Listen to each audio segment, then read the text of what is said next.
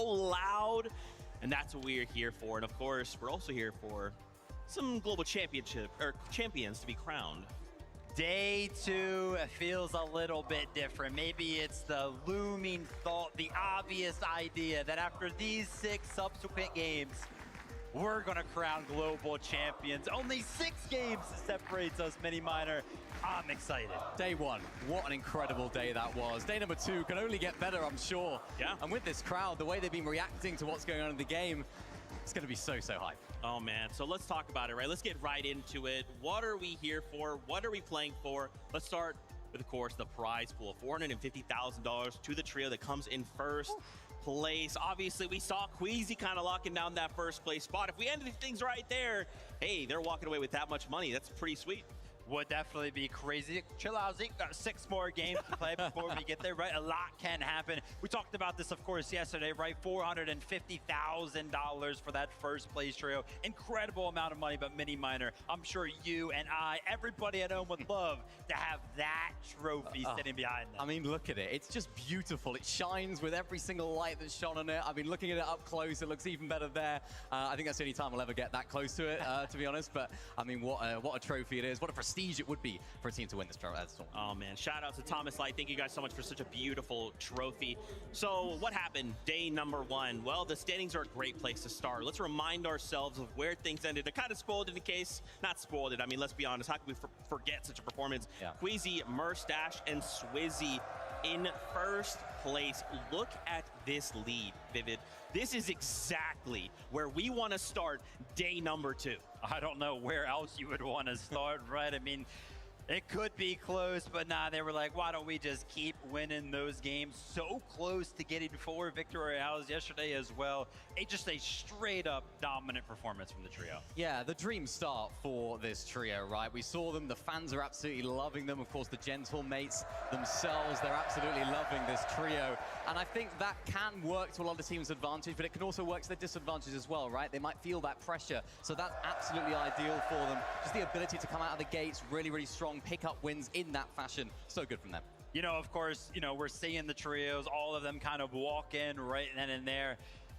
Yesterday, after the games kind of ended, right, we were all kind of loading up on the bus together, and, you know, Queasy, Swizzy, Merstash, they were all there, and I was like, hey, guys, like, decent start, right? It was a pretty good day number 1. They were like, it's decent. I mean, look, by their standards, they would have loved to win 6 in a row, right? They've already done it in a major. Why not try things out at LAN? You got halfway there. But listen, we have 6 games today. Maybe we can try and push out another 3, get 6 wins on LAN.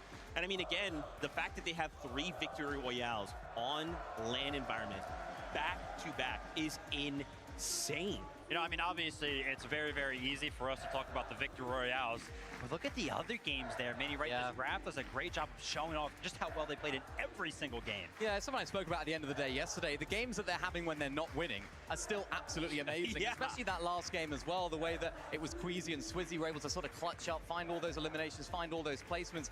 As a duo, just gives this team so much firepower. No matter what happens, they always seem to make it work. And the way that they talk in interviews, the way that Queasy talks, so confident, so calm. Let's hope they can bring that into today. Man, for Queasy to walk away with a global champion title with this crowd behind him, I mean, there could not be anything better than that. Let's take a look at some of the damage numbers from the trio. We took a look and broke kind of things down, looking at them, looking at everybody else. So let's take a look. Yeah, Merstash, okay, all right, 3K damage.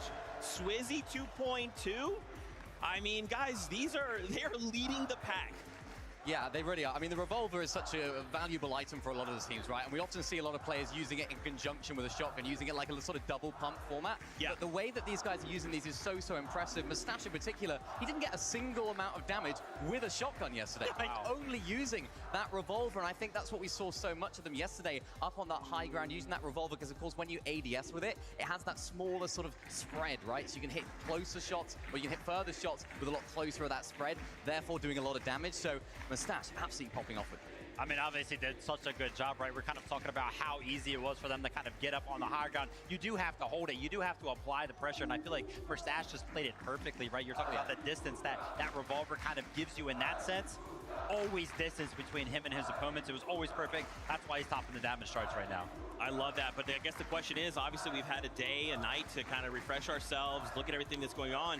Could we see the lobby try and contest this trio for height? Is today that time? I think yes. It's something I've been saying a lot. I've been speaking to a lot of the fans in the arena. I'm speaking to a lot, of course, everyone else that's here. And I do think they're going to get contested at some point today, right? Yeah. I think there's going to be a team that maybe catches up a little bit, tries to close the gap on the team. And that's, of course, the easy way to go about that, of course, you know, to try and take out your nearest competition. But this is Queasy, this is Swizzy, this is Mustache. They would have prepared for that outcome. Yeah, that's what I'll be looking forward to, right? I hope that nobody kind of lands on them, right? Kind of messes up the early game, because I do want to see them kind of perform in the end game, kind of continue to show us that consistent performance. But hey, listen, if it does happen, I'll be excited to see if they prepared anything specifically for it. Man, I'm just reliving yesterday of the highlight moments from the trio, man.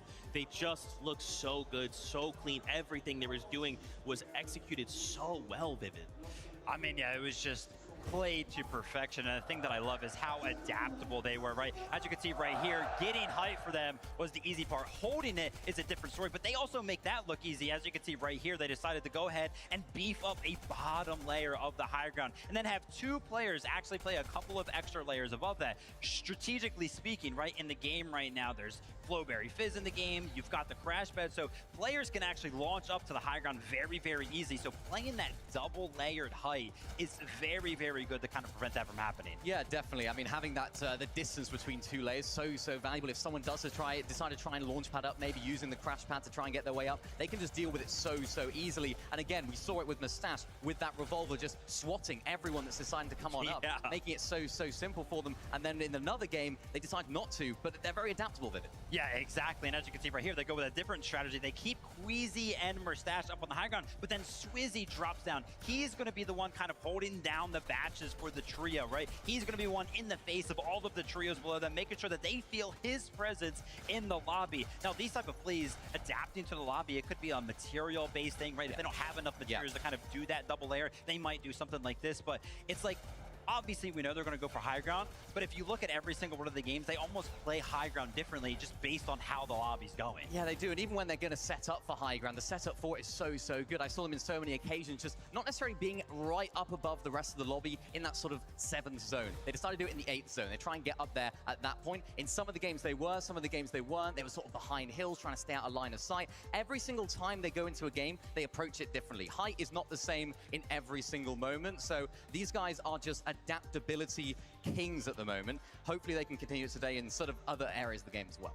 Yeah, I mean, you know, what better time to force adaptation than in day 2, right? And I love that you guys are kind of highlighting these things, because that means, you know, if we come into day 2 and everyone's saying, we're just going to take height from Queasy, we'll contest them, it's not going to be that easy, right? This guy came in and did what he did in this environment, at these stakes, with this crowd.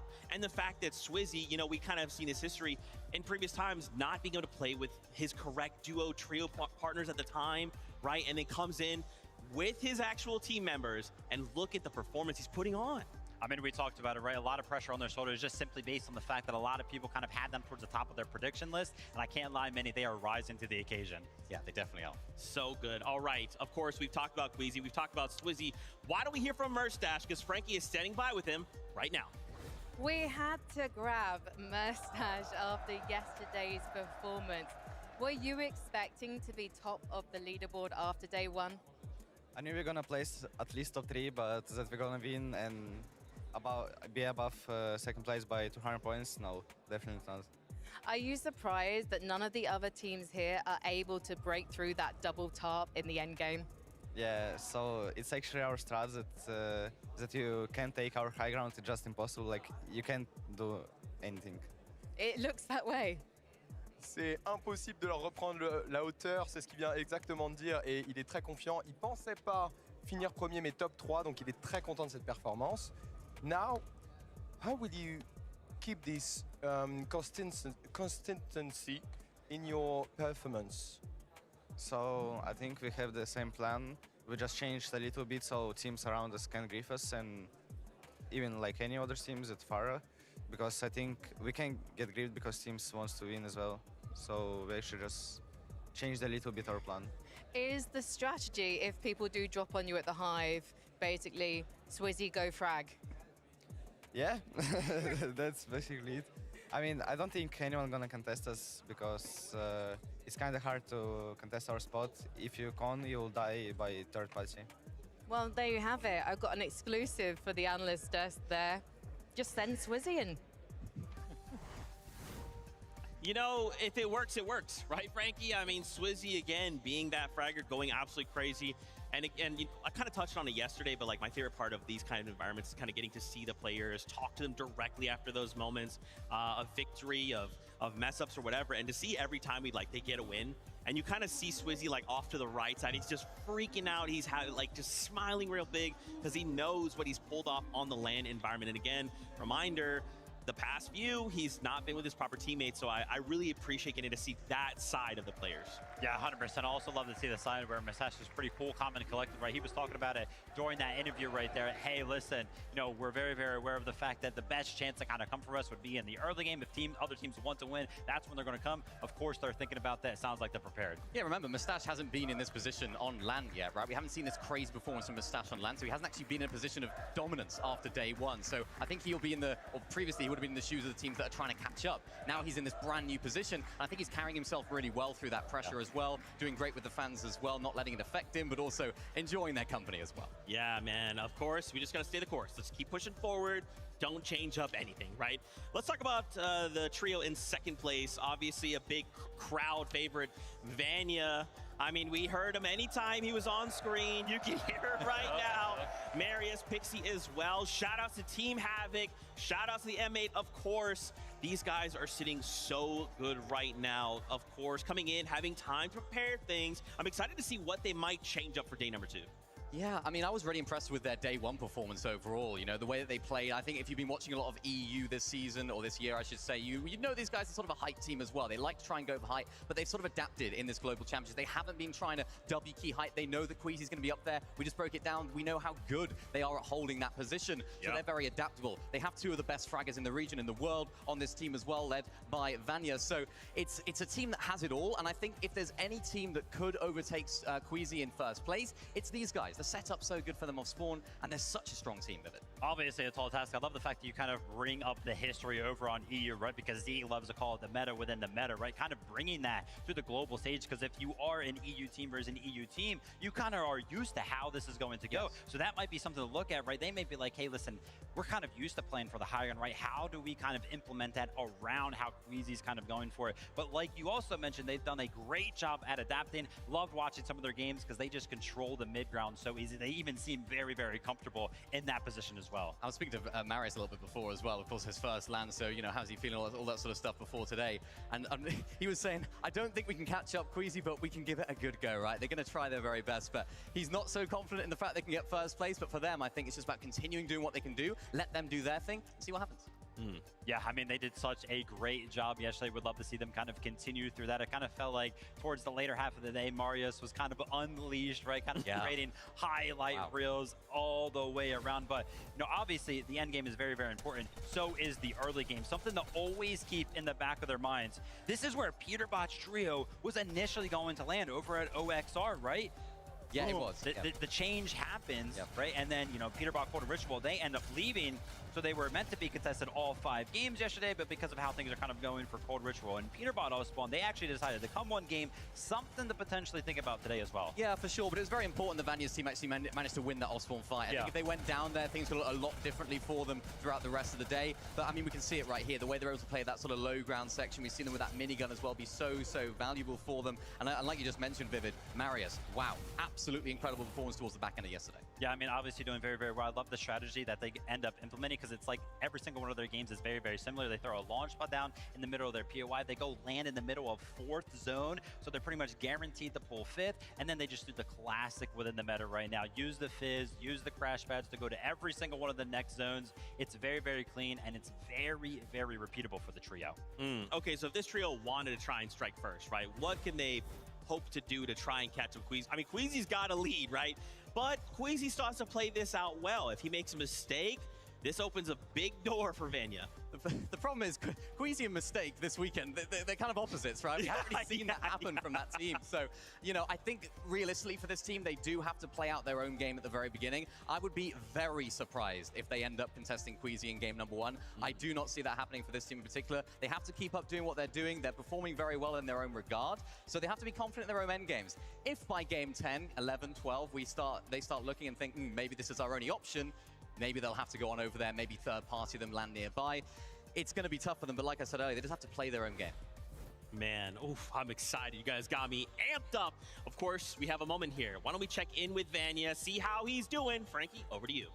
Thank you very much. Yes, I am here with Vanya Boo Boo. And first of all, how do you have so much aura? I mean, it's just M8 fans. It's not me. I think it may be a bit of both. Let's talk about the game you're playing at the moment. Second on the leaderboard. A win is possible at the end of today. But the game that you're playing is one I don't associate with you with, the low ground. Tell me how you've started to adapt things. I mean, we tried to take a ground 2 games, and it's not worked for us. So we just played from low ground, but we'll try something different today. So maybe going for height again. Yeah. Très intéressant. Déjà, il dit que c'est les fans Amune qui lui donnent beaucoup d'énergie.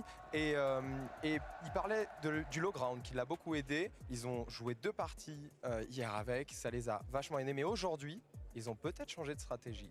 So, today, what do you expect? Do you expect to do victory royals or more consistently things you aim? Yeah, we'll try to win like at least 3 games because we need to try to get like first place today, so we'll try our best. Marius especially was really picking up momentum towards the end of the day yesterday. Are you feeling hot to go, warmed up and ready? Yeah, we are so ready. I think he is. Just look at Vanya's eyes. Let's head back to the desk. You know, I am even more a fan of Vanya than I already was, and that was specifically because of the M8 fans and them chanting Vanya Boo Boo. So I'm on board. Whenever you guys want to chant that, you feel free. Obviously, they're locked in, right? And it's interesting that he says we have to come out and win 3 games, right? I like that the ceiling or like the bar is not like, oh, we just need to like be consistent.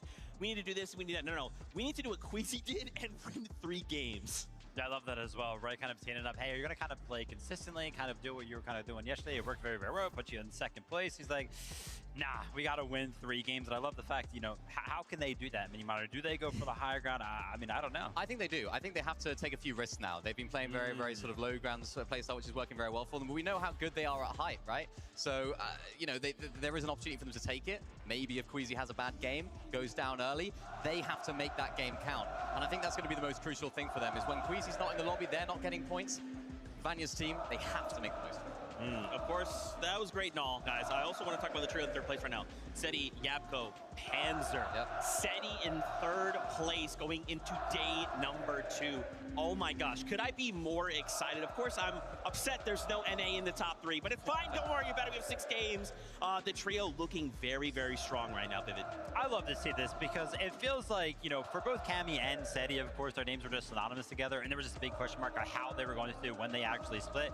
Clearly, right now, actually, for both of the trios, they were doing very, very well yesterday. Obviously, being in 3rd place, performing a little bit better, is going to be Seti, but, you know, throw it all the way back to Invitational. That was so long ago, and the fact that Seti is still up here, competing on the global stage and doing very, very well, just awesome to see. Yeah, I think a lot of people would have had this team a little bit lower down on their predictions after day number 1 because they look at the drop map, they think, yep, contested, you know, they're still going to get middle of the pack. And especially with Cammy and Seti's history, we sort of know that team is not the greatest off-spawn fighting team. So a lot of people had questions. Now, Cammy has split with Seti. How are things going to go for them off-spawn? And things will be going really, really well for them as, in terms of day number 1. So I'm really excited to see what this team can do now. I mean, you want to talk about storylines, right? Yapko kind of coming in last globals to kind of be that sub player, picked up a top 10 himself, kind of Seti scouting out that, like, whoa, wait a minute, that looks pretty good. How can you do that? Yeah, picking up a great piece of talent there. And then, of course, Panzer to fulfill the trio. It's working out perfectly right now. Now, guys, of course, there's a little bit of an asterisk, right? These guys are contested. Now, it seems like it's working out so far, but if something were to kind of go in the opposite direction, it could spell disaster for the trio. I feel like, based on what we've seen, that shouldn't be the case. You know, I'm happy that you kind of talk about them being contested because, you know, me and Minnie kind of sat down last night. We were looking at the games, and it's very, very hard for us to catch everything that kind of happens in the other games because there's so much going on. Yeah. But actually turns out Seti, Yapko, and Panzer were only landed on 3 times by Aspect, Kazi, and Tinka, right? So it's kind of like this weird thing where it's like half the time they're going there, half the time they're not. Are they going to be contested today? Are they not? Yeah, it's tough for them now. It's tough for Seti's team, right? Because, of course, Tinker's team, they were landing there a few times, then they decided to go elsewhere, and it wasn't like 3 games on, 3 games off. It was sort of sprinkled around, right? Yeah. They were going in different drop spots. So I think that does prepare Seti's team in a way, right? They're prepared for an uncontested and a contested situation, which they've been doing really, really well. But now I think it almost begs the question of what is Tinker's team going to do now, day 2? They've been watching the VODs. They've been looking at what they're doing wrong. So could that throw a spanner in the works of Seti? Will we see that same performance? I certainly hope so, though, because they're doing really great. Okay. Of course, you pulled some examples for us, Vivid. Kind of talking about the trio, maybe how they've rotated, because you know we're impressed by this performance. Yeah, I mean they've been doing super, super well, and like Minnie mentioned, you know, of course being contested. It was only in 3 of the games. They did, of course, win every single time it actually ended up happening. But I think the most impressive thing for this trio right now is the fact that they've been able to come up with a strat that actually works regardless of how the game kind of goes to them, right? They're contested, they do the same thing. They're uncontested, they do the same thing. The zone, the storm is covering Kappa Kappa Factory very, very early on. They do the same thing. It just doesn't matter. Yeah, one of these things that they do is, of course, they find these launch pads, right? These huge launch pads that can send you so far up in the sky. They actually place one down. They almost use it as a static launch pad, although it's not there on the map all the time. They find one, they chuck it in the middle of the POI, and then, of course, that gives them not only so much visibility, but also Tinker's team, when they're contesting them, one of them might dip, as we saw right here, Tinker do himself. Seti was able to then go on out, close that fight out, get all of that storm surge damage so effectively, and even go down here to farm a little bit more as well. Yeah, now the specific strategy that they pretty much do, Seti is kind of just sent off to go ahead and pick up as much loot as he possibly can, right? And he returns to that quote-unquote static launch pad that they kind of throw down in the middle of the POI. He usually will end up dropping all of his loot and then continue to go ahead and pick up more stuff. Yeah, and Panzer does all of the surge damage up on this massive base right here. We see them shooting at Malibuka right here, and this is a really important role for this trio because Panzer, remember, this is his first time on this stage, so big role for a player of that caliber. We know how good he is. He sort of burst onto the scene at the beginning of the year, and is doing very well on LAN as well. Of course, being the trio with the most storm damage taken as well, right? That's why we kind of talked about it, right? They will make sure that they pick up enough loot from all of the surrounding area, kind of using that launch pad. They don't mind delaying it because, again, they still have that launch pad to kind of flow in or fly into the zones. They've stayed in this game, this example, all the way until 4th, right? The launch pad's such an important part of their strategy, and so is just kind of hiding away in the storm. Yeah, they get so much surge damage early. They're sitting inside the storm, getting all those heals. When it comes to the end game then, playing low ground, playing consistent, sort of back to what we used to see with Cammy and Seti when they were a duo, right? And even a trio as well. So it's great to see these guys playing. They seem to make the most of the games they make off. So cool, right? Thinking launchpad, we should probably save that to the end game, right? Changing up how you utilize that. Look at the advantage this trio's got. Now, of course, we do have Yapko standing by. Let's hear from him. I am so glad that Yapko is back representing Europe and doing it in such fashion. Yapko, when you came back from North America and joined up with Panzer and Seti, did you expect your trio to do so well so quickly? I'm not sure. We were last second trio. We had a lot of stuff to learn together about each other, and we managed to do it before FNCS and Globals, and now we're a pretty good trio. Well, you must have the chemistry because you're doing incredibly well off spawn at Kappa Kappa Factory. What do you think is going so right for you there? We put in a lot of time on practicing it before here. Like in customs, every night, we played Osmans against other pro teams. Ils ont eu beaucoup de choses à travailler quand ils se sont rejoints lorsqu'il est venu en Europe de l'Amérique du Nord. Ils ont fait beaucoup d'efforts là-dessus, ils se sont beaucoup entraînés aussi sur leur spawn et maintenant ils sont très très bons.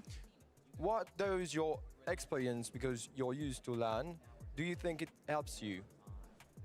I don't think it helps me, I don't think it gives me worse. Like it's just, it doesn't matter if I'm on LAN, if I'm at home. I feel the same everywhere. So no pressure? No pressure, no pressure. Is it fun to also be playing against some of your ex-opponents in North America and even against an ex-teammate in Muzz? Yeah, I'm not really like thinking about it. I'm just playing it like it's every other final. So at the end of today, are you going to be lifting that trophy? Hopefully. Well, we will see. Let's head back to the desk. try to keep things calm, cool, and collected, right? Calling out, hey, I'm just treating this like every other final. That's a great mindset, right? Because things, again, we continue to talk about it with this type of crowd. Things are on another level of pressure. And I love that Yapko, I mean, he's kind of been under this pressure before. Mini, right? At Gamers 8. Yeah, Gamers 8 2023, of course, ended up winning that event on LAN. Of course, different game mode, you know, regardless, it doesn't make a difference, right? LAN is still the same, same sort of environment. So I think that definitely has a part to play now. You know, he was leading very, very well in the first day of that. Now coming into today, third place, looking good for them. That experience is going to be so, so vital for him in front of a crowd like this on LAN. I know he says it's the same. It's not the same. It's never going to be the same. I'm like, it's good to have that mindset, yeah, right? I'm like thinking to myself, like, that's got to be a lie, right? There's no way he feels the exact same way about that. But I love the fact that he goes ahead and mentions, hey, listen, you know, we're kind of a last-minute trio that kind of formed, right? We kind of tee up Globals. We're like, hey, listen, some of these trios, they've been playing together all year. They're going to be so experienced. They're going to be used to playing together. And then a team that kind of forms in the last second, right? Kind of buzzard beater ends up doing this well, man. It's just awesome to see. To think this is one of these three trios could be our global champions, right? They are fighting right now, tooth and nail. I'm almost curious, right? Is day 2, is this pressure going to be more? Are they feeling the stress of like, okay, everyone is looking at us in the top 3. Is that going to slow them down? I don't know. You think eyes are really on the top 3, right? I feel like everybody kind of has the same sentiment. All eyes are on first place right now. How do we stop? How do we give ourselves kind of this best chance, which is kind of good when you think about it for Seti's trio. Hey, listen, the race is on, and all eyes on Queasy right now. They got to be feeling good. Oh man, your high eyes right now are actually on this crowd, Vivid. We got Frankie standing by. Why don't we hear from this crowd right now? Coucou Lyon, ça va ou quoi? Est-ce que Lyon, vous pouvez vous mettre debout? Mettez-vous debout, parce qu'on va faire un maximum de bruit. On est bientôt à l'ouverture de la première partie. It's almost the beginning of the first games. This is why I love this crowd. You ask them nicely to do something, and they do it, and they look so good as they do. Should we test their voices now? Oh oui, est-ce qu'on peut tester votre voix parce qu'elle trouve que vous êtes très énergique? Est-ce qu'on peut prouver au monde entier qu'on a la meilleure communauté française au monde? Faites du bruit! I love it. Okay then, let's test out who they think is going to be raising the Thomas Light Trophy at the end of today. Lyon, vous en pensez quoi? Seti, Yapko, Panzer, va gagner! Well, they made noise. Et alors, j'ai une question. Est-ce que vous pensez que Vania, Pixie et Marius vont gagner? Finalement. Queasy, Swizzy, Mustard, va gagner! Whoever wins Joker, I have to say, I think they're never going to forget this crowd. Clairement, personne ne va oublier ce moment, surtout pas les joueurs. Donc s'il vous plaît, faites un maximum de bruit! I am loving this so much, but I can't wait to hear what this crowd sounds like once the games are underway. So let's head back to the desk. Thank you so much. I mean, guys, come on. This crowd is insane. How could we not be excited? How could we not be hyped? I do want to kind of, I guess we kind of have to call out something if we just want to take a look at these standings real quick. I want to bring those up. There's something missing from these standings. Yeah, I thought this was a global championship. I thought we'd have some NA representation. Vivid? Dude, my heart hurts, dude. It's looked so good for, you know, more than one NA team. And right now, I mean, 5th place, hey, shout out to Canada Rapid and Bolts because, you know, 267 points for them. They were kind of coming in pretty confident, and they were kind of like an underrated trio kind of coming in this. I actually predicted them to be top 5, so shout out to them. Where's everybody else at, though? Yeah. I was also thinking the same, right? So probably through a slightly different lens. Like, oh, EU's on top, and you're like, oh, something to NA. But yeah, I mean, Canada's team, what a start for them yesterday, right? Winning game number 1. I think they were a little bit of a sleeper team. Absolutely. A lot of people didn't have them in that sort of top 5. I know you did, so you'll mention that. Yeah. But I mean, you know, Acorn Poyers, Acorn Poyers, that's a new one. Acorn Poyer and Ages down there at Demon's Debris. I think they struggled a little bit early game trying to find that consistency, but they're a team that can pop off Vivid Day too. Exactly, right? Still, you know, coming into this competition, I was like, hey, listen, everything looks so good for Acorn's trio. It looks like they're going to win it. Obviously, you know, the start has not been the best, but they're still pretty much in the same situation coming into day number 2. They're still uncontested at a very good POI.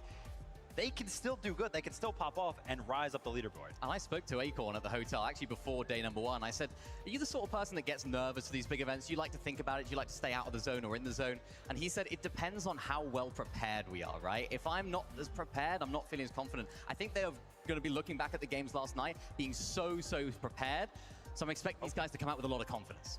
Okay, I'm getting word. Frankie is standing by with some of our players in the player lounge right now. Frankie, rally the team, rally the troops. How would you solve a problem like North America right now? Well, you're sending a British Zero Builds player, or maybe you get Canada to do a pep talk. Do you want to try? Right now, I'm in 5th place for NAC. What place are you in right now? I'm in 10th. It's looking rough. I don't know if we can do it, bro.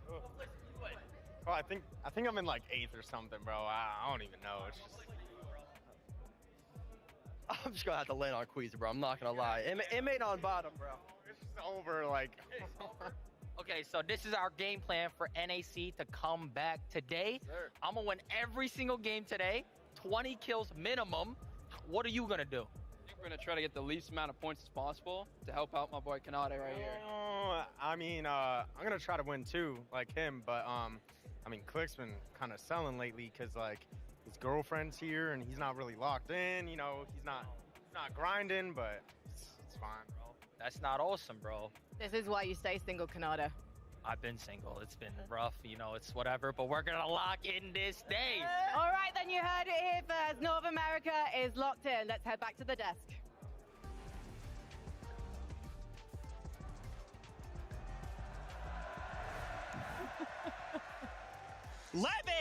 Levin, no. We got a plan, okay? NA is coming back stronger in day number 2, okay? All right, I don't want to hear it from the EU fans. We have a plan. Now we just execute on that plan. Please, Vivid, please. I mean, hey, listen, did you talk about rallying the troops? We did get them all together, surprisingly, right? Yeah. Had a little bit of a round table right there. I don't know if that was very productive, though. Yeah, what do we get out of that? We got Canada's single, and Higgs is trolling, talking about Click's not grinding, Click's is grinding. Yeah. Adrian's is like, I'm just going to get as least amount of points as possible. And then Higgs is like, yeah, it's over. I want to see more confidence. Come on, NA, you know? It's your time. I mean, it's still, like, we've had half of the games, right? We still have another half of the competition to go. This could completely flip. Everyone that did well on day number 1, they might not do so good on day number 2. The teams that didn't do so good on day number 1 might now do well on day number 2. So I want to see more confidence from NA. Yeah, I mean, that's just a classic NA strategy, Mini Miner. Don't worry about it. It's our strategy to get in the minds of the EU folk and kind of like convince them that we're not going to do anything. You know, everything's fine. We're going to lose the game. Yeah, that's all right. And working well so far. Vivid, back me up, Vivid. Yeah. Back me up. Yeah, exactly. That's all part of the plan. Oh, no. Anyway, I know what time it is. You guys want to start meeting the players. We need to get them on stage, get them on that battle bus so we can kick off the competition. So, Leon, give it up for your players.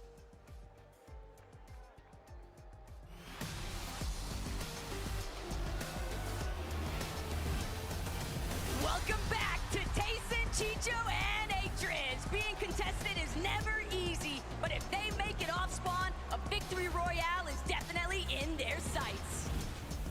It's Curly, Cooper, and Reed. Day 1 wasn't what anyone expected from them, but now, a new day, they have a chance to prove they belong here.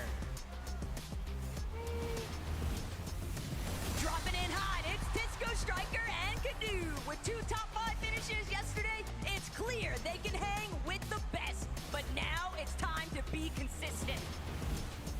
Poland's pride picks Darm and Demas from underdogs to top dogs. These guys earn everyone's respect, but now it's time to earn that trophy.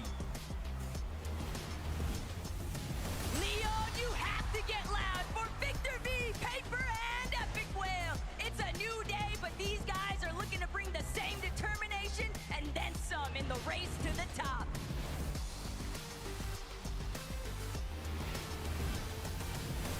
All the way from Brazil, Gabzetta, Way, and Scarpa. When they get knocked down, they pick themselves up and dust themselves off because a comeback is incoming.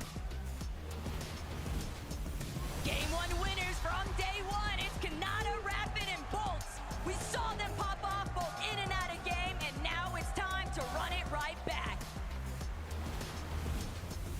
Coming in hot, Seti, Yapko, and Panzer. From new team on the block to serious threats. They're just a few big games away from claiming that top spot. They knew it'd never be easy, but Valor, Mansour, and Adapter had their work cut out for them. Let's see how they fare here in day 2. The Wonders from Down Under, Anon, Alex, and Resigns. With an entire region supporting them, we'll look at these guys to climb up the ladder all day long. Despite a tough opening, Pollo, Agers, and Acorn ability to adapt, it's second to none. So never count these guys out because they're looking to break into the top.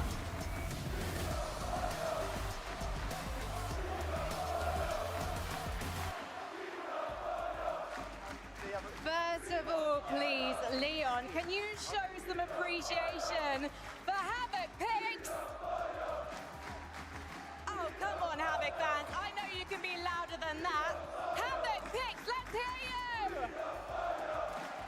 Okay, I'm going to come over now to Dom and Demas because you're currently in 4th on the leaderboard. You are uncontested, I should say. Do you think that's the reason why you're doing so well? Yeah, probably.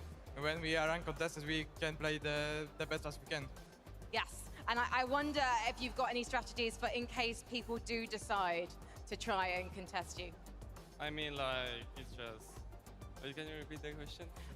Do you have any plans? What are you gonna do if someone comes and tries to contest you? I mean, like, we're just gonna try to kill them and just, yeah, win the game. Before I let you go, the Havoc fans here, just one word for the Havoc fans, please pick. I love you all. There you have it. Pix loves you, Havoc fans. He's gonna be doing it for you guys and for Poland today. Joker à toi. Hello everybody, bonjour tout le monde. Je vais poser des questions à Tisco, Striker and Kadu. I have the first question to you.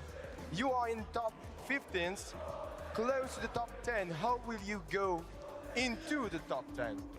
So, vocês estão em 15º e muito perto do top 10. Como você chega no top 10?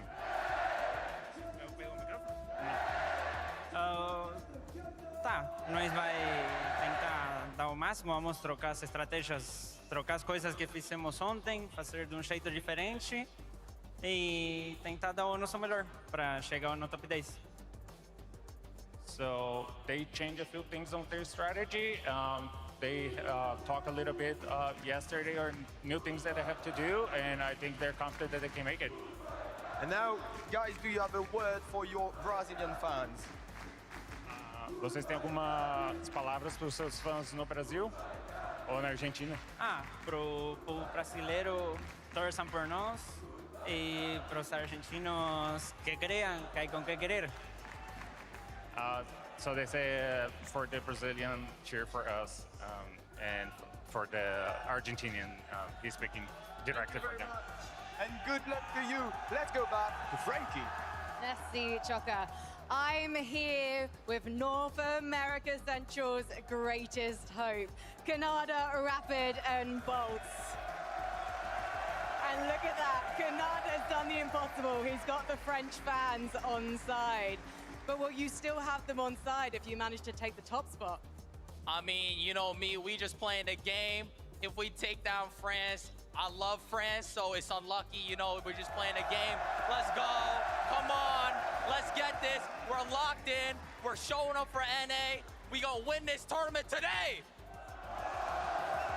I thought you were going to lose them then, Canada. Slightly, but not quite. Okay then.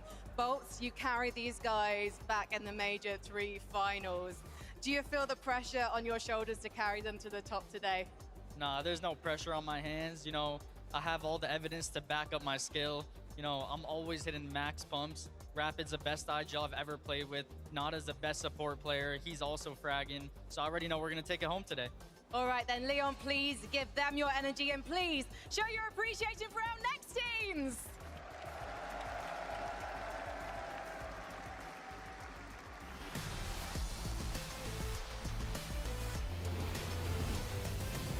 It's your boys, King, Phaser, and PH-Sin. These guys won't go down without a fight. You can expect them to lay it all on the line in the pursuit of that trophy.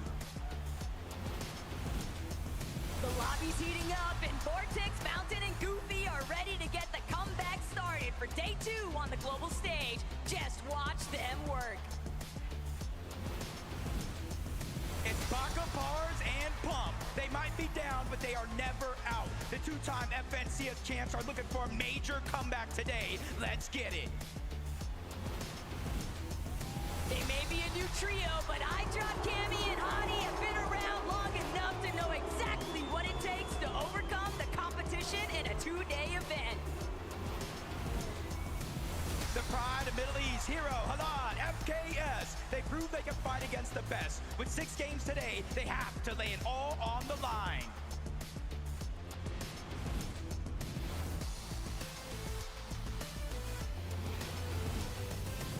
Four times 2 might be 8, but Clicks, Higgs, and Ionzo are more than capable of breaking into the top 3. Just give them time to rep the set for an elite performance.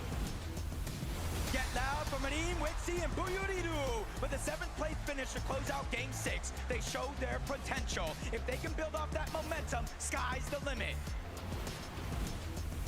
Please welcome Mixin, Focus, and Upple. They won some hard battles, but today's all about finding their tempo to jump some placements on the leaderboard.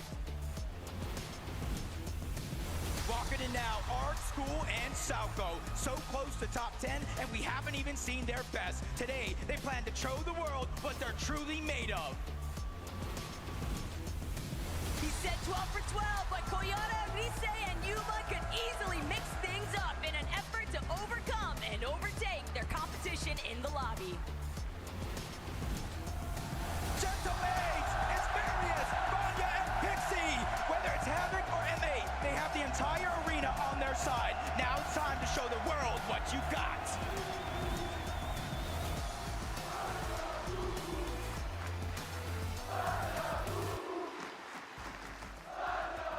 I wanted to come and speak to some of our North American West players. So please, backers, Pars, Pump, please be on your feet. Let the fans see you.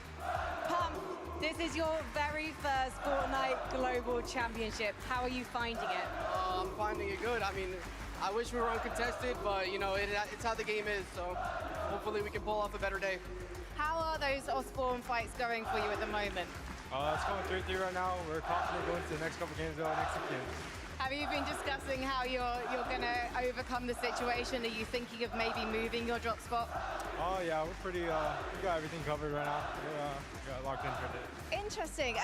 Pars, tell me, you are at 18th on the leaderboard. Obviously, 6 more games, everything to play for. Do you play it safe, or do you play it like you have nothing to lose? I mean, we definitely aren't here for some mediocre placement. We're going to try our best to end up top 5 at the end of the day. Well, you won Majors 1 and 3 in your region, so I know you've got it in you. Thank you so much, guys. Let's head to Choca. Eh bien, mesdames et messieurs, nous sommes avec iDrop, Camille et Chari. On va leur poser quelques petites questions. La première question qui me vient, the first question that comes to me, it's you're on the 9th position.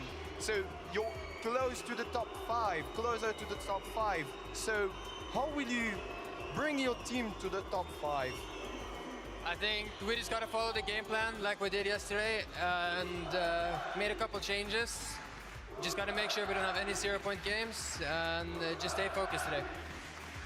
And so you did a great job on consistency, because being top 10, top 9, it's already something very great. Do you feel confident for this second day? Yeah, I mean, I feel as confident as I can be. I think we're just going to do our job and try to perform the best we can. Ils vont faire de leur mieux. Frankie, it's your time. Merci, Choka. Please let me introduce you to my new friends, Salco, Ark, and School. This is their first ever Fortnite Global Championship, and they're sitting in 12th, which is incredible, boys. How have you found the action so far? It's been really fun. I'm proud. We're going to get top 5 today, and it's going to be a beautiful experience. Interesting. I'm loving the confidence. Where is this coming from? We're just the best fighting team here, and any trail that runs into us will always just get wiped. Okay, are you expecting teams to come running into you? No, we're going to be running into them. Interesting. Okay, I can't wait to see you guys dropping from the battle bus today. Good luck, guys. I think, though, we need to hear some more support from the crowd. And Leon, would you like to meet your final teams?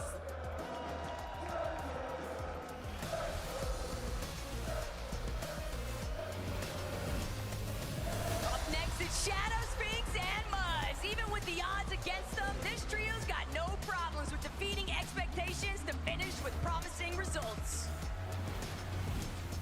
The terror of EU, Flixie, Benno, and Vico. After day 1, they showed their potential with 1 win. Now they need to fully show out in order to steal that top spot.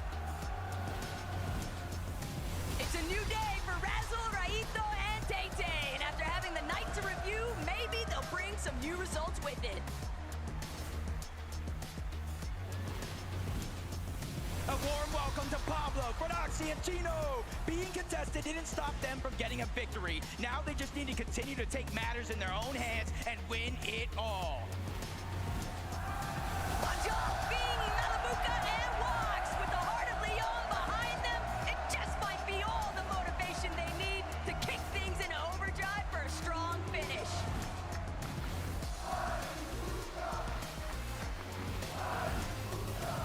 Give it up for Chap Reason and Mr. Savage. With 3 games inside of the top 6, they've shown experience and firepower. But now it's show the world what you got left.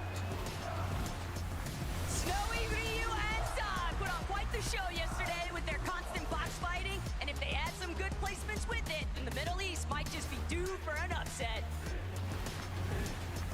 The NA champs, Peterbach, Cold, and Ritual. With their backs up against the wall, there's only one thing they can do.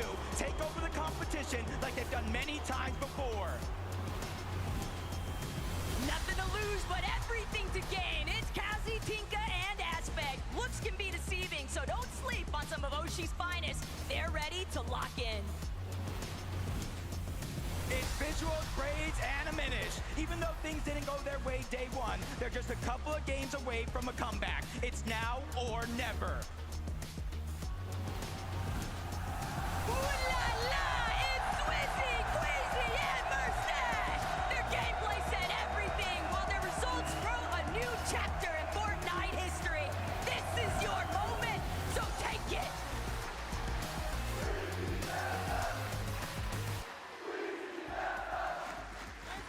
What do you think of the new look, Leon? I'm starting to feel like a professional Fortnite player, but actually now I need to talk to some. Vico, 7th place right now on the leaderboard. Is a win still possible? Yeah, I think it's kind of hard, but 1% chance, 99% faith. I think Queasy's got this in the bag though, but nothing's impossible, you know? You seem to be very nice about some of your fellow European teams, also the American ones. I saw you fist pumping some of the North American guys. Is it all love on this stage? So actually, no, it's not all love. There's 0 French players at this LAN. Keep booing me. Okay, I might give him the sunglasses to put back on. Flixie, let me come to you because you do have top 5 experience from last year. And I want to know how you learned to go even further from last year to this year. I mean, this year we placed first in Globals in the first FNCS, so we know how to win and we're going to do it today, so yeah. Well, I have a feeling these guys are going to start to really enjoy being the villains when they prove themselves in just a few moments. But for now, let's head to Choka. Hello back. Cette fois-ci, je suis avec Fredoxy, Pablo Wingo et Gino. Ils ont gagné la dernière partie hier soir. You won the last game yesterday. How you feel? Because you are the last one who won a game and you come back. Are you proud of yourself and are you here with a good energy? Yeah, I mean, we finally got to get loot off spawn, and hopefully we can continue today, winning a game. Ils vont continuer de gagner aujourd'hui. So have you tried to change some things or have you moved anything in your plan, in your strategy? Yeah, we bought loot, of course, but I can't tell too much here. So let's not speaking about it. Et mesdames et messieurs, la dernière question. Do you feel that the crowd is crazy in France? No, I don't feel like they're against us, but they're definitely with their mate. They are. Thank you very much. Let's go back to Frankie. Thank you very much. I'm just getting visuals and grades to stand up. And Minish, please, on your feet. You're in 22nd place, okay? We can't afford to have you rest on your laurels here. What's the plan? I'm just locking in, you know, I'm getting in the flow state. Just like leaning back in the flight chair. Yeah, that's properly locking in. And Minish, what's the plan? We're landing on Queasy. Oh, landing on the hive. That's a very tricky drop spot, though, Braids. What's it? It's an incredibly tricky drop spot, the hive, especially when you're up against the players who are at the top of the leaderboard. Yeah, we have practiced it in the practice arena a little bit, so we should be able to do it good. Visuals unbelievable. This is really going to happen. You're really going to drop at the hive today. I guess you'll have to find out. I think we will have to find out. One last time, please, Leon.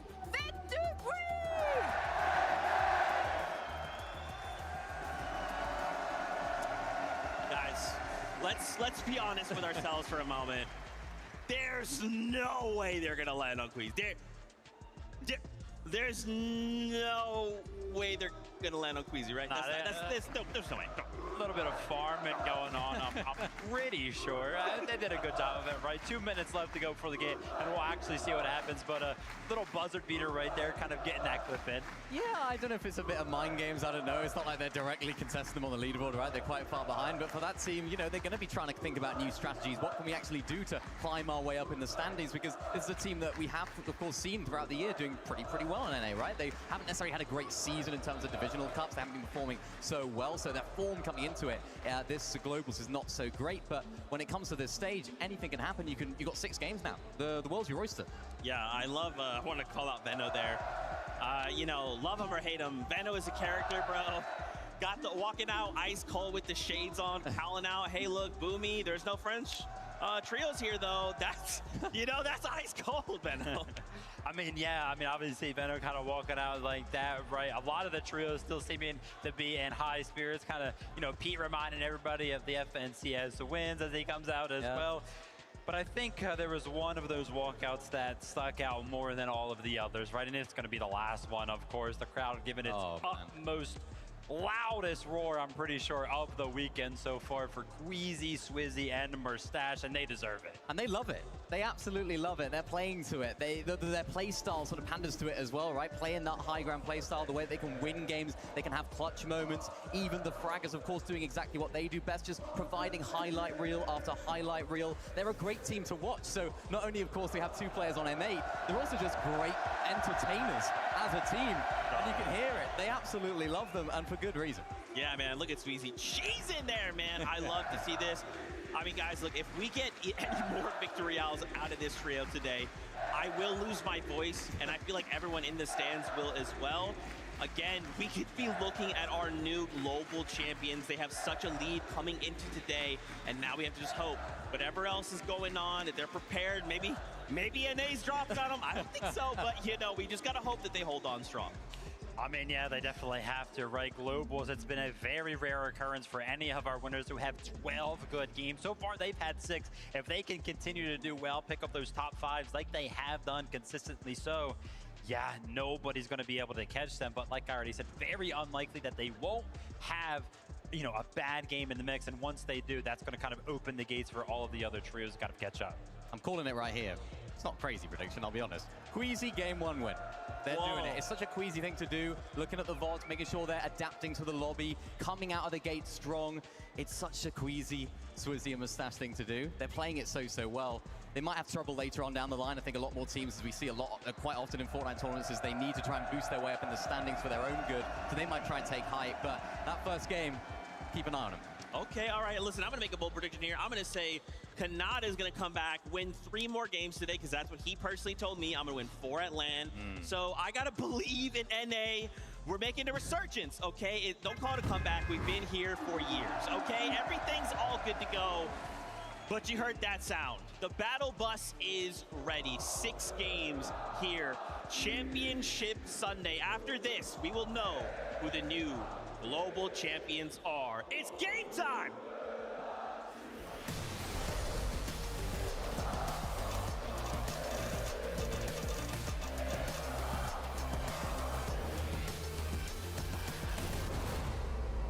Almost a year in the making just to get to this global championship. 3 different majors. So much heartbreak, emotion, and passion going into this moment. An 185-point lead for Queasy, Swizzy, and Mustache. It's going to take everything that these players have just to take them down, let alone steal away that top spot. It's always going to be a battle of mental fortitude, though, in a 2-day format, Jacob. And with the whole night to review, I'm expecting to see a lot of adaptations, and Pixie already feeling a little bit of pressure. Tags applied from a distance, but this is what it's really all about. Rangers ruin for Noxy. Pablo's already down for Noxy with the sweeper. He's trying to see if he can wrap around, provide a little bit of supportive measures. Triz is gonna fall. This could be everything right now, but Chino, he's trying to wrap around. Chino knows we might as well just finish this elimination off. We don't want to allow any kind of revive opportunity. 2 eliminations locked in, though, with Tayson having fallen to Chicho. Chicho barely standing, but it's all for Noxy, Pablo, and Chino to win it out. Now, let's see what they're really about for these end games. And this time around, versus so many other games, they finished this fight rather quickly, minimizing the chance of any third party coming over. And you know, I know, and I think the world is on notice now. When Prodoxy is able to get off spawn, he goes on runs.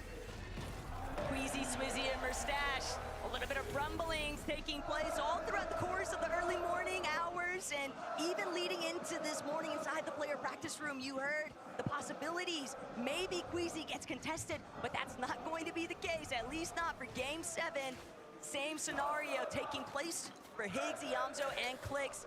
And keep in mind, Jacob, these guys are still well within striking range of top 5. Yeah, 8th place basically to end the day yesterday, and it's kind of building momentum, building confidence. These guys have all played on the global stage before. They just need to go ahead and channel it. This is day 2, the last chance, 6 games. They just have to leave no regrets left on that table, just like this team here. Contested, uncontested, they made it work no matter what went their way from the Kappa factory, and now they are just a few big games away from potentially taking a 2nd or even a 1st place spot, depending how Swizzy, Quizzy, and Mustache continue to perform throughout the day. And while being uncontested is likely ideal for Seti Panzer and Yapko, it does force them to have to revisit where is our search strategy going to come into play. They're not the only ones that have had to take those instances and just rewrite how they want to work it through. Darm Demon's Picks, on the other hand, just lurking, waiting, farming, an epic whale with a dastardly plan.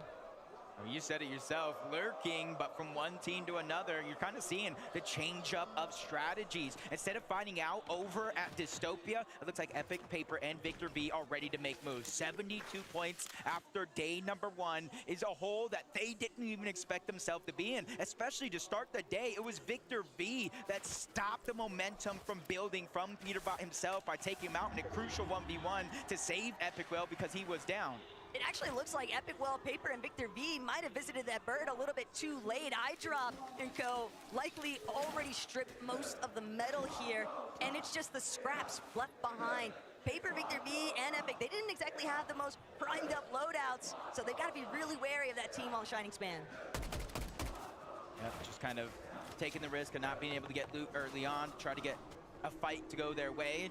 We'll see if it does continue to work out, but Peterbot, Cold, and Ritual still spinning that wheel, landing at the outskirts, not contesting Dystopia, and quickly moving on over towards Foxy Floodgates. You know that Visuals, Braids, and Diminish typically do land over here. They're already gone position, and that team in front that they're hunting down. But from one side of the map to the next, contested fights still continue. Adapter landing good shots onto Pump, forcing him back, and he's kind of separated from the rest of the team. That's going to give Adapter just a little bit of confidence to move on over. But since he doesn't know exactly where all three members of this trio are at, it's just a little bit too risky for him to keep that aggression up as Baka, Pars, and Pump all drop down low to that low ground just to refarm what little materials that they do have.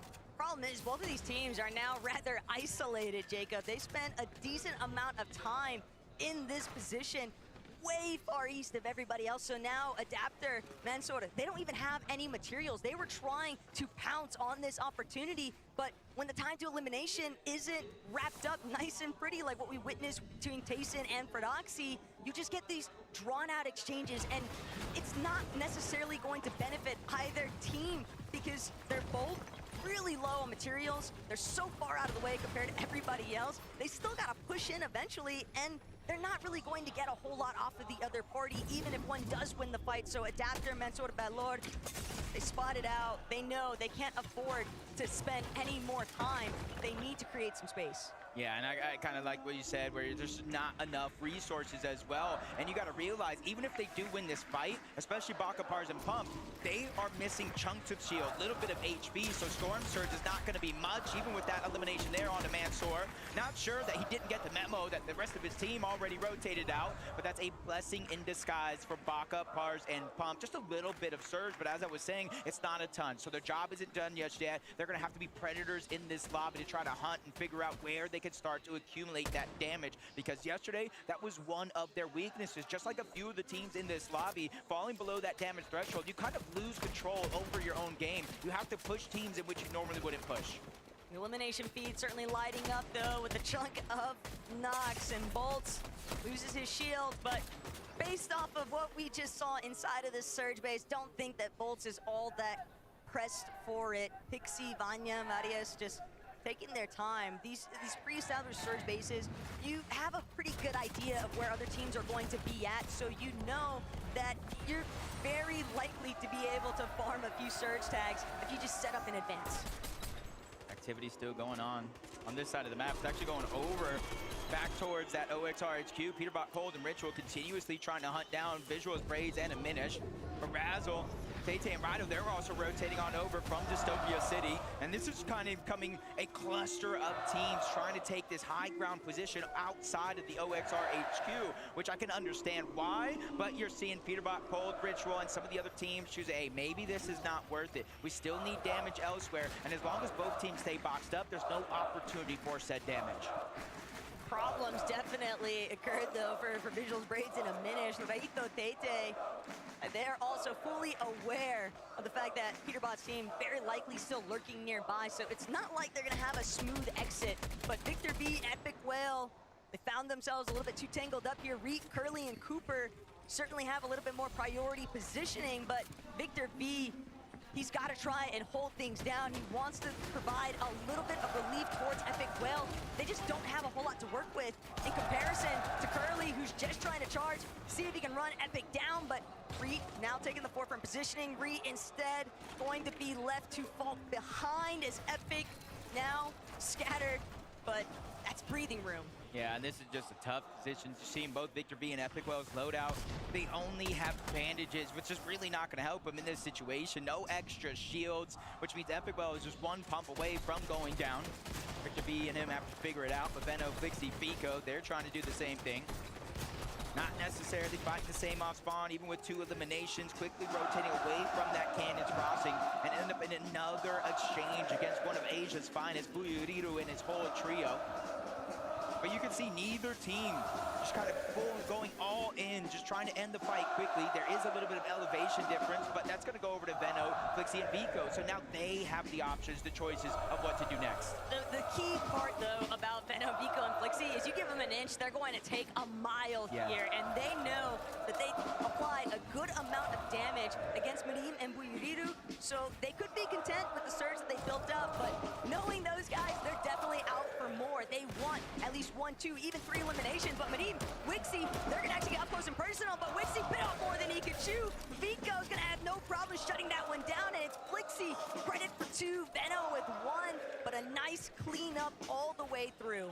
Literally just kind of went for an all-or-nothing play, and just the team's timing wasn't there. Madim got kind of shut down. Buyuriru wasn't able to put down pressure because he had the DMR, but now it's turning around on him. Vico, Flixie, Benno, they're dropping down from above. They know they have a huge numbers advantage, and that's why Vico's playing from the top down, trying to cut off any paths, any escape route toward the top, takes a shot, reassesses the situation, knowing his teammates do have the pressure. It's going to allow him to heal just a little bit. As Brian just getting a good shot. Buyuriru doing the same thing. Benno's being forced back, but the numbers are just way too much for them to handle. Vico gets the last laugh on the Buyuriru.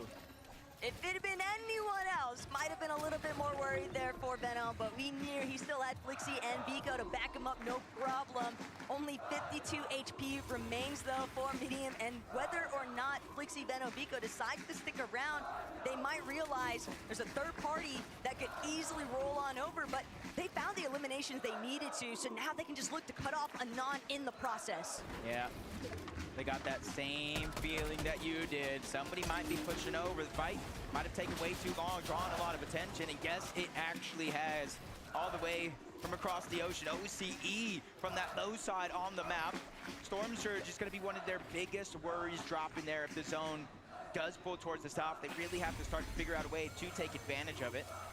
And with 2 teams here, Vico, Flixie, and Benno, and a solo player that they did leave behind down below, they're just kind of waiting here, getting information. They know Ager's team also lands on this side of the map, so they're trying to figure out where is the easiest possibility to get that damage. It's just no secret. Anon was very vocal about the fact that he is not a fan of the way Surge has been working zone by zone. Up 1,001, down 300 and another.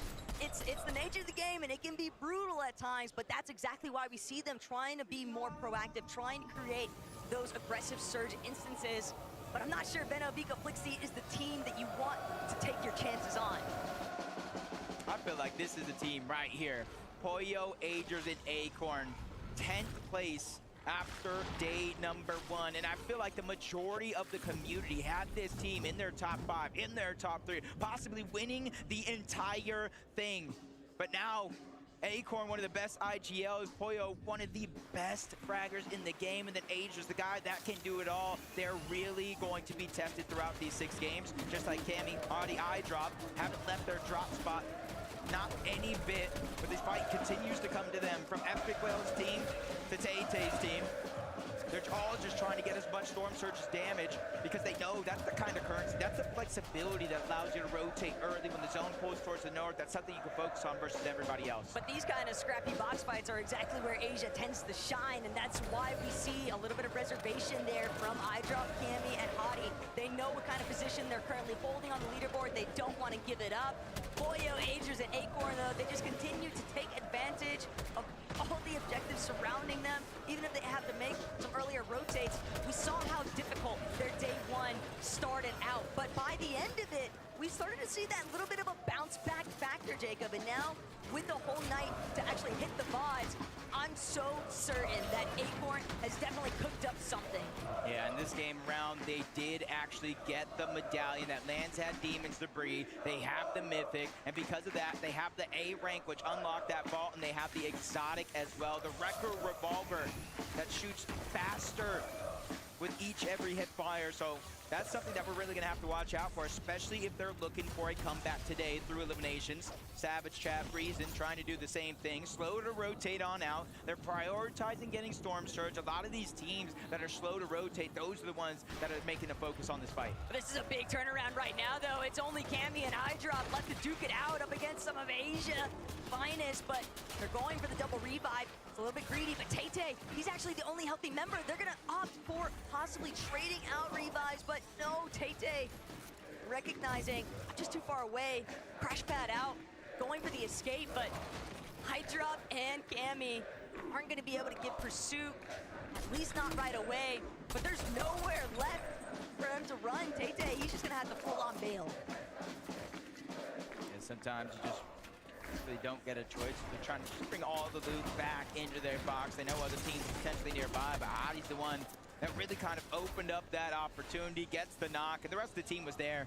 And that's a confidence-boosting feeling, knowing your entire team has your back. You can make a move, sometimes without even out saying anything. Clix, Higgs, and Yamzo kind of, I wouldn't say changing up their overall strategy, but all three of them as a team, they land towards those RVs just outside of the Supernova Academy. They get as much of that brick as possible, which kind of maxes out for the most part, and then they go and loot Supernova Academy. Try to get all the loot. I know everybody hears the crowd roaring right now. Swizzy, Mustache, and Queasy, business as usual. Getting their early game Storm Surge, getting their early game rank ups, and then accessing the ball. And the main thing to take note of here, Jacob, is that these guys aren't changing anything. Queasy, Swizzy, and Mustache are running this back as if we're still in day one, despite it being game 7. And if nobody's going to force them to change their strategy, it's hard to believe that Queasy won't end up taking over height later on. Definitely a possibility there in first. They don't have to change up anything because nobody even looked up yesterday. But Cooper and Curly find themselves in a peculiar situation. 2v3 versus the NA West champs, Baka Pars and Pump. But Curly's doing a good job of holding down his walls, holding down his defensive and fighting back, forcing the Flowberry Fizz out on the other side. The triple hill is going to get him back into action that much quicker. But they're just at the edge of zone with not far to rotate before they make their way in. That's going to give them the luxury to stay a little bit longer, but a massive haymaker onto Pars. That's going to slow things down just a little bit and continue to build the confidence for Cooper and Curly. Cooper and Curly are really having their mettle tested this weekend. It's so unfortunate that they had to leave Reap behind, but they are still a powerful duo that can definitely pop off with a strong performance here. One singular clutch could be all the momentum shift that they need. Cooper has been here so many times before, Jacob, and he knows that they've got to try and capitalize, but they have no idea what kind of duo is crouch lurking behind them. Balor and Adapter. They've also encountered some early strugglers, losing Mansoor since he didn't get the memo. And Adapter, Balor, they don't even get the chance. They thought they were gonna get the jump on Cooper and Curly, but instead it's been 180. They're almost 500 damage below the threshold. Cooper Curly, they don't see if it activates. They won't be able to get that visual, but they will hear the shields crack if it does come down to it. But they're just kind of hunkered down below, biding their time as much as possible. Time that they may not necessarily have. They have extra shields in their loadout, but they don't have any extra HP heals. So sooner or later, they might be pushed into a situation where they have to get eliminations, especially now that a whole nother duo starts to make their way in. That's Tate and his teammate, but up goes Cooper without no HP. Exactly what I said, they have to go for eliminations, but Valor, he's at least gonna be able to steal away one. That's one less chance, but Storm Surge activates, making it just a little bit easier as Cooper and Curly have to go, and they have to go now. It's a 2-tick. They're on the clock. If a Cooper does it, he dunks on him from above to get the siphon. But the same can't be said for Curly. He has no siphon to profit off of just yet. They're gonna have to find another elimination. They're gonna have to find it now. Adapter has fallen. Cooper and Curly just continuing to make something out of nothing here. But Balor, that surge tick is just destroying him. The shield crack goes up yet again. He's using every single bit of healing resources he has, and it's still likely not going to be enough. Yeah, like I said, the shield's cracked. That's a giveaway for Curly and Cooper, and immediately turn around, tried to land shots. Balor's doing just that, and he barely gets himself above that damage threshold, and he knows he cannot go back for his teammates' reboots card. This is a solo journey from here on out for him, and he does some good damage yet again. Will he pick up the elimination? We'll wait and see, but Pixie, Vanya, and Marius, you can see the zone just outside of OXR HQ. These guys have been smooth sailing so far in this game. Marius and Pixie being the top 2 players for shotgun damage and moving zone says enough, Jacob. These guys have been getting fraggy, and they plan to continue their streak, especially with all the company that's starting to dogpile around them. I just saw in the distance, Baka, and I believe Pars both going down, looking to get cleaned up by Chap, Savage, and Reason. 410 damage above the threshold. Slap dab in the middle of the zone as well. Cold, Ritual, and Peterbot. I was talking to them before today. They didn't have too many game plans other than just play better. They know their performance yesterday was abysmal, and that's just a huge fire underneath their belt to do just that and have a good comeback. And Chino's just fighting on the other side. That's Anon all the way from OCE, but his teammates are coming in. Backup has arrived. Chino's just getting pushed back further and further. Resign's starting to feel that confidence, but there's too many players all around. Doxy surprising Resign's, catching him off guard. Multiple players just trying to push in, but Doxy making sure to save the day. Down goes Resign's, and up goes their chances to win this fight. Just look at the way that Doxy and Chino played this box fight, though. So many separate angles opened up at once. Resign's HP just disappeared. Doxy and Chino still looking to try and hold things down too here, Jacob. They're fully aware of the fact that they've done enough to at least push Oshi back temporarily, but that's not to say that it has had the same effect on the Polish counterparts directly next to where they're located. They do have that extra med kit down below, just in case. Anon, Alex, they're trying to come back for revenge. Chino's gonna be the first one to go down. Well played shot by Alex. He had all the power behind that one, forcing Doxy to try to back up and get the revive. The audio visual is coming out. Doxy trying to reposition. He has to let the cone go. He has to let his teammate go down. That one's quickly cleaned up, but that doesn't mean he has to stop fighting back. With 2 versus 1 in this situation, and him being slightly on the edge of zone, if not out, he has to start getting information that is vital to his success. And even one more team going down, he'll start to get placement points on top. Problem as a solo, though, is that there's only so many directions you can look at once, and overhead, Swizzy, Merstash, Queasy, they're already starting to break through. You saw that first knock take place right now for Swizzy, and he's still after another Ritual and Peterbot. They don't even realize they're being shot from underneath, but it's actually Sphinx who's taking down Peterbot in this lobby. Shadow from behind, never sees it coming. Swizzy's got that elimination, and Muzz trying to save his teammate's life, but can the double revive actually come to fruition with Swizzy applying so much pressure? Yeah, multiple players, and he has that exotic, which is so much damage, just tearing through those builds. But you can see as Sony was the zone, pulled on over, they kind of brought themselves back. Probably Queasy making the call. We have to start to rotate. This zone is vital for our success. If we can get high ground here, that could be our 4th game win. But while one team's having an easy game, Iamzo and Clicks, with one of them being down, Iamzo's trying to get him back up. They have 1 crash pad left in their inventory, 6 splashes for the HP if they need it, some Flowberry Fizz, but it is a far pull for a duo to have. A little bit sad there for Merstash. He really wanted to see if he could get a good chunk out of Acorn Agers and Poyo on that rotate, but crash pads are out along with the Flowberry Fizz. Iamzo's immediately going to try to claim a position towards the front side, but holds back for a second here. A little bit split from Clicks. Clicks going to build right back up where his teammate's at. He needs some of these chuck splashes, but of course, another rotate. There is no time to stop, especially with Queasy, Swizzy, and Merstash right back at home base on the high ground. That happened so fast, you blink, you might have missed it, because now there's a whole nother team on top. They're getting battled out, chopped down even once, but the consistency for them to remain in the clouds is absolutely amazing. Swizzy, Merstash, and Queasy making it look easy down below. Everybody is at their disposal, and this is where we know what they do. They just target out second height over and over and over. They reconnect along the way, so teams are going to have to think of something different here compared to yesterday. Savage Chef and Reason seem like they're a little bit more intent on just trying to stake out these front side rotations. But for Clicks and Iamzo, it's likely going to be a backside of zone play. They're going to have to find a refresh. They have hardly any materials to work with. Iamzo doing what he can to drop whatever build he can for Clicks, but there's nowhere safe to tarp out through inside of these lower layers. Everybody is frazzled here. Yapko, Panther, and Seti also in a very strong top 3 position, and they want to hold on to it, Jacob. They don't want to let it go. They worked way too hard to get this far. To go down here in 15th place.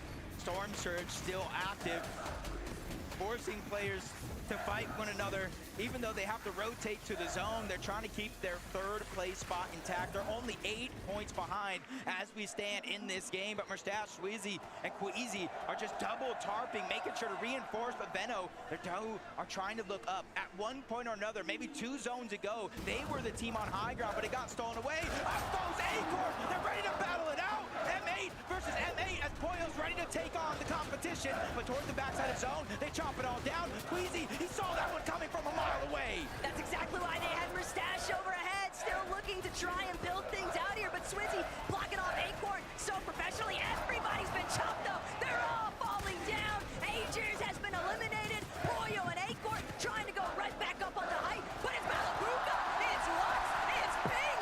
They're the ones that have fully overthrown the high ground. They're the ones that are ready to find their first victory royale.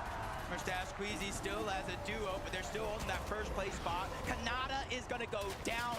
Only 3 of the teams in our top 5 still alive. Mustache, Queasy, they're trying to be heroes, but Queasy not only takes a big shot, he loses Swizzy across the way. Mustache has to figure out a way to reunite into the same box. They do that very, very quickly, but it's not gonna matter. Queasy goes down, Mustache gets the elimination, but he's all by himself.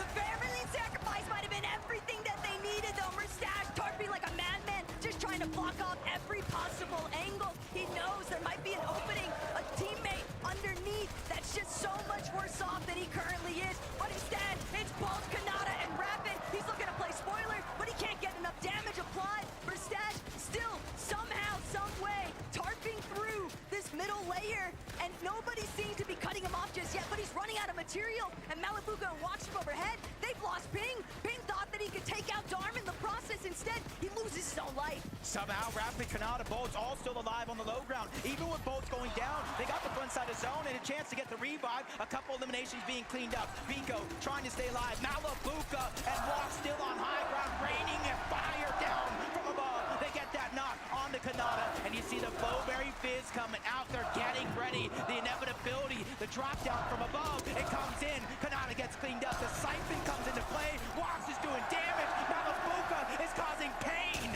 Walks and Malabuka, they might just be able to do it, Chap. Not going to be able to withstand the pressure here. Malabuka with a huge cleanup shot. Walks now just needs to seal this one out.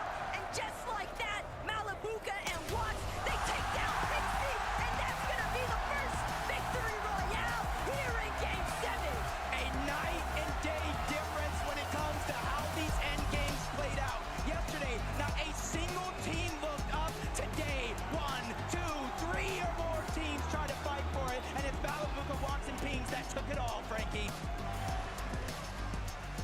Let's get you up on your feet! Your fans want to see you! The Havoc fans want to see Walks! The mates want to see Ping and Malabuka! Malabuka, just one question really from me. What took you so long? I don't know. We were not sure what to do on first day, but maybe we'll figure out something today. We've definitely figured something out. You managed to take the high ground from the high ground kings, led by Queasy. Was this something you worked on, managing to take high ground from the top spot? I mean, it was pretty high ground this game, so we just climbed it. So do you have the Americans to thank for taking it first and chopping the boys on top? No, we just saw. Just everyone. So why would you? I'm gonna actually head over to Chaka. Walks, do you have a word for this crowd that are supporting you and your teammates? Yeah, I appreciate you guys coming out, supporting us, and watching us play. It means the world. Hopefully we'll be able to clutch up and come back today. And do you think you'll keep the consistency now that you start the day with an amazing victory royal? Do you think you'll keep your consistency? Yeah, of course. If we just get some good zone pulls, I think we'll be able to win this day and come back. Malabuka, just before I let you get ready for the next game, have you got anything you'd like to say to the gentlemates? May it win. And the gentlemates are on their feet, and I think they're probably going to be there for the entirety of this ad break.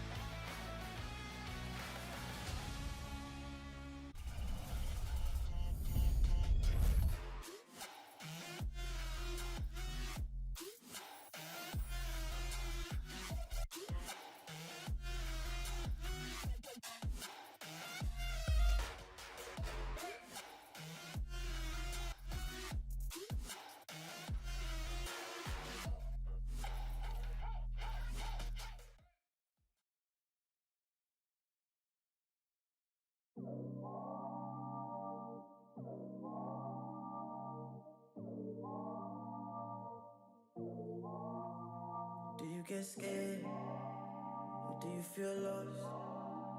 I can smell fear. I've been there before, but you made it through the storm again. You did it on your own again. Goosebumps in your skin. Do you feel what I feel? I'm waiting on you to notice that you got what you wanted. We don't got time to cry right now. Only got time to focus. 2 hits on a wait list. I was armed and dangerous. Take a shot, leave them faceless. I was armed and dangerous. On a whole different level. I can see why they hate it. I was armed and dangerous. I was armed and dangerous. You should have noticed. I've been focused. You should have known I'm locked and loaded.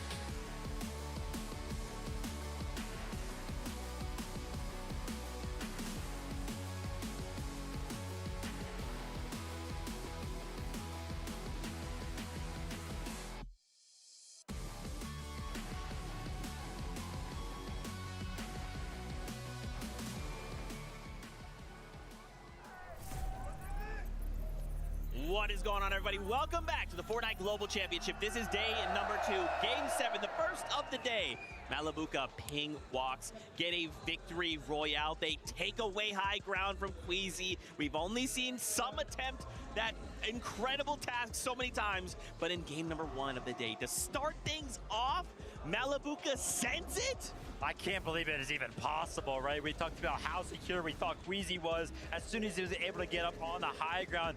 I can't lie, though, Minnie, it kind of felt like it was the team ever, right? Multiple teams kind of going for it. At the end of the day, though, Malibuca walks and ping. They were the ones that waited for the exact right moment, and oh my gosh, man, Malibuca got to the high ground. He quickly was like, nah, I don't want to be up here. I want to get in the mix. I know I need these eliminations to soar up the leaderboard. Yeah, what was crucial about this height take, of course, we saw Queasy on right at the beginning of that end game. Then we saw Acorn's team going up to try and take it. They actually were successful in that height take. The crucial thing that actually ended up allowing Malibuca to take height was that zone pulled back. That 10th zone pulled back over all of the old builds that Queasy's team ended up making. And then, of course, it allowed Malibuca to save all those materials that they would have expended by extending out. They could then use that to then take height. So really well played end game from these guys. More of the same needed. I think they made a few adjustments early game as well because things were going a little bit wrong for them at the beginning of the game yesterday. And this is what they can do when they make it to end game. So insane, man. I love that we're starting to attack high ground, right? Like, we know high ground wins games, in some cases wins tournaments,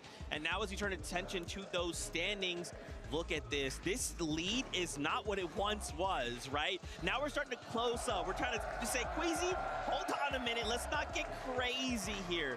570 points. Oh, man. I mean, look, we still got a lot to do if we're hoping to catch Queasy. Yeah, I mean, you know, you're talking about it. The lead isn't what it once was, but it, like, barely moved. I'm pretty sure. 170 points, still very, very comfortable for them. And this is kind of what Minnie was talking about as we were watching the game, because he was like, yeah, I mean, you know, they're down. Still potential for Mustache to go ahead and solo clutch, but this is kind of the exact game they need. They don't need to soar ahead. They just kind of need to pick up enough points to kind of fend off the competition. Yeah, this is technically their worst game of the weekend, right? I think they got a 7th in this game, but still, I know. Oh no, what did we wrap it up? But still, it's still a good game. They made it to end game. They took height. They did what they know how to do. Again, unfortunate, as I mentioned at the beginning of the show, day 2, people are going to go for height, so things are going to look a lot different. Maybe that's now an adjustment to their play style. They might need to think, oh, maybe we need to go down, play mid-ground a little bit more, but it's not bad for them. They're still getting points. They're still clutching when it matters. The result won't show it, but I just cannot believe how quick and decisive this team can, like, switch strategy on a dime. We saw them on the higher ground, right? Acorn's trio, they crash padded up. They were instantly fighting for it.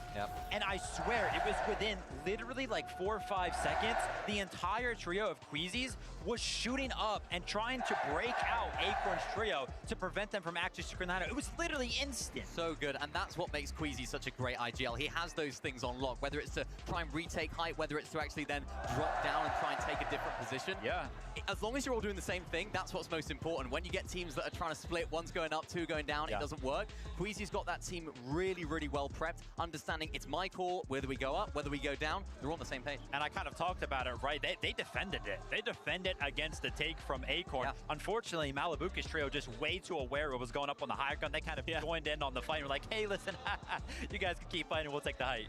That is crazy. We have a listen in from that last game. Let's see how things were going for Queasy. Watch out high, things left and right now. Wait, take it, maybe, take it. I'm on I have it, 100. I have it. Coming. I'm up, the next shot. Yeah, I think. You need down. I got the chop now. You got time. Chop it now. Chop. I'm coming back. I'm dead, I think. You got chopped again? Fine. Good. Can you come to me? One die, go high. Okay. I'm up. Can you guys get me? I'm staying more. You can save me, no? Nice. Can you save me? I got the shot. Drop your man. Calm down. And stand you guys, stand you. I have sickness. Go. Okay. Go. I'm dead. You good? Can you? I don't care. I'm 5 times food. I'm charging. Yeah. Let's shoot. Get it. Go up one. Wow. Crazy stuff there. Hope you guys at home could hear it, because I sure couldn't. This crowd is going crazy. They stand behind Queasy, okay? They know who they want to champion. They know who they want to win. Man, oh man, but for the trio, right, to be in this kind of situation, I love those adaptations. I'm almost curious, right? Now that they had someone contest them, now I almost wonder, what are they thinking going to this next game, right? What kind of little micro adjustments are we going to make sure that doesn't happen again? Yeah, in this scenario, I would not want to be Queasy, right? Because he's kind of got to be the guy that decides that for his trio. Hey, listen, do we kind of give up on the whole high ground thing? Obviously, that is our best strategy, but, you know, we're kind of have this comfortable lead to where if we kind of just played mid ground or low ground and make sure that we pick up, you know, a decent placement every single game, we'll still hold on to the lead, or do they just play what they know? It's these moments where champions are made, right? When things aren't quite going your way, when something happens that you didn't expect, how do you adapt to that? How do you adjust what's been working so well for you to have the courage to say, right, you know what? Let's change up what we're doing. Let's maybe loot in a different area. Let's try and look at other teams from Storm Surge early on, because it looked like they were a little bit lower down than we've seen them in previous games. Yeah, true. Maybe we change the way that we play our end games. That courage is what makes champions champions. That is crazy. You know, yeah, you have that comfortability. How do you say, look, we have to break what we know. Yeah. If we want to be champions, maybe that's the answer. Let's go back to these standings, though, and start taking a look at the second page and see kind of where things are going. Wanted to highlight here Mr. Savage showing up here in this final end game, having a good game. We still need work, right? There's still work to be done, but having, you know, starting to kind of pick up steam, starting to pick up momentum with 5 games more to go. I'm excited to see what else they bring. I'm actually kind of surprised they didn't move at all from 11th, right? Yeah. They were in the mix during that end game right there. I think it was Mr. Savage from the trio who took some of the splashes out into the storm early on to make sure that they ended up clutching up. I mean, it's great to see them in the mix. Obviously, you know, making it to the end game pretty often, but 11th place, they seem to be kind of stuck to that position on the leaderboard right now. Yeah, and I think that just speaks to how high quality these end games are, right? They're very top heavy end games. Lots of our teams that are doing well already are making end games and still doing well. So it's very tough for the teams that are a little bit lower down to sort of break into that upper echelon of placement. But if they keep the consistency going, if Savage can keep clutching up like this, having that IQ that we know he has, just to be able to have that experience, that understanding of the game, to sit back into the storm, try and farm out as many placements as possible, they can try and mount an attack here on the top 10. I mean, yeah, look at that. Top 5 with 8 eliminations. Insane work from them. Obviously, the clutch kind of coming in, and they just don't move on the leaderboard, man. Yeah, it's just so tough out there. You know what's crazy, too? Think about this year, right? Mr. Savage comes in, he's like, guys, wiping my hands, I'm not competitive. Yeah. And then here we are on a global stage putting on this performance. I'm interested to see whether this can sort of reignite that sort of love that he has for the game, right? The grind factor that he has, his burning passion, desire to want to win an FNCS, because I really hope it does. I think this is a great opportunity for him. You know, they're not doing bad. They're in 11th place. They just came off the back of a really good game. They have the firepower. We've seen them performing very well in the end game as well. Maybe this is a sort of a beam of hope, if you like, for him for going forward. And we want to see him. Everyone in EU, we all love him. We were all very sad when he announced that he was retiring, but very happy when he came back. And now he's here. What a story. Oh my gosh. Also, we can't forget Clicks as well, right? NA. He's coming back. Don't even worry about it. He's putting on a show for us here. Again, though, the job is not done, right? We do have 5 more games, but 5 is going to dry up so quickly, Vivid. So for not only Clicks' trio, but for every other trio, we really need to make sure our strategy is locked tight. It felt like yesterday I was almost begging for a game from Clicks' trio here to just please make it to the end game as a healthy trio. You know, give them an opportunity, give yourselves an opportunity to show your game plan, show how good you are, show how good of a year you've had over on the NAC region. But again, right there, game number 7, a whole night's of rest, opportunity to go over it. Higgs is down early. Yeah, it's tough. I mean, it's not the ideal start for them. They've made it to the end game, which they've been doing quite consistently well so far. They're not in a bad position by any means. And I think they just need that one big game. Ideally, sooner the better, right? Because they're a team that does thrive on hype. I know Clicks is, you know, one of the biggest streamers, if not the biggest streamer in Fortnite. He lives off of the people watching him. He wants to be in the spotlight. He wants to have that moment to himself. And that could almost catapult them. That could give them that confidence, instill that confidence back in them for the rest of the games. For them, they've just got to try and make something happen in the end game, more so, as you said. Stay as a trio, make something happen, and hopefully feed off of that hype and confidence. Maybe that's a VR and getting rallied by like the crowd, right? Like having them to push you over the line to kind of start to build that momentum. But I like what you called out, the sooner the better, right? And it's not even just them, it's everyone, right? These little strategies with only 5 games. Guys, it's only 5 games, if we're going to try and pull out some kind of strategy, if we're going to try and swap our drop spot to land on someone else, it has to happen now, right? Like, if we're not in this top 10, we got to get ourselves in there. I mean, the best time to do it would have been last game, but the best time is now, right? This is the time to switch things up. I think this is an important moment for the teams, right? They've had a little feel as to what the lobby's looking like, well, what teams are doing around it, which is so crucial in the Surge meta. So now they can really make those adaptations. It's all well and good looking back at the games from yesterday. It's a completely different day. Everyone's doing different things. Yeah, and I'll touch on a last couple of few points here from that game specifically, right? We even saw Veno. He was kind of up on the high ground. He was kind of, you know, tutoring with the idea that he can maybe take it from like 8th zone or some kind of build up for it. They didn't actually end up like fighting for it or trying to defend it, but hey, listen, they were kind of thinking about it. And then obviously Kanata's trio finding themselves in the mix towards the end game as well. Guys, you know I love breaking down things between the games, but I'm getting word it is almost that time to kick back into all of the... Never mind! That's the battle bus, so you know what time it is. Game 8 starts now.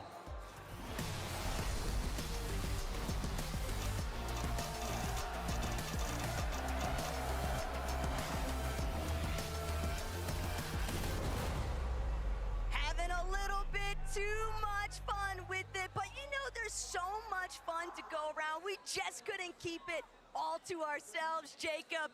So Levin, why don't you give a big hello to everybody here for Game 8? I had to get involved in the action, Taco. I mean, the games have been way too good. I couldn't watch for too long. I just wanted to jump in for at least the one game, if you'll have me. I'll have you, bro. We could be here for the rest of the day. We could just put a day 3 tomorrow, and we can just cast all those games. But Levin, this fight, one that's been going all weekend long. It's been relentless. Prodoxy's trio have had the better of them of late, but can they do it again? We know both teams can do incredibly well when they survive off spawn, but the surviving part is the hardest. And that's the real issue here, Levin, because Tyson, Chicho, Atris is the most split that we've ever seen both of these teams drop, but we know exactly what comes next. If they're not quick with these eliminations, if they don't clear this out fast enough, somebody else is bound to roll on over. That one looked a bit different. We're used to seeing these guys get to scrapping straight away. Both teams getting some time to loot up. And Veno actually got that first elimination onto Coyote. It looked like Yuma was trying to play aggressive and try to clean it up, but Veno just created so much distance, it made it too much of a risk to continue to try to push it down. But back and forth, these off-spawn battles looking to get chaotic more and more so. Tayson almost piecing one up, but they found an exit. Chicho is in a struggle. He goes down. That's the first one knocked, but Prodoxy's down as well. That's going to be a 2v1 situation with Tayson getting knocked. It's all a Trish to try to get away. He's scrambling around. He evens the fight up with a knock onto Pablo. But the damage has already been done. Chino's just not healthy enough to stick around. He can't even attempt to play for that revive onto Pablo. And this is why these off-spawn battles between these two teams have been happening so quickly. Both teams are aware that once they take a second too long, this trio is going to roll on in and make it a nightmare. Again, Chino able to get away, and maybe his trio still has hope in this game, but not the start either teams would have wanted that. And they're still going to have to revisit some other method to reestablish all of that lost surge from those full eliminations. But Chino, still, a bit of a mastermind play there. He knew the fail was the perfect moment. This is it right now.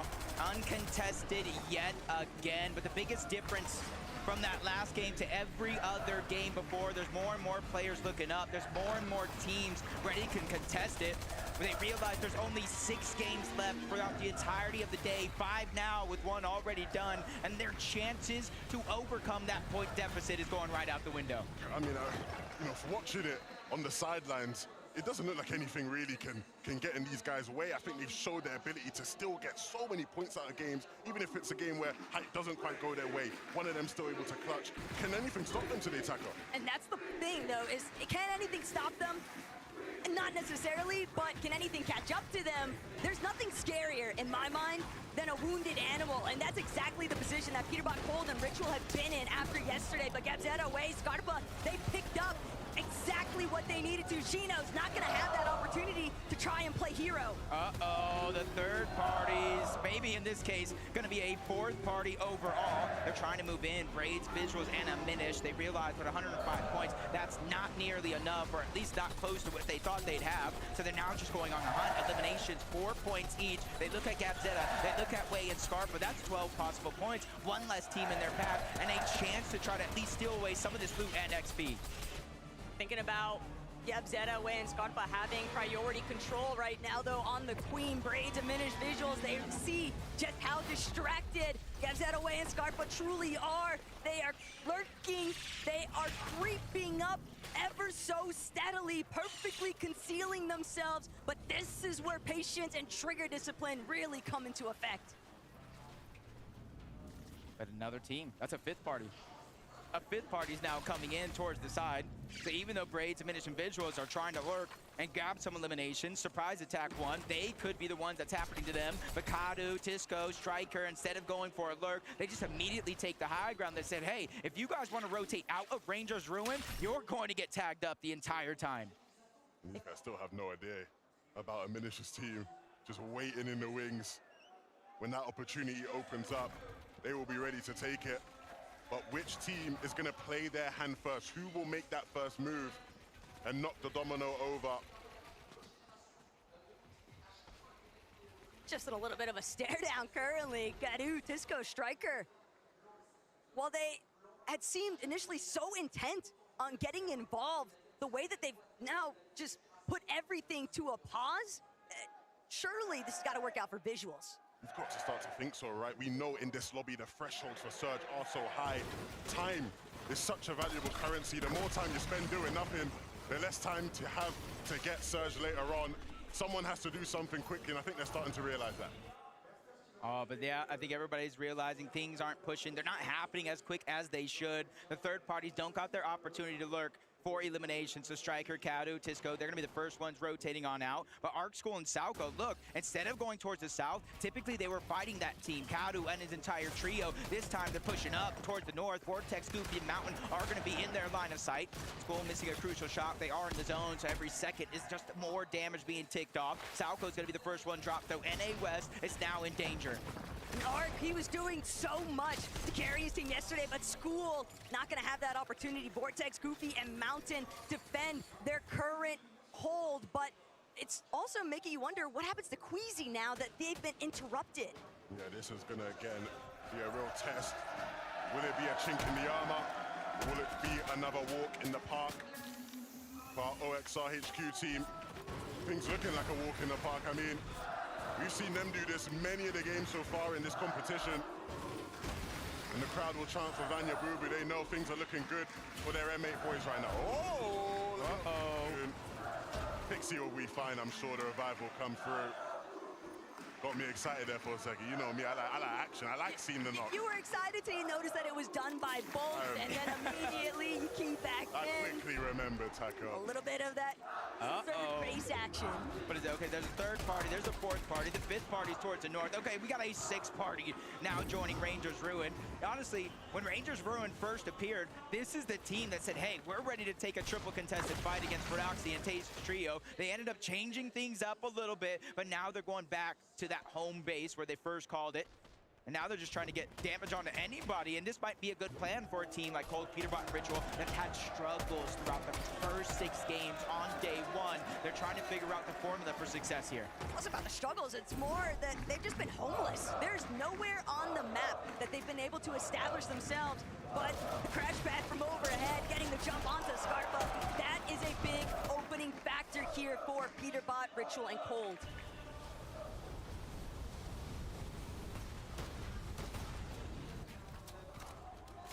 Pixie Amzo Higgs, business as usual. And it's the thing about this team is they know how to fight. They know how to play for Surge. And I think that's why we see them in the top 10. It's just they kind of have the little hiccups, the little speed bumps towards the end game, maybe getting a little bit too aggressive, playing as individuals, and we do see them kind of stuck as duos. This game around, I want to see a change-up. I want to see no matter what happens, right or wrong play, they stick as a full trio, because when you do that, sometimes miracles can happen. But you're seeing kind of one side, the north side of the map, kind of getting a little aggressive. Teams just trying to push each other in order to get their Storm Surge. On the south side of the map, with the zone pulling over in this direction, this is where you're going to see more and more of those Surge bases set up. A lot more time to accrue some damage. A lot more flexibility here. Hands up. Big weekend for him. And he's delivering so far. He's with 2 experienced LAN players. But he's shown that he can hold his own. Seti isn't a fan favorite. The crowd aren't loving Seti, but Seti is used to not being the favorite. He's used to people doubting him. And so he won't let that bother him too much. Still over here, the zone's kind of favoring them out of all three trios that are in this direction, but shots continue to pour in, and it doesn't even look like he knew exactly where those shots came from. And look, I fully understand that Peterbot, Ritual, and Cole, these guys are such prominent players on their region and just considered top players overall. But even still, there's only so many drops that you can actually practice efficiently, and that has been a real thorn in their sides throughout this weekend. Oh, no! The classic! They dropped down the surge base, and with that fall damage, that's easy surge for them. It's raining loot, and a chance for them to come back. That is so sweet. Not for paper. Victory for the Epic Whale. But one team's slip up, a little bit caught lacking. That's exactly what the adaptations you have to kind of anticipate heading into a day 2 format. It's on the feed. Gagers going from that to getting another knock around the map. Kanata bolts, rapid. They haven't had to move far from their actual initial drop spot. You see them saving the slurp truck down below for those extra heals. Seeing Rapid just kind of eye out the land right now. He is the IGL for the team, just trying to figure out where players are currently at deep into the zone and where they need to start to rotate to so where they have the least congestion. And in the background, Queasy, Swizzy, Merstache, that's a team that you got to think that Kanata just spotted out. And you know what they're looking for, Taco Levin. They're looking for that bunker. They want it, but are they going to actually be able to grab it with Kanata, Bolts, and Rapid so close by? Be hard-pressed to believe that Kanata would let that one go for free. Same case scenario for his teammates, but Pix, Demas, Darm, they've just been playing their own methods, and it's worked out heavily for them. Team with such little experience, but you could never tell from watching them in the lobby. Set game plan, set structure, and excellent execution. The young Poles continue to make their mark on this lobby, but there is still plenty to do. Acorn and Aegis have plenty to do here. Foyo gonna have to be picked up. Somewhere along the way, they might be able to find him, but if they aren't able to bring him back, it's basically an uphill battle for Acorn and Aegis. Merstache, Swizzy, and Queasy, though, they're still able to make their way towards the bunker. So Kanata, Rapid, Bolts, probably thinking better, not really willing to get caught up in this instance, but maybe they choose to wait outside. Maybe it's somebody else entirely that might be looking to shut Queasy down.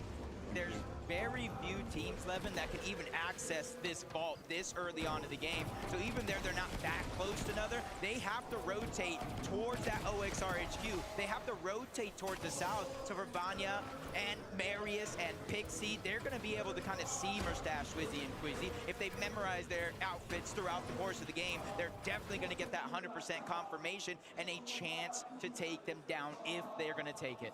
Yeah, absolutely. You know, that's something Vanya will keep track of. So we'll see if that ends up leading to a clash between the two teams. It's something Vanya predicted would happen. He said he wants to play for Height today. We'll see if he's a man of his word. For reason, Chap and Mr. Savage have done incredibly well at times throughout this competition, but speaking to Mr. Savage yesterday, he said, hey, I feel like we can do even better. We got another gear to go up.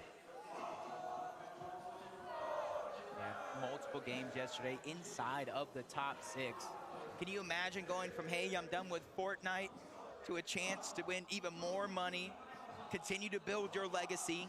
And for someone like Chap, he's a youngin'.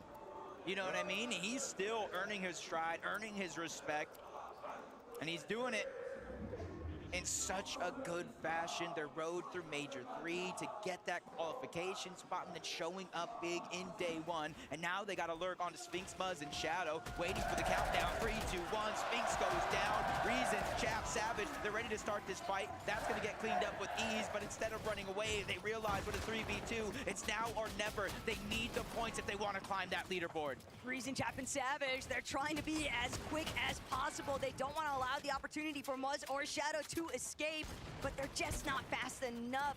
Chap, Reason, Mr. Savage, they're gonna have to be content with the body loot off of Sphinx alone. But Chap's still seeing if he can try and pull out a little bit more here. Good tag into Shadow's HP bar. They've got Muzz a little bit cornered, but Chap, Reason, Mr. Savage, this is all that they want. They're stuck just outside edge of zone, and they know if they clear out Muzz and Shadow, they're gonna have free rotation path with nobody left behind them. See, Reason, his instincts are to make plays happen. You don't want to be too ambitious. Don't want to give them any room to put your team in a bad situation. Mr. Savage taking a big chunk of damage, and that will slow things down just a moment. And again, they did well to get the first. Of course, they want even more out of this. They know these guys are going to be weak. These guys are going to be on the back foot. So they'll continue to pressure, but let's not make any mistakes here, boys. Yeah, they're out of zone. They're kind of thinking not too many teams even hear the noise, but get Zed away and Scarf, but they definitely do, and they're moving in. But Muzz goes down. Chap trying to finish this fight, and they do so. Savage takes down Shadow, but the third party is now making it hard for them to survive. That's the way to do it. You saw Savage, Chap, both shotguns in hand, playing together, taking advantage of the man advantage, and now that puts them in a much more favorable position. Well played from Chap, Savage, and Reason. Not the same story, though, for Clicks. Visuals, Brazen, and Minish, since it didn't work out at Rangers Ruin. They're going to have to find that surge elsewhere. And unfortunately, it's only Clicks, last man standing from his team, and just being absolutely battered. There's no way he's going to be able to withstand the pressure. Braids, Visuals, and Minish coming out on top. Not every day you see teams carrying away that minigun just to melt through those builds. You're not going to be able to hold the box at all, but this is exactly how that fight started. A lurk play coming out of a Menace. He dropped a mini shed on Higgs' head, and they went in and cleaned up that last elimination onto Clicks. And you can see the frustration on Clicks' face when he went down. Such a frustrating way to get out of this game. But they'll have to hit the drawing board. Malabuko walks being all it takes is a quick pan over, and M8 is going to send a surging roar through this arena. That has got to be such an amazing feeling, but saw a glimpse of Mustache just now, and this could be trouble brewing for both of these teams. Yeah, and you know, Tackle, you'll know better than anyone else commentating over this trio this year. They're so good when it comes to momentum. They pick up that first win, they keep things rolling. This game will be a big sign of whether or not these guys are really here to play in this competition, or whether it was a one-hit wonder. Especially after that Game 7 win being in such a commanding fashion too, but that's the gameplay that we were almost expecting to see in day one, but as long as they manage to capture that kind of performance in this secondary day, there might not be a point amplifier, but there's still plenty of opportunity to catch up on some positioning in the leaderboard.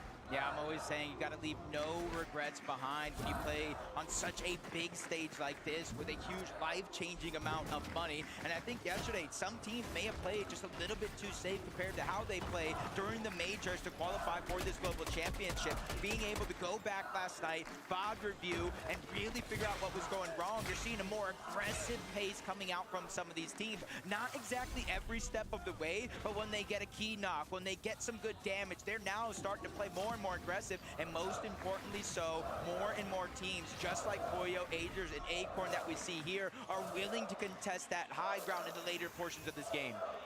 Gentlemates will certainly be happy to see Poyo back up and in the running, but you have to wonder, Levin, what does their surge actually look like? They seemed a bit desperate there, trying to find some additional surge trades with Agers, Acorn, and Poyo, but it's the backdrop pressure. iDrop catching Acorn completely off guard, but there's such a direct path that they have to take into zone. They can't sit outside any longer, and it's just making them too prone to being picked off in the process. Yeah, this is going to be a tough game to fight your way back into. So many of our teams here just set up so well.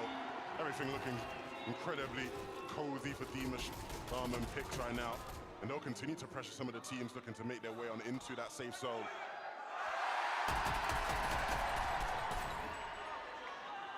Just gotta let it sit and appreciate it after all. But Pollo, Gentlemates, they can hear everything surrounding them. But Pollo, he's gonna look to try and close in on the surge base. Again, desperation factoring in, heavily 500 below. They've got to get damage online. They've got to do it ASAP before they find themselves being taken out of this lobby entirely. Pollo, Agers, scrambling, but it's not enough. They can't stand tall. Cammy, Hardy, and iDrop now benefiting exclusively from those siphon materials. Cammy could smell the desperation on those guys, and they capitalize. Unfortunately, it was always going to be an uphill battle for Pollo and his trio. That was a tough game, but there's still a couple more for them to get back in it. Cammy, though, now looking much better off after being able to pick up some of them Cypher meds. Yeah, and it was actually iDrop who got that initial knock and elimination onto Acorn, leaving them that far below the damage threshold. But now the zone pulling up over towards the north. This is a good zone for the majority of the lobby. There's not too many different elevation changes, especially drastic ones at that. It's just as long as it doesn't pull towards the west. That's what the entire lobby has to be hoping for right now, including Pings, Walks, and Malibuca. From high ground victory royale in that last game to low ground for now. But this is exactly kind of the same pace they were taking. It wasn't until zone 10, maybe even 9, that they actually went up for that high ground and held it for the rest of the game. But you're seeing some teams above the damage threshold with their eliminations, but 4 eliminations though, Veno, Vico, and Flixie, they're 178 below the damage threshold. They know they have their work cut out for them and getting focused outside of the lobby, making it hard for them to find their way in without burning through these materials.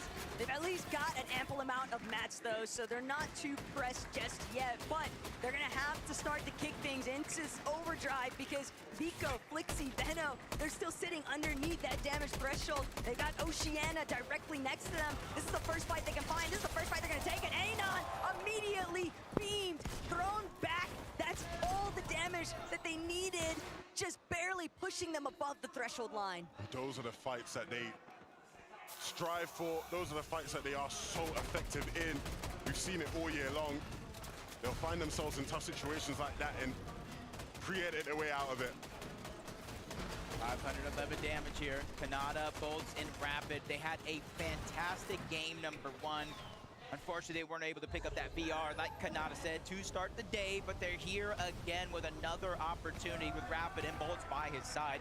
His IGL, his Fragger, that's a lot of confidence that's continuing to brew in that trio. Same here for Pickstorm and Demus. I said underdogs to top dogs. Levin, this team is probably one of the biggest surprises in EU, right? Yeah, these guys have been phenomenal. We've highlighted it so much, but this is another example of a game where they're playing at their own pace. Excellent timings. I know when we've spoken to Coach Sven, he's always talked about the preparation of these guys being so important. They understand how to play this lobby. And again, this looks like a game where we will probably see them in that top 5, top 4 towards the end. Pixivania Marius, they want this. They're starting to get a little bit of posturing now. 8th zone. They're ready to maybe try and make that approach towards holding height, but it's still very early. Is this the Vanya Boo height game? Are we finally getting to see it here online? We finally got a chance here. 411 points. These are the ones that are essentially hot on the heels of that first place team. They're building out, looking for opportunities to reconnect. You see Marius focusing down that second height. It may not be an AR, but the damage is still there. But Flixie and Veno, they both go down. Vico's still 59 below the damage threshold. He does have minis, he does have some big pop, even a med miss. But the miracle thing is that Storm Surge is going to turn off. It's going to reactivate later on in this game, but at least he knows where he stands. But they were just constantly teeter-tottering for far too long on that surge threshold. Mr. Savage in a very similar position. He's just trying to get out of the low ground, but he won't get the chance. Chap falls directly after him, and that's going to be a little bit of open ground now for somebody else to try and roll through in this ultimate lower layer. But still, Swizzy, Mustache, Queasy, they are plotting for that height take. Yeah, it's never a good sign when you see a team fighting on zone transition. You want to be ready to rotate. These guys are Queasy scouting out the rotate. Where can he find an angle to use that crash pad? Gonna have to create more space to do it. That one's going to be easy. Gets to the other side with ease. He's not even distracted by the other players in his path. He knows, get to the front side of zone, control the pace, control the tempo, worry about it later. And there's very few players next to him on that side. Cammy, iDrop, Hottie going to be one of them. But on the high ground, there's not been very many teams that can contest them. Pixie, Marius, Vanya, this could be their chance to get that BR. And they get another elimination on the pump. Can they clean it up, though? I like this from Vico, though. Still just out of sight, out of mind, but he might be able to make a huge play if he can find another elimination. Said no, Vico jumped on first. That's going to be the dream ending here in Game 8 for Veno's team, but Alex resigns. They've just got a little bit more time, a little bit of an extension here. They're going to take the crash pad frontside zone, but lower layers have already established themselves. They've got to be careful of not getting chopped out. Pixie, Darm, Demus, waiting till the last second, crash pad into the front side of zone. Swizzy, Mustache, Queasy, they have the materials. They did not play for the high ground. They're okay being down low in the dirt. They know they're the most dangerous team at this event, especially if you run into them. Kanata bolts, rapid, scrambling around, trying to heal up. The splash is coming out, but that's the last of the white heals that Kanata has in his inventory. Up above, there's a team trying to put pressure down. You see them scrambling and forcing them to split up momentarily. The respect, though, from Queasy to still make the commitment towards the low ground. Meanwhile, Bolts, Kanata, Rapid, just doing everything they can to try and keep themselves up and in the running here. But iDrop, Cammy, they're still looking to break through. They recognize there's an opportunity here. There's a team that might be weak, but they're shooting into a box that nobody's even inside. Those put into the south, they got lots to figure out. Swizzy, Queasy now as a duo. We've seen them dominate from the skies, but how good can you guys take it? Swizzy wants it, looks to chop. Pixie, Marius, Vanya, they've held on well for now, but this is the hard part. Can they continue to hold on as the 11th zone ends? See the double pump coming out from Marius. That's not going to deal a ton of damage or even pressure. Marius is dropping down along with Pixie, staying to the backside of zone. They're making sure nobody can flank him as Bolts takes down Cammy. He is a solo champion on land before in third parties. He's looking to have a masterclass performance here. 600 points. Swizzy is just trying to keep them going across that finish line, scrambling in and outside of the zone. The slurp juice just a little too late. He just can't do it. Storm sickness coming into effect. They spent so much time outside of the zone, but now Watts trouble on the high ground here for Vanya. Boo-boo. Watts still trying to see if he can commandeer it for himself. Gonna have to use the Flowberry Fizz. Probably only a matter of seconds before he might get chopped down or force the drop and enter the fight down below. Panzer, Seti, and Yapko, though, 11, they're so healthy. Yapko, they're looking strong, but can they close it out on the low ground? Demus will fall. And so now, Seti, Panzer, Yapko looking to remind the rest of the competition that they are in it for the win. Watts has no more HP to hold on. The tree will be the only thing stopping it. They just need to connect with the final shot, and the Storm will do the job. They are the favorites, but right now in Leon, you must give them respect. They win game number 7. Seti, Yapko, and Panzer. I started the day saying just a few big games away from that top spot. Frankie, they're just a few games away. On your feet, boys, on your feet. Seti, it felt like it was just a matter of time before you got your victory royale of the 2025 Fortnite Global Championships. How did you manage to do it from the low ground? I mean, I just have the best teammates and we have very good chemistry, so it just works. But the chemistry has come so quickly for you guys. Yapko, coming back, we talked about it earlier, from North America to Europe. Why do you think Europe is so successful here in Lyon? I don't know, we're just crazy. You are crazy, absolutely. Incroyable, mesdames et messieurs. Félicitations, congratulations for this first victory royal. This victory is the beginning of a lot of victory, do you think?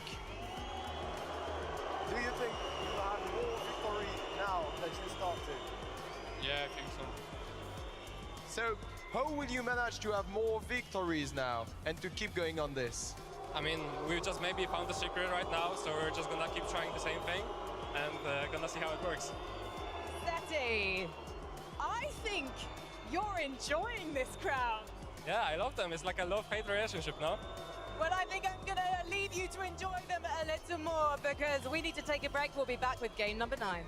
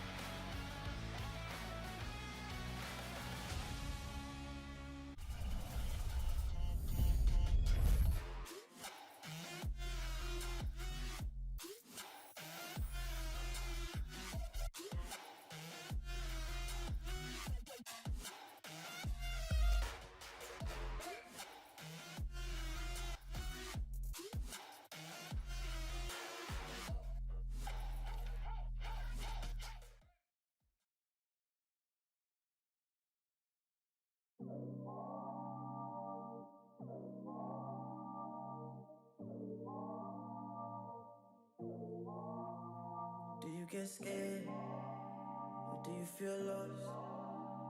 I can smell fear. I've been there before, but you made it through the storm again. You did it on your own again. Goosebumps in your skin. Do you feel what I feel? I'm waiting on you to notice that you got what you wanted. We don't got time to cry right now. Only got time to focus. 2 hits on a wait list. I was armed and dangerous. Take a shot, leave him faceless. I was armed and dangerous.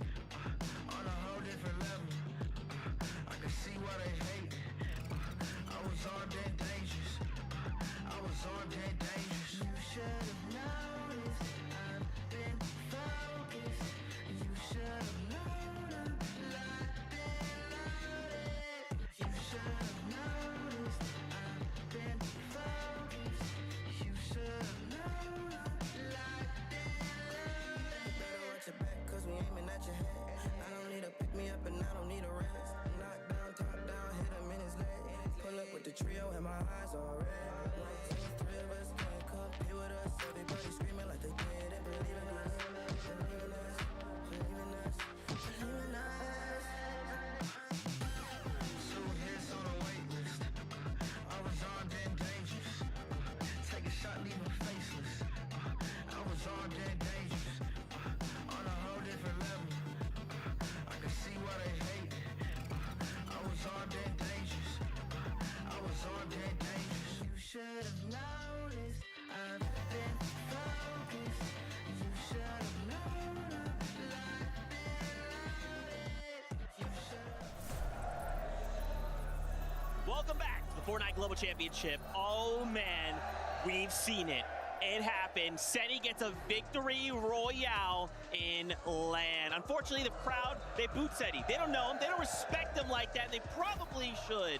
But still, for Seti and his trio, this is big, right? This is momentum, Kelly. I mean, this is huge. And honestly, I think all 3 of these players deserve all the respect. Panzer coming in here, never being in a LAN position, and now coming out on top. But really what I want to talk about, Levin, watching this team, zone 9, dead side rotate, look at the congested side on the western side of that zone. Everyone was over there and they just kind of snuck by on that dead side. And when you see a dead side rotation, that's usually earlier on in the game. But they did it zone 9 and they did it so cleanly, and they kind of avoided all the other aggression on the low ground, which allowed them to make it to the end game. And I mean, those are the type of rotations that, you know, Seti has been synonymous with in his career, right? He's always been able to execute those, especially in late game scenarios. I think the big thing with this team is, again, they had such a strong start yesterday. A lot of people sort of would have looked at them and gone, are they going to keep it going again today, right? Can they really get a foothold in this competition? Seti showing right here, he's here to stay. He won't let that crowd affect him.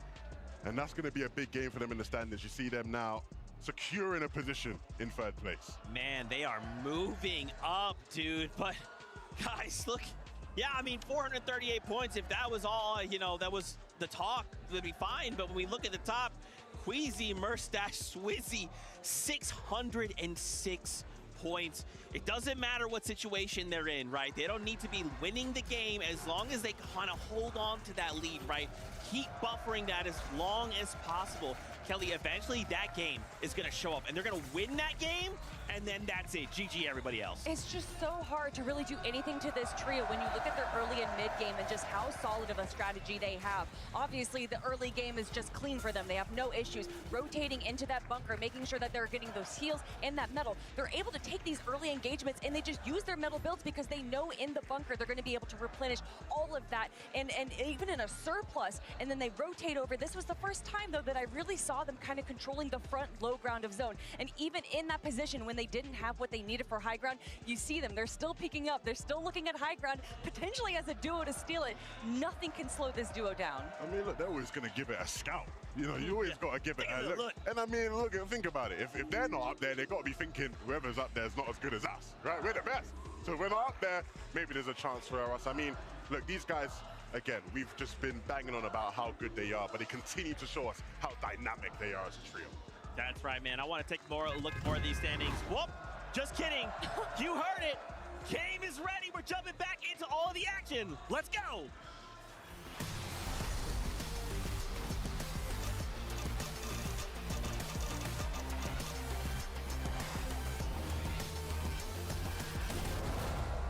just when it looked like teams would get a chance to catch up, they have another phenomenal game. Even without wins, it's looking like teams aren't able to slow down the masterclass performance of Queasy, Swizzy, and Mustache. It's almost gonna take somebody or a full trio or more to take matters into their own hands. We've still seen a little bit more of a stumble, though, from Queasy's trio in terms of managing those end-game instances, and Storm Sickness has definitely played a heavy part into how they're able to manage some of these moving zones. But right now, we gotta worry about what's happening with Prodoxy. Tayson, Atris is gonna be the first one knocked. Prodoxy knows, though, he can't afford to let up the pressure anytime soon, but he can't get close either. He doesn't have a shotgun. He's only got this hammer assault rifle to work with. Pablo, Chino, Prodoxy, though, because of that initial knock and elimination, they're gonna have the advantage here. Pablo can't get overhead. Tayson and Chicho are scrambling. Chicho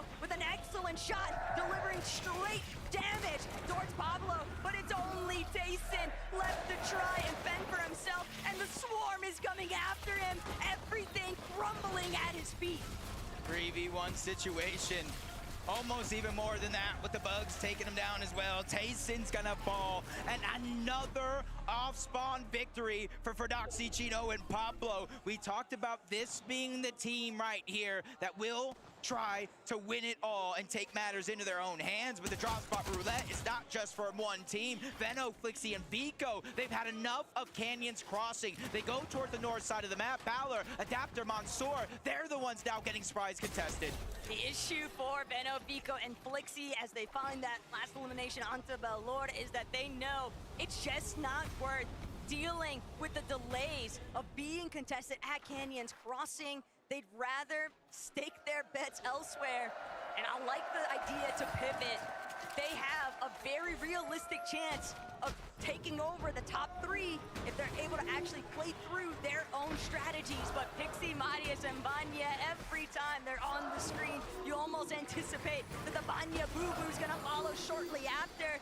Marius, just what a supportive teammate, tossing medkits their way, making sure that everybody has ample white heals to play tag off Surge. Yeah, essentially consolidating all of those extra heals into one spot. Clixie, Amzo, Higgs, and even though Supernova Academy uncontested, they're sticking to the plan. They practice up until this point. They land over towards those RBs. They get some chests, but most importantly, it's how quick and fast you can kind of max out your brick material. And then they go right back on over to Supernova, where this time it's a little bit of a hot drop. Extra loot over there, but Epic, Paper, Victor B, that just wasn't a one-game wonder. They're going again at Cammy and iDrop. Hottie's already out, and that gives them a huge advantage. A momentum shift, confidence at an all-time high, as Victor V looking to go toe-to-toe with Cammy there on the other side, fighting for pieces, knowing he has his teammates behind him. He's ready to go all in. Ever since Victor V was able to shut down Peterbot in the first lobby of yesterday, Jacob, it seems like he's been playing with an all-new level of confidence, and that's the most lethal kind of confidence a player could possibly have. Victor V still looking to close in onto Cammy and iDrop, barreling at the walls here, and Paper directly underneath. It's a lot of pressure, and there's nowhere to run. That is until Pump possibly decides to enter the exchange directly overhead. Victor V closes off the back wall, though, but he's scrambling. The fragger is down. It's all up to Epic Whale and Paper to recover this. The aggressive nature coming out of Pump. He's the one that locks in and gets a lot of the damage and eliminations. He was the one, that one major three, forcing that spot to roll down to Victor V, Epic, and Paper, but at least two of them are still alive. The IGL, the 6-time FNCS champion, and with iDrop, Hottie, and Cammy rotating out of this, they have a chance here. It might not be a massive one, but a chance to survive, get Victor V back into the game. But you can see on the minimap, the zone is kind of telling. It might kind of center up this game instead of leaning one side to the next, but it's all about that north or south pole where these teams are going to have to rotate quicker than ever. Different scenes for Chino, Prodoxy, and Pablo. Ever since they won that initial battle at Rangers Ruin, had full control of the Swarm. Now they're getting the priority access and double the trouble. Gonna enter the conversation. I feel like that was best case scenario in terms of exotics, considering their playstyle. Yeah, Slapberry Fizz could be good, extra heals. Yeah, a Wrecker Revolver, the exotic could be good. But the way these guys fight, 2 different one-pump shotguns could possibly change the game, especially since they ended yesterday with a win and 19 eliminations. They're trying to channel that. Arc continues to take the fight towards the north side of the map. Goofy, Vortex, and Mountain, they're the ones they had enough of throughout the day. And Arc, yeah.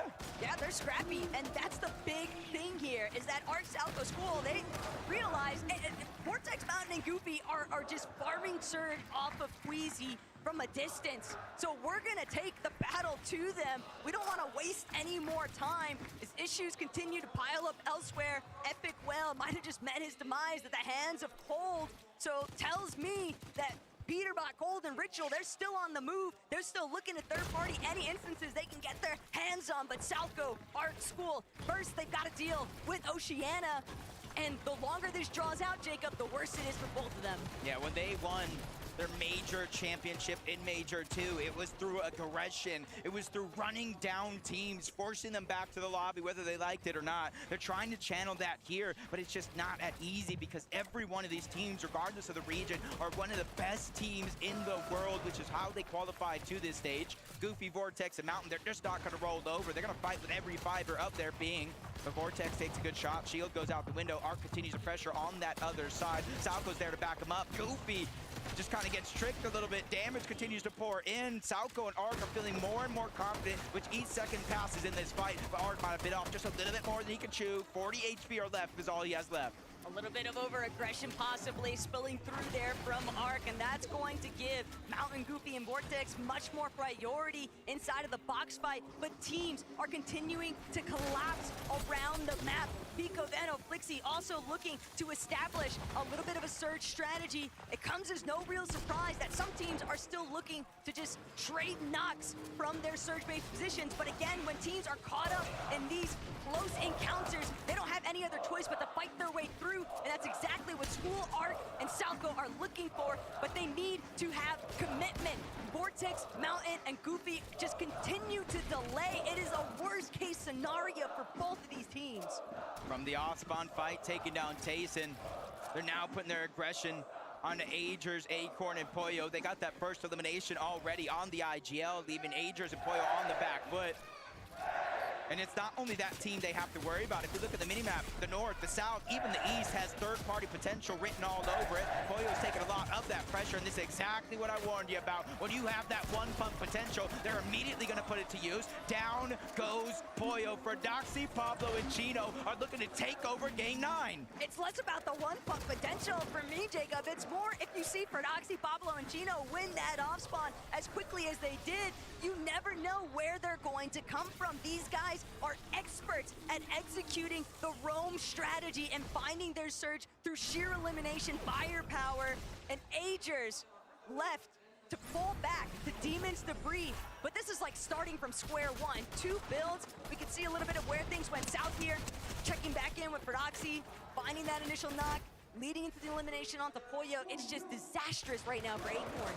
Not just them, though. No Savage, he was knocked. Chaps are trying to get back into it, but he's going to fall as well. Him and Reason just go down to Snowy and Sod. Ryu, he was eliminated early on, but they have to watch out. The third party's now looking to crash. They know, they heard it. That's Reed Cooper and Curly trying to make up for lost time. They were able to get the revive off, but saw just a sliver of HP, looking for survival. The launch pad comes out, so they have to abandon ship. Cooper sees it into the sky. This is his only chance. They cannot let him survive because they need the points. They need the surge, and they're going to grab it all. Curly and Cooper, just the perfect tag team to nail those players. The moment that they try to escape, third parties are just so vicious, and it's crazy to think, Jacob, at how much action has really taken place inside of the Storm. Oh no, I saw what happened in the feed, but now we get to see it here. Flixie down. Vico's trying to fight back. He gets the elimination onto Tay. Rido's essentially going to be by himself, and you see him lurking around. Venno just runs into the brick wall. Rido is there. Oh my God! Back to back! I'm speechless. I can't believe we just witnessed that.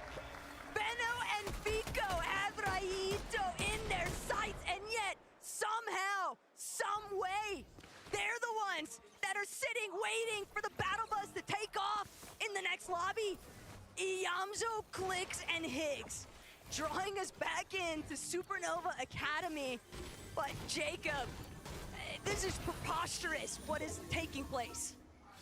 I feel like all three majors was kind of like leaning towards one thing. A lot of these towers, the surge, the trading shots, but when you come to the global championship and things don't work out, you have to adapt, and you're really seeing a lot of these teams adapting at its finest.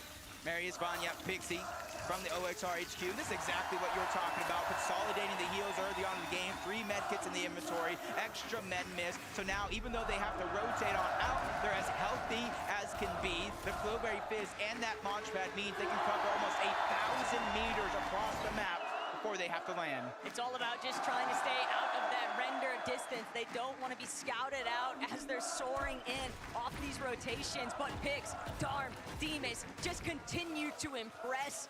You would never believe that this is their first ever LAN experience. They have played with so much confidence throughout the entirety of this weekend. It almost feels inevitable before they find their victory royale.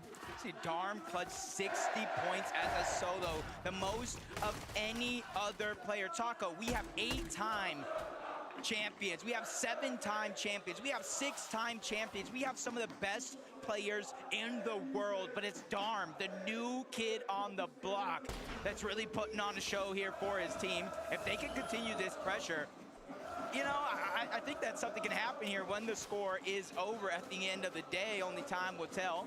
Anon, Resign, and Alex, they haven't moved away from their drop spot too yet. The zone has kind of helped them out, but now they're going to get a farther pull than they've ever faced so far. And the only big question, seeing nobody else really around them, is how much surge do they have? They'll at least have that rip pod incoming, a little bit more resources, a little bit more utility that they can possibly utilize. But heading towards the top of this mountain range, Anon bound to have spotted out those players a little bit further east from where they're located. So you have to anticipate that there's going to be a team possibly looking to set up a crouch sneak play. You can never be too careful. You got to check every single corner in day 2. Kanata Rapid Bolts rotating on over, trying to get as close to the center of the zone as possible, give themselves a little bit of elevation to work with, not too much. They don't want to be kind of the focus of the lobby overall. Seti, Yapko, Panzer, same thing for them. They already got their mountaintop. Just at the edge of the zone, though. Seti's using that bush to his advantage, not even a full box. If you don't respect the player, you've got to respect the gameplay. Maybe Seti can win over this French audience. Maybe he can be an honorary, nominee for somebody to cheer for here, because they've really been playing lights out this weekend, Jacob. They deserve a little bit of credit for what they've been able to put up. But right now, it's all about Anon, Alex, and Resigns trying to shut down Seti, Panzer, and Yapko. They don't want to allow him to find any sort of rhythm. Yeah, it's going to be tough, though, because you saw that stat. Yapko, with 2 different versions of the AR, he has the most damage in the lobby, making sure that they can play these games out with flexibility. They can play these games out with space and positioning, because he is making sure they are almost always above that Storm Surge threshold. And it comes from positioning like this. Remember, Taco, they land at the Kappa factory all the way towards the east, so they're making their rotations a huge focal point of their game plan. As we jump on board, Clicks, Higgs, and Iyamso still rotating in from the north side of the map. They're being trailed by King Phaser and PHSin, which is not a comfortable feeling, because King Phaser and PHSin love to fight. And it's not only that, but look at how much material they've been having to burn on their way in. Not only that, but they're also just announcing to everybody else inside of zone already that's looking back, oh, there's walls going up. Oh, there's definitely at least one team approaching us from the flank, so they don't even have a chance to try and even posture more towards the inner section of that edge of zone. And Phaser King PH in, that is the last team you want behind you because for the reasons you just mentioned, Jacob, they love to fight. And they do so as a full trio. So it's almost like a hope for Clix, Yamzo, and Higgs, or any other team positioned nearby that they're above the damage threshold, because that's one less aggressive team that you do have to worry about. But you're seeing when it comes to our top 10, 2 more teams have went down. Still got Malibuca's team alive, 332 points. He's only 2 points down from 8th. 2 more points after that for 7th. A little bit more of a run to get into the top 6, but with that player and team already down, it's a realistic chance. Uncontested has proved to be fruitful, but oh my gosh, the Daxter strikes somehow, some way. Panzer, Yapko, they're both down. Seti, the invitational champion, has to figure out a way to fight back, but that Trade's on the other side. Visual diminished, they have to be nearby, and especially now more and more teams are closing in on the distance. Seti has to figure it out, and he gets denied. There's just nowhere left for Seti to run, and France is going crazy. Watching Seti be eliminated, but the action isn't done just yet. Anon resigns, Alex still overhead. Underneath, Buyuriru and Wixie, they're trying to prevent Braid's visuals and the Minish from actually leaving this territory, but for how long can they actually stop them? The moment that they move out of here, Visuals bound to take notice. He's immediately trying to apply a little bit of additional damage, maybe get some good shots up, but revisiting what was going down with Clixie, Yamzo, and Higgs, they're actually gonna be the ones to get the jump onto Asia. Razzle, a little bit too isolated, and that's gonna be an immediate knock into the elimination. Yeah, Razzle got frazzled by Clixie, Yamzo, and Higgs, but they're not giving up. And this is a change-up with another knock. Elimination going over to Yamzo. It all comes at a cost because Clix goes down.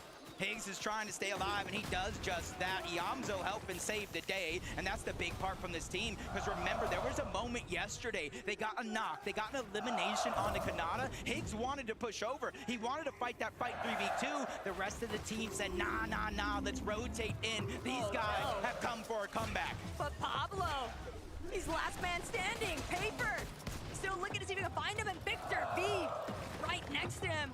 Pablo so deeply tucked away into a corner, but he doesn't have a whole lot of options to escape here. Immediately charged in, but Paper, what a shot! He's gonna be put down into the dirt. Victor V is gonna be able to revive him. A nice clutch by their fragger, but that was still insanity.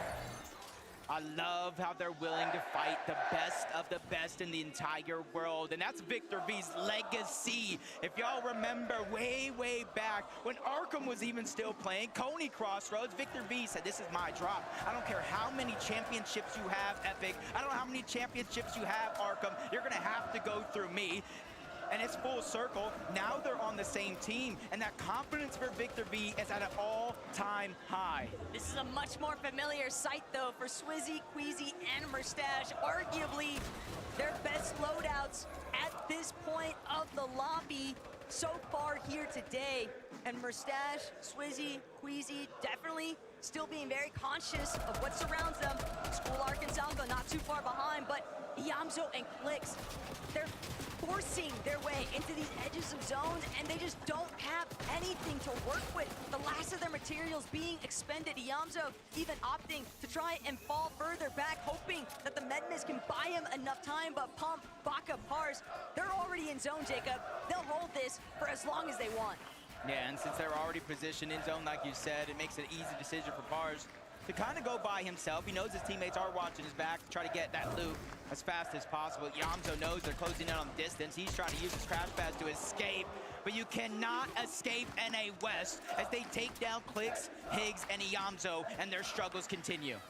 Just asking for way too much for Yamzo to wiggle his way out of that one.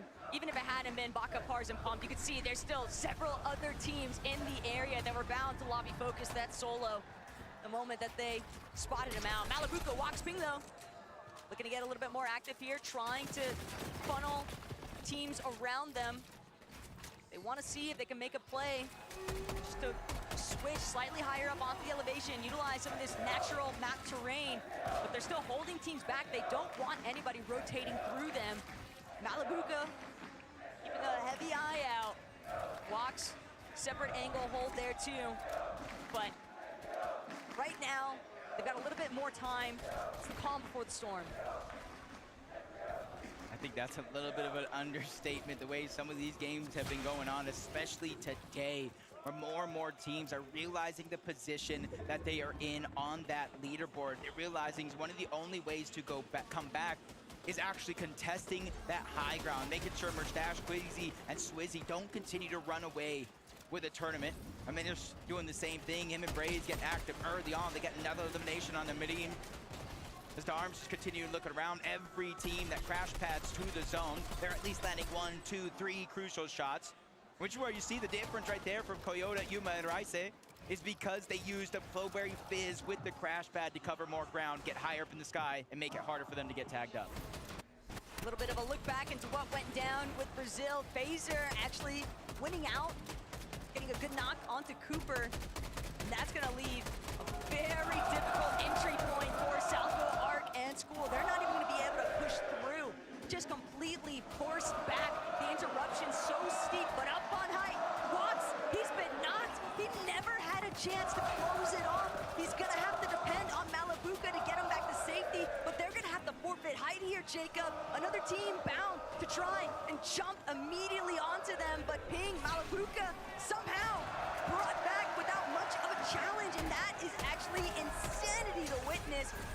And it's Surge underneath, that's the real problem. It's not just Surge, it's active Surge on top of that. Alex and On resign, they're trying to rotate away. They get some shots, but they're still 160 below. Every 7 or so seconds, 25 damage pours out, and you don't get knocked. You get straight eliminated. Crash pad, Flowberry Fizz, they're doing what they can to rotate towards the zone, but it's Queasy, it's Quizzy, it's Mustache on the other side. M8 versus M8. Malabuka has no choice. 128 below the damage threshold. Queasy down, Swizzy, a sliver of HP. It's all up to Mustache. But Mustache knows how to play it through as a solo. He can maybe clutch up big time here. He just needs a few more placements to continue in first place. Malabuka walks, Ping still underneath that Surge threshold. They're trying, they're so desperate. Everybody around them knows it too. They're not trying to allow the opportunity to let these guys break through their builds. But Mustache is a solo. What more could you possibly do?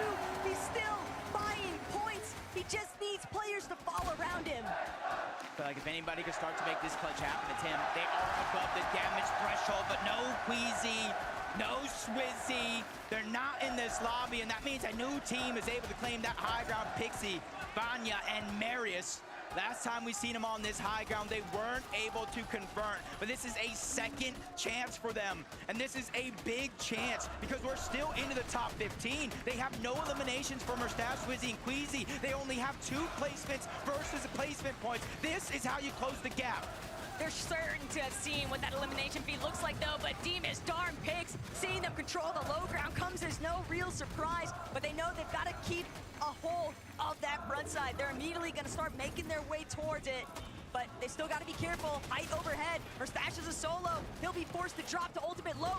Malabuka creeping directly underneath him, but Mustache, he doesn't realize it. He only has 6 builds. He's trying to conserve as much as he possibly can. He's just so quiet in the background. Yeah, he's kind of waiting for the zone to force him out, let all these teams bypass him on this rotation, and hopefully try to get some sort of a sneak attack. Peterbach holding Ritual still alive in this game as well, but their material count rather low.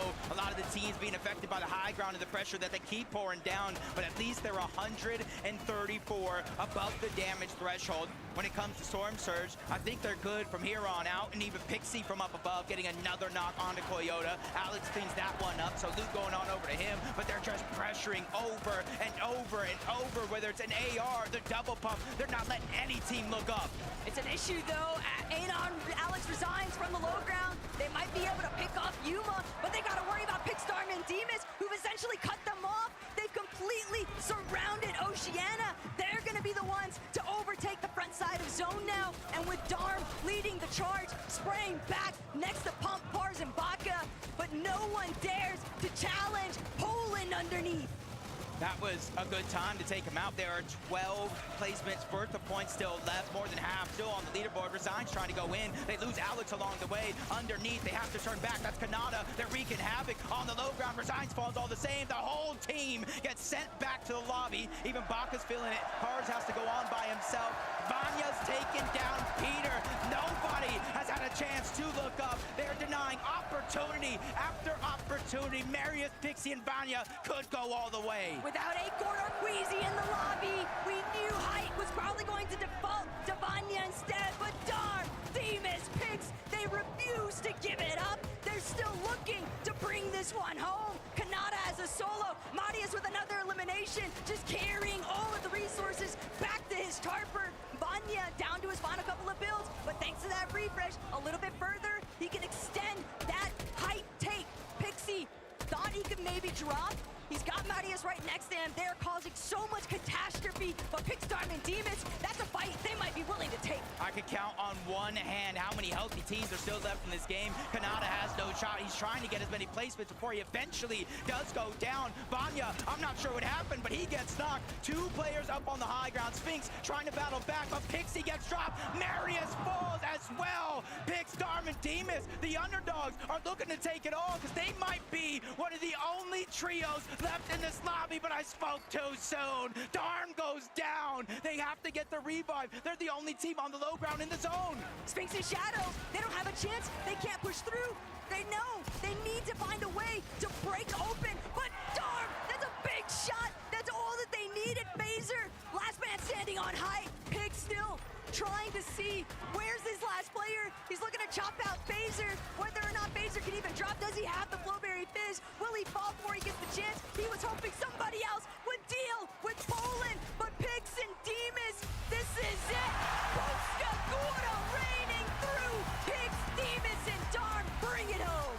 From underdogs to top dogs. And with Queasy, Swizzy, and Mustache going down early, that shoots them straight up that leaderboard. They look like they have been here for years. Frankie, we need to know their secret. I don't know what their secret is, but I have to say, all year in Europe, we've been looking at Pix, Darm, and Demas. This trio that seemingly came out of nowhere and have been impressing us ever since. I mean, this has been just an incredible event for you so far, Darm. Yeah, it was incredible, to be honest. Like, I mean, it's our first Globals and we played this good. It's crazy. And tell me how you've worked on your game through the year, because when we first saw you competing in Major 1 as a trio, you were so aggressive, and now you know how to not over-aggress. You know how to play the game right through to its end. What have you learned along the way? I mean, we worked with our coach Sven, so like we learned a lot and what to do and what to not do. But he's taught you very well. I have a huge question, but just before, je crois que Avoc a beaucoup de fans ici, faites du bruit! Pix, you have a lot of fans there. Do you have a word for them? I love you all. Thank you for the support. Merci beaucoup pour le soutien, ils vous adorent. Faites encore du bruit pour leur trio. Demas, playing in Majors online is one thing, but how do you manage to achieve this success on LAN? We played the game actually like the best as we can, like, and we just won it. Do you think you can go even further and do the back-to-back? I'm sorry? Do you think you can win the next game too? We see in 20 minutes, no? We will see. You're going to have a bit of a break and a well-deserved one. Please, Leon, Havoc fans, show your appreciation. Pixstar and Demas! We have to take a bit of a break, but don't go anywhere, because in a few minutes, we're going to assess what we've seen so far.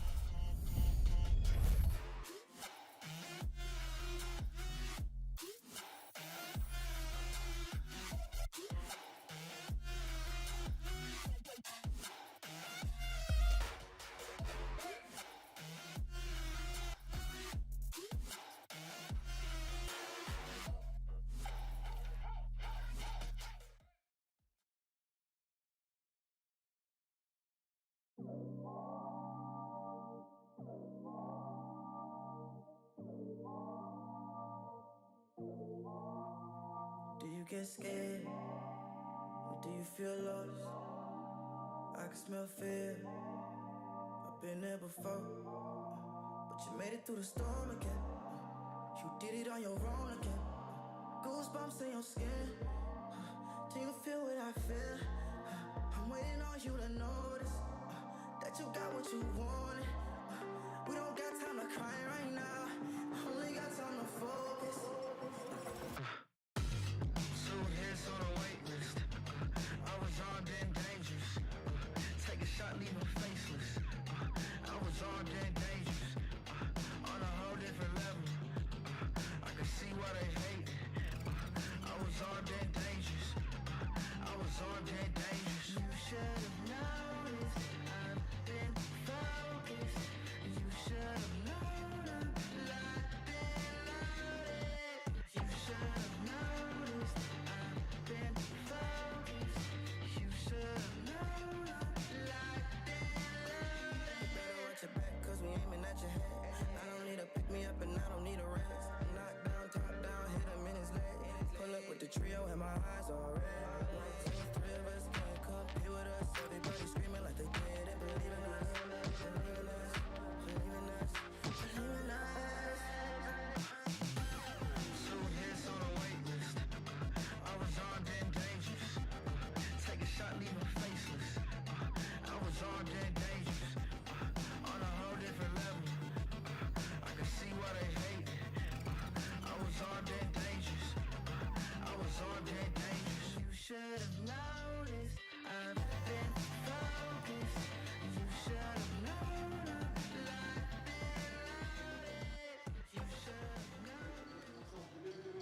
Fortnite fam, this game could not be crazier. Pix, Demas, Darm get a victory royale at the halfway point of the competition. Game number 9 going their way.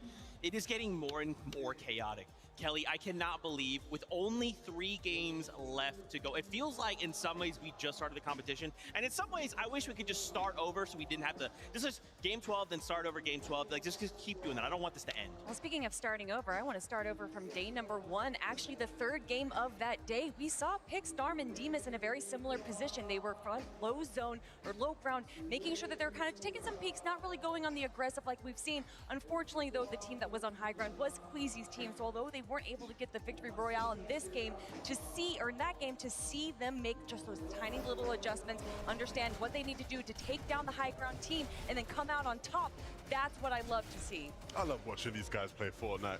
You know, and I can say that for a lot of the teams in the lobby, but these 3 in particular, they just have a poise about their game, right? They don't play like a lot of the other top teams who have been, you know, fighting at the top of the leaderboard play. These aren't a team that are uber reliant on playing high gun, but when they are on those mid and low layers, they are so devastating. You don't want to be caught anywhere near them because Demas might hit you with a shot like that. Pix might be waiting around the corner with a big 1-pump in hand. You know, Darm is always going to have something cooking.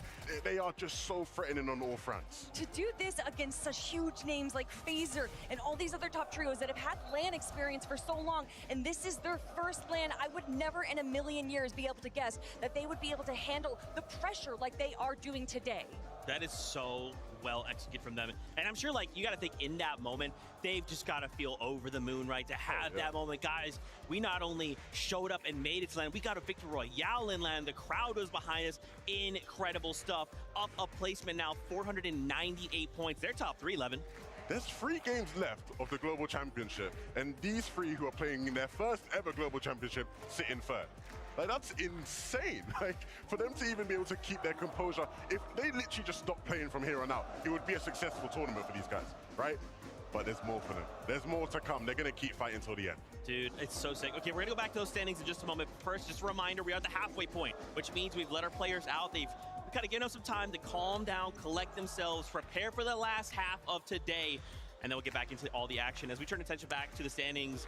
Dude, these numbers are getting smaller and smaller, right? This is going to start coming down to the wire. I also wanted to note, you know, Kanata, Rapid, Bolts, not a big deal, but moving up a place, that's right, NA. We're getting closer to the top. Well, if we're talking about closer to the top, though, I got to look at Vanya, Marius, and Pixie. The last hope to make this a close competition against Queasy, Murstache, and Swizzy. And honestly, if anyone can do it, it is this trio right here, holding down at OXR, but making sure that any opportunity they can get on height, they're going to take that away from Queasy. I'm very excited because these two teams have been involved throughout the year in EU of writing the story of FNCS majors, and I trust these two to write a good ending here today. Queasy's trio didn't have the best of games. They're going into the halftime show. It was a great opportunity for Pixie, Marius, and Vanya to start to close the gap. And although I think you could say they did a great job of taking that opportunity, there was more they could have definitely got out of that game that they'll look back on maybe in regret moving forward. I do appreciate, though, you can see that those mats are getting low. They understand that there's still a lot of viable teams in the low ground there, so they probably shouldn't be able to hold an extreme height like we've seen other trios do. So they drop down, try and get as many refreshes as they can. Unfortunately, didn't go exactly their favor, but still, I appreciate that effort. And the thing I loved, right, is obviously all the players came off the stage. Vanya walked past, still looking cool, calm, collected. He gave me a little cheeky smile. He's like, Evan, we're coming. That first place slot, it's not safe just yet, Queasy. Oh, man. Well, you brought him up. We might as well talk about him, right? Queasy still in that #1 spot, at least for now, right? Continuing to hold on. You know, again, I kind of talked about this earlier about a game or two ago, but the fact that we haven't seen them have that game yet today, right? Today it's kind of just, hey, let's just kind of hold on, let's just stay the course, let's just make sure we're kind of trying to min-max as much as we can with what we have. But Kelly, I feel like that game is coming, right? It's so funny because, you know, we're like, oh, this day, it's not going that well for them, but they're still making it to every single end game. And even when Murstache was down as a solo player, he was playing so smart, making sure that he was staying in the back of zone, making sure that he was staying in the mid ground to not deal with all that aggression going on in the low ground. Even when things aren't going well for them, they're still playing so smart. I agree. I think this is going to be an interesting sort of finish for them. Yesterday, I sort of described a lot of their games as looking very easy, right? It felt like they were playing an easy game. Didn't look like there was much challenge at all. Today, the games look tough. Like, it looks like they're playing at the Global Championships now, right? And we'll see how they adjust to that. I don't necessarily even think that we will see a game like yesterday from them, but like Kelly highlighted, they're still having good games, good enough games to keep your lead if you can stay as a trio. Yeah, it's almost like, obviously, this is us being, me specifically, being hypercritical, right? Again, we watched 3 games, 3 VRs back to back, and I'm being like, I want that again, but it's like, no, you guys are right. They're having great games. I just want to see another Victory Royale. You know we're going to come back to them. It's Kanata, it's Rapid, it's Bolt moving up. And again, if we just look from like 4th up to 2nd place, right, the point differential isn't that crazy. Kanata, he won game 1 yesterday, right? We've seen it happen. So I think as long as they can continue to kind of pull that consistency up a little bit, maybe we see a VR from them, maybe we see them slowly continue to rise up the standings. I mean, Kanata, Bolt, Rapid, they're just playing the games that they understand. They're playing a little bit passively, they're playing with the minigun, they're kind of just spraying out players and kind of hoping that something works out in their favor. But unfortunately, still not able to get into that Victory Royale situation. Kanata here even staying in Storm a little bit early, but when you have nothing else there, making sure that you make it into placement, consistency, and that is what this trio is known for. Not necessarily the elims, but just consistency. I think that they're playing the game the way that they want. I almost wonder if we have a runner close by, because I need someone to go get a Durag. I need Durag Nada on stage right now. He's NA's only hope, okay? His only hope, our only hope. Let's take a look at those standings and take a look at page #2. All right, let's see how things are going. On the 2nd page, again, we take a look. Chap, Reason, Mr. Savage, right? Not that terribly far away, and even in 12th, right? Think about Phaser, PHC, and King. That last game making it to the end game. Guys, I feel like making it to the end game is so critical. So many of those points are locked up in just making it there, and I love that from this Brazilian team, we see them get there. Absolutely. I think that the big thing is we're starting to see a lot of those teams on that 2nd page finding a bit more momentum, and it's going to get tighter and tighter.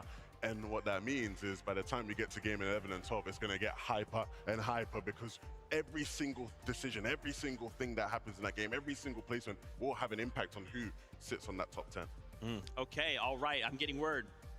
We have an interview lined up. Murstache is standing by with Frankie right now. Thank you, Mersash, for agreeing to talk to us at what must be quite a high-pressure moment. You were still top of the leaderboard with 81 points, but the games haven't been your strongest of the competition. What's been happening with the high ground? Why haven't you been able to hold on to it? So I think so many people were reviewed and going for high ground. It was obviously we knew it. I think we just need mental reset, and that's the break we need to win the tournament. 81 points from the second place. What's the strategy now for the next case? As I said, I think we're playing good. We just need mentally reset for all of us, and we're gonna play much better after the break. La simple chose à faire, c'est de reset mental, c'est-à-dire repartir de zéro mentalement, se remettre bien mentalement et repartir de l'avant parce qu'ils le savent, ils ont le niveau et s'ils le font, normalement, d'après Merstash, ça devrait passer. So how is the energy now for the trio, Mersash? Obviously, you still have the energy of the audience, but what are the vibes in the booth? I mean, the vibes are still good. We kind of went down after the last game because we died earlier, but yeah, after the break, I'm pretty sure everything's gonna come back and we're gonna win. So what's the plan for the last 3 games? Take high, don't die. I think that you are going to play out of your mind. We only get to do this once a year, and I know you're not going anywhere without a fight. Thank you so much, Mersash. Good luck. Let's head back to the desk. Thank you so much, Mersash, for that time. We know this time is very valuable for these players, right? So super appreciative of him. Just taking a moment, letting us kind of get into his mind, see where he's at. Oh my gosh, we only have 3 games left to go in the Global Championship. How did we get here? How did this happen so fast, Levin? Let's rewind time. I mean, the games have just been so good. And you know what they say, time flies when you're having a blast. Looking at what Mustache said there, Kelly, he talked about them having an understanding that this type of thing was going to happen. Hype was always going to be a lot more chaotic. There was always going to be a lot more suitors going for it on day 2. And I liked how he sort of said, there's not like an in-game tactical adjustment we have to make. We just need the mental reset. We know what we're doing. We just need to execute better. And if anyone can do it, it's going to be Queasy, one of the biggest veterans that we have in the competition, getting 2 second places in LAN already. He understands what it means to have a mental reset and to kind of coach these players to himself to be able to bring them into this mindset. I think that's really what stands Queasy above the rest. Yeah, I don't want this to end up being like famous last words, but there is no one more prepared than him for like the finishing race, right? Like you're approaching that moment in the last couple games of a global championship. Nobody has dealt with the bad side of it as much as him, right? So in theory, nobody should be more prepared for it. Interesting. That's something. Also, you said something. The fact that like obviously this is a LAN setting, so if I go in and we play a lot from home, right? A lot of our majors are remote, right? If I'm at home, I'm comfortable. I'm in my chair. I'm leaned back. Got my shoes off. Got my drinks close by. It's a lot different than being in this stadium on LAN, under the lights, under the pressure of this crowd. You make a mistake, you hear a boo. You get an elim, you hear them roar, right? It just is so different. Also wanted to highlight just some little fun interactions around we've been seeing in the map as we kind of bring up the standings. I believe it's Vico, Veno, Flixie have had quite the run here at LAN. Obviously, again, love him or hate him, Veno is a character coming out, being Veno. Vico, he's a talker. He's confident, but he can back that up with a lot of his play, Levin. So I'm excited to see what they bring for the last 3 games. Look, I'm not gonna lie. As someone who knows these guys really well, I was worried about them when I realized what the atmosphere here was gonna be like, right? Because again, they're very emotional players. In the case of Vico and Veno, at times they can allow some of these things to get to them. At times it's been difficult for them, but it's good to see that in moments in-game, they're not allowing that noise to really get to them, right? They're able to stay locked in. This game, unfortunately, was not a great example of that. Raito really just put them to sleep, put them to shame. So again, I think like Mustache's trio, this break will be huge for these guys for a mental reset. Yeah, definitely. And, Raito there has got to be feeling good representing the smaller regions here, especially to take down someone like Veno, Vico, Flixie, who have kind of put a little bit of a target on their back. You know that the audience loved what? No, yeah, a little bit, just a little bit. I never noticed. I like that. Guys, I'm getting word. I want to head on up to a little interview. Benji is standing by with Gotaga. What? Eh oui, les amis, regardez, je suis en compagnie de quelqu'un ici que vous connaissez bien. Eh oui, Coco, oui, Gotha, je sais que tu adores ça. Gotha, j'ai J'ai entendu dire que c'était un jour un peu particulier pour toi aujourd'hui, non? Oui, on va être champion du monde, c'est pour ça. Et non, je parle évidemment de ton anniversaire, Gotha. C'est aujourd'hui l'anniversaire de Gotaga. Eh, c'est quand même pas mal comme anniversaire pour l'instant. C'est vrai. Et mes joueurs peuvent m'offrir le meilleur cadeau ever le jour de mon anniversaire, donc c'est trop bien. S'il le fait, c'est vraiment le meilleur cadeau ever, clairement. Oui, totalement. Bon, comment ça se passe pour vous pour l'instant, cette finale, ce cast avec Squeezie, Brox et Nikov, tout ça va? Ça va bien? C'est incroyable, là on commence un peu à stresser, on a la pression à chaque bus qui part, et non, c'est ouf. Le public, la France, les fans de Gentlemate, les fans des autres structures, un grand merci tout le monde. Vous êtes énormes, vous faites rayonner la France à l'international, les gars. Merci pour tout, vraiment. Dernière question. Il n'y a plus que 81 points d'avance pour le trio de Merstache. Est-ce que ça va le faire? Est-ce qu'ils vont aller au bout, Gotha? Je pense qu'ils vont aller au bout, et au pire des cas, c'est Vagnac. Donc voilà, les gars. Voilà, on est trop bien. Les gars, du bruit pour Gotaga, Squeezie, Brox et Nico. Encore un joyeux anniversaire, Gotha, mais c'est pas le seul. On a d'autres anniversaires à souhaiter aujourd'hui. Et le prochain, bah, c'est avec Frankie. Frankie, it's your turn. Merci beaucoup, Benji. From one birthday boy to another. Amar, what's it like spending your birthday with an incredible arena like this? It is actually amazing to have this kind of birthday present. Gotaga, my friend, bon anniversaire as well from here upstairs. Gotaga and gentlemen, thank you very much. It's actually insane.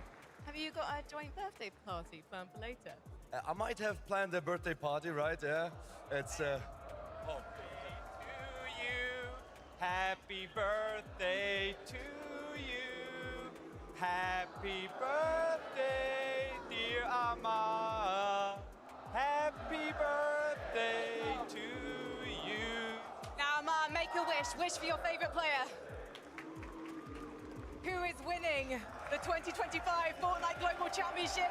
We don't know, but it will be whoever Amar wished for. And he's going to tell me in just a moment. Okay. Can I just do one thing quick? Absolutely. Gentle! Gentle! Gentle, gentle, gentle! Let's go! Thank you very much. Happy birthday, Amar. Who wants some cake? Well, I think we're just gonna go and we're gonna go and have some cake here, and you guys enjoy this. The trophy lift's the best part of any LAN.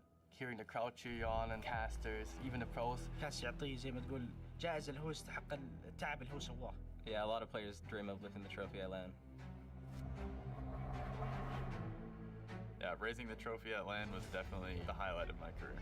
Hearing all the crowd and all the people like yelling when I walked out, like that's an experience that I won't even pay to do again.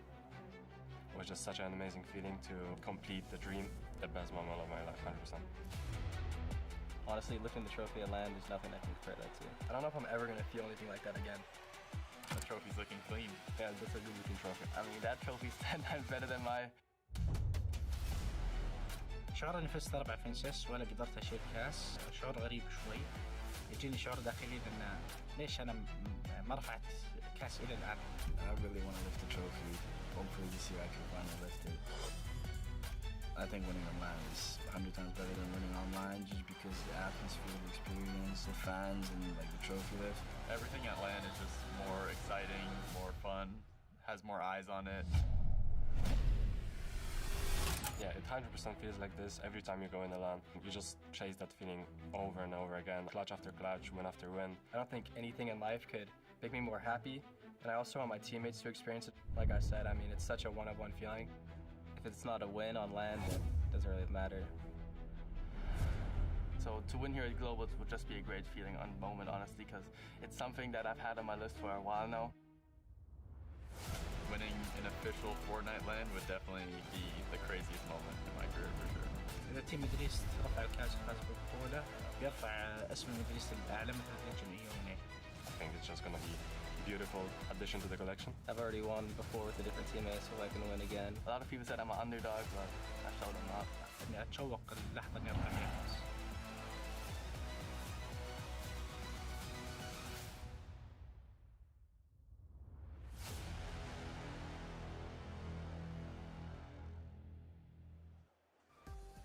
Look, we all wish we could take that trophy home. You know, guys, I'm just gonna go up the. I gotta. Someone's calling me. I'm gonna go up the stage real fast. Okay. Don't worry about it. I'll be right back. You guys just keep doing your thing.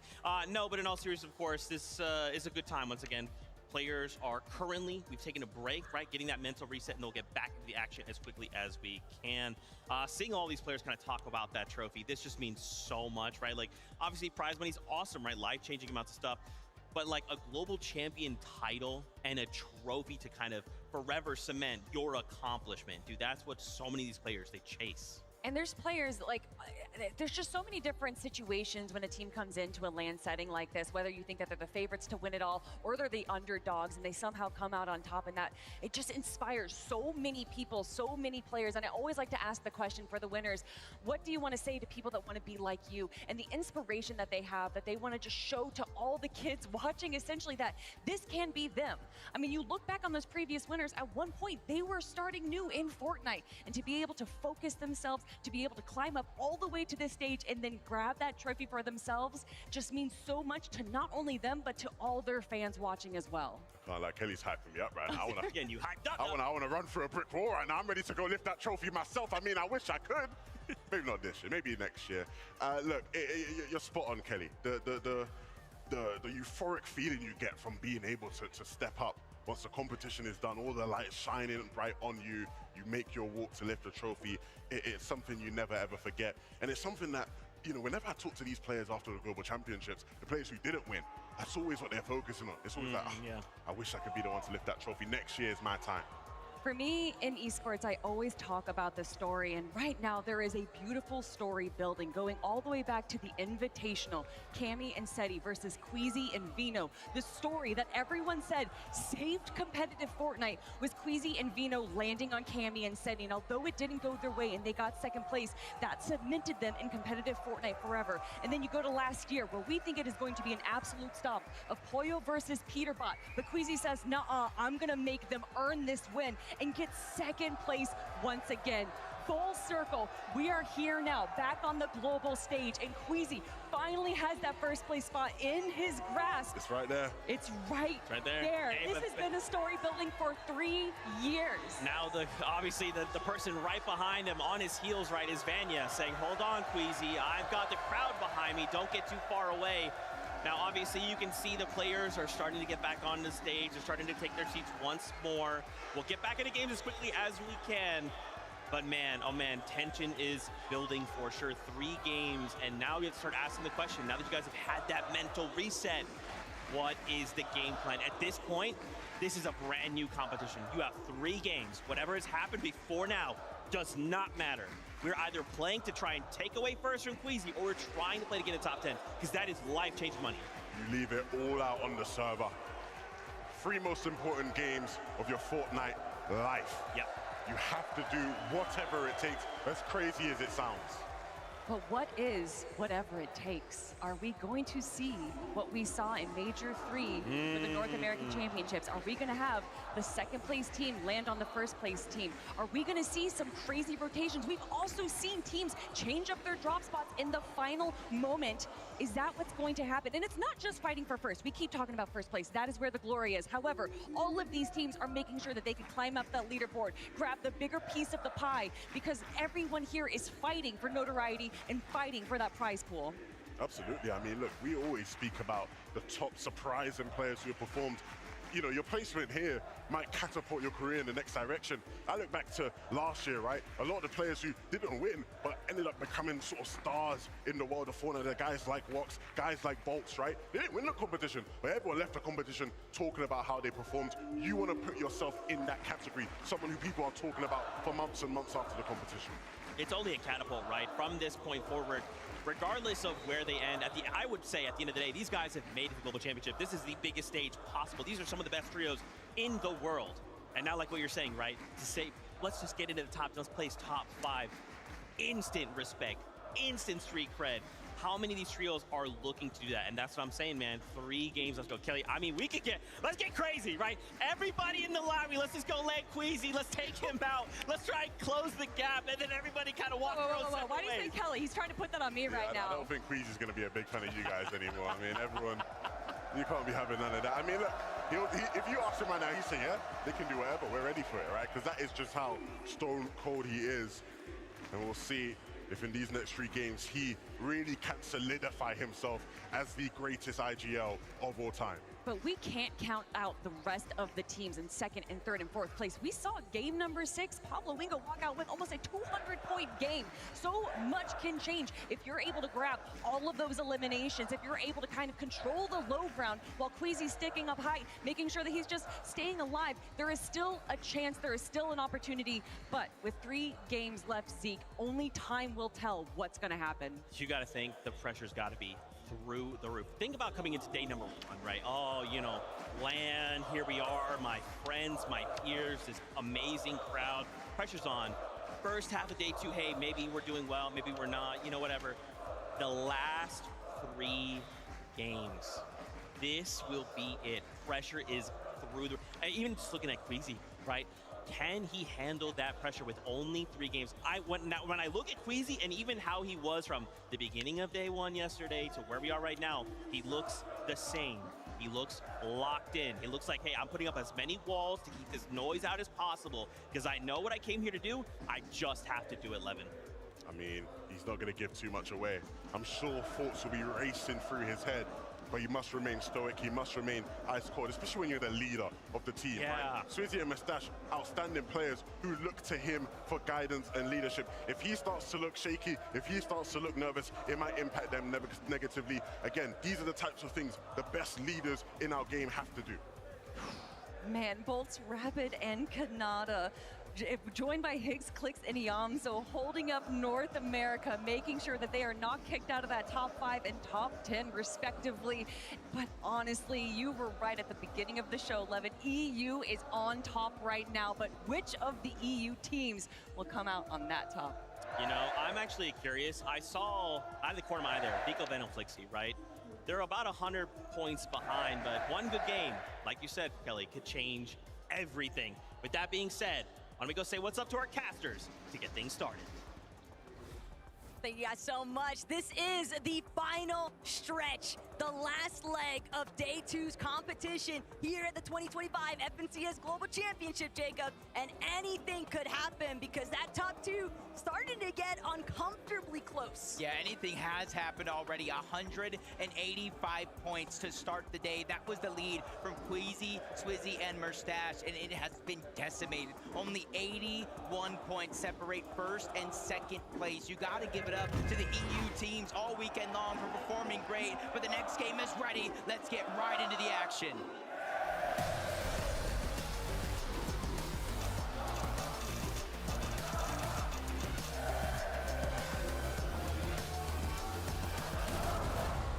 This is the starting point for where champions are really going to be tested. The battle bus taking off here in game 10.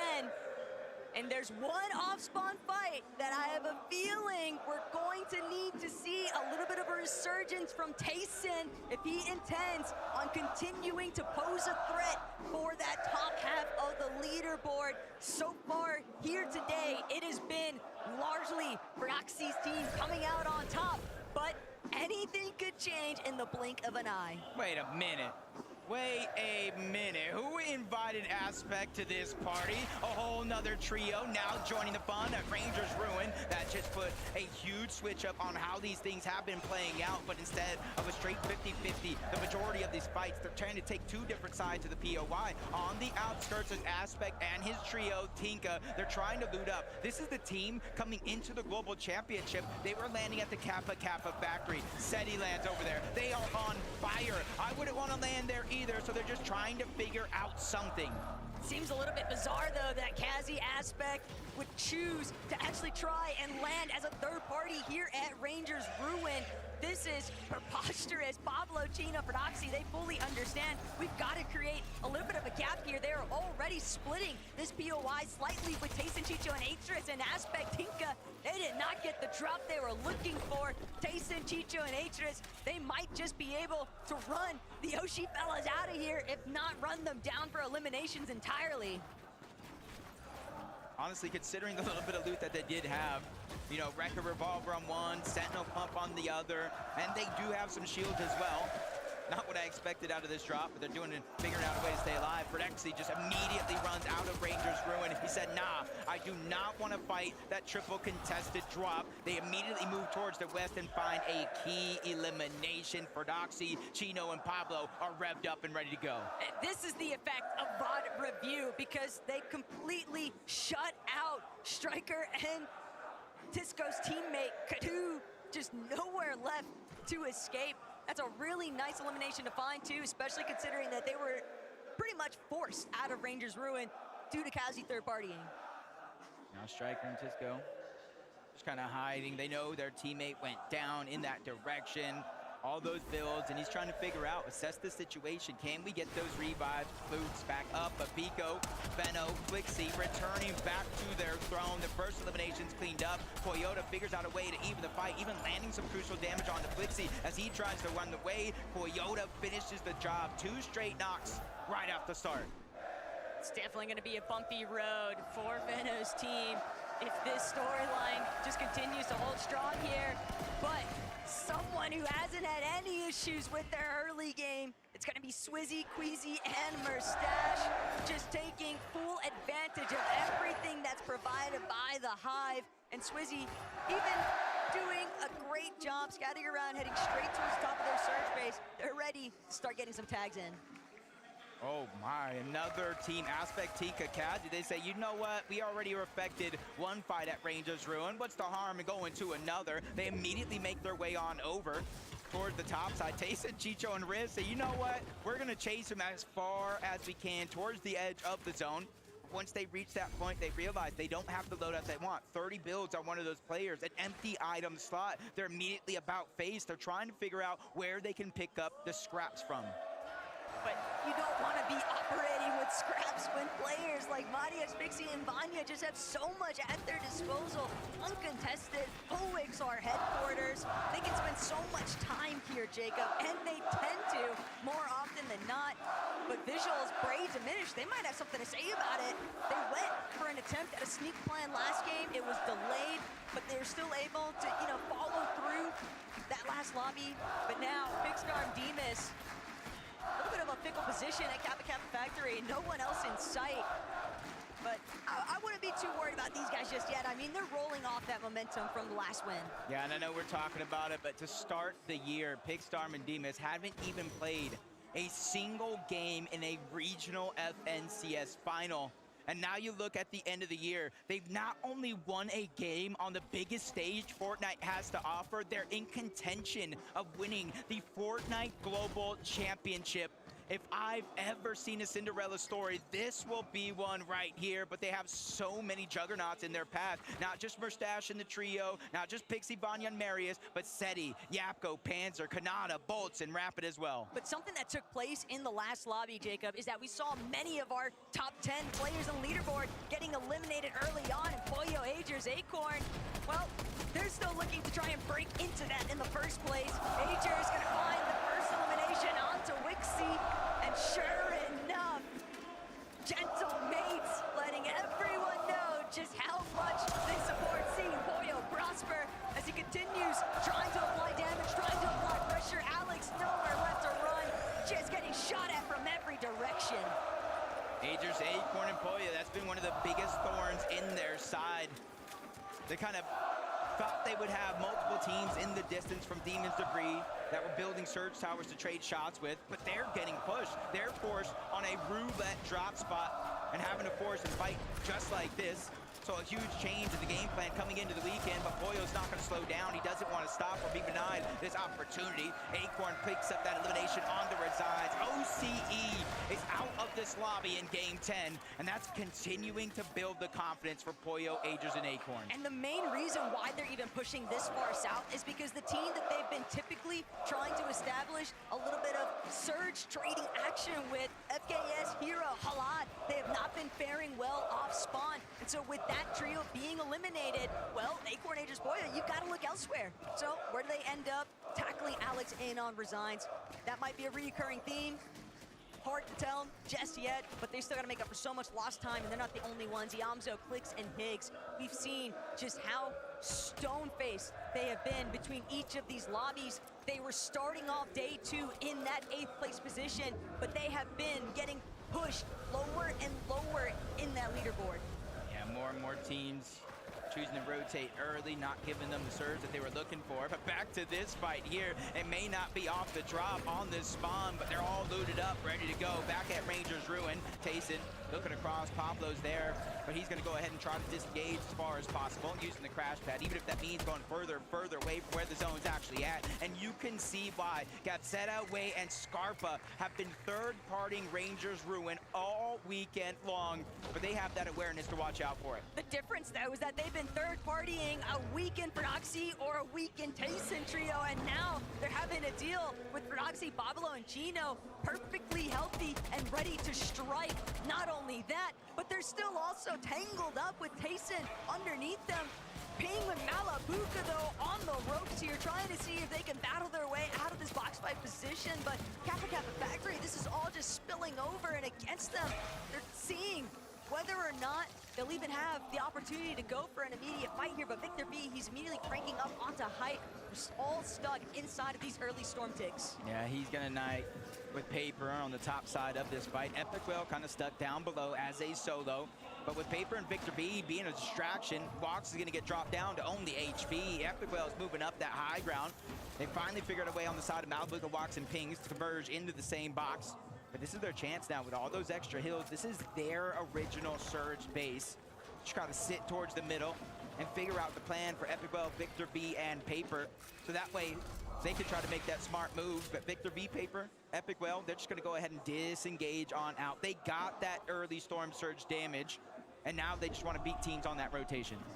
Just looking to get a little bit of space creation here. Because eventually, Ping, Malabuka, and Watts are going to have to move from this position, but might have been a little bit too ambitious, trying to just crash pad out directly in the line of sights there from Watts, Malabuka, and Ping. Of course, you're going to eat some damage in exchange. Poyo, Agers, and Acorn. Not only did they get their Demon Debris Medallion, the mythic weapon, they got the eliminations onto Anon, Resign, and Alex. They immediately moved towards the eastern side of the map. One of the only teams on this side of the map having access to that bunker, and they immediately take it. And this is where they start to replenish everything from materials to resources, their loadout. And since they're ahead of all these other teams in that path, they have the time to go ahead and continue to rotate towards the north. Same thing for some of these teams that are working their way from the top down. Savage Chat Reason, even though they are missing some shields, it's in the name of Storm Surge. Taking those shots, taking those chances, so that way they don't have to worry about it later in the game. Mr. Savage, Reason, and Chap are going to have to dig deep here, though, Jacob. They took a way too early departure in the last lobby, and having been chopped just now. Fortunately, Chap, Reason, able to utilize some of that Flowberry Fizz, their Surge base, obviously stockpiled with more than enough resources, so not too heavily in danger, but at the same time, fully aware of the fact that teams are looking to try and catch them slipping. Yeah, for that team that knocked down, even though they survived, it's like, do I invest the resources, build another Surge tower, or I just try to rotate? Chino, Frodoxy, Pablo, one of the more aggressive teams in the lobby, especially Chino. The most eliminations in all of the Fortnite Global Championship so far when it comes to individual players. And guess what? Let's add one more to that total as Gabzetta goes down, and that's a little bit personal. It's not just for the points to catch up on the leaderboard. It's not just for the Storm Surge. It's just to shoo that fly away from their picnic. That's really all it's been, kind of just that gnat in your face. They won't leave them alone, but you know what? For Oxy, Chino, and Pablo, when they've actually got some materials and a loadout to work with, this is the last team you ever want to get caught up with in a box fight because they have such a commanding presence in those aggressive instances. Yeah, here's just that. We might have missed it, but Chino's gonna make sure we do not miss all the action. That was only his first elimination. We saw this one on the Gapzetta, so he went back to back with a little bit of help from Fred. Why'd that look like a little edit course, though? He's just like, this is just another day for me. Like, another day at the office entirely. But King, PA's in, Phaser, scouting out the area. Never want to leave yourself too overexposed, but for Noxy, no intentions of slowing down just yet. Now they can finally enter this fight. Tayson has been knocked. Chino, once he gets going, it's like impossible to shut him down. And Chino, side by side, racking up the eliminations, several now to boot. That's just on his own head. For Doxy and Pablo also rocking their own individual eliminations, but they are a little bit hurt. They do have so much to bring themselves back up to full HP though, Jacob, because of these win outs on their fights. Yeah, even after taking down Tayson's team, you still see Focus, Upple, Mixon, here, Tinka Aspect, and their trio were there at one point or another, but they immediately saw what was going on and said, hey, it might be better for us to try to go to the zone, worry about Storm Surge a little bit later.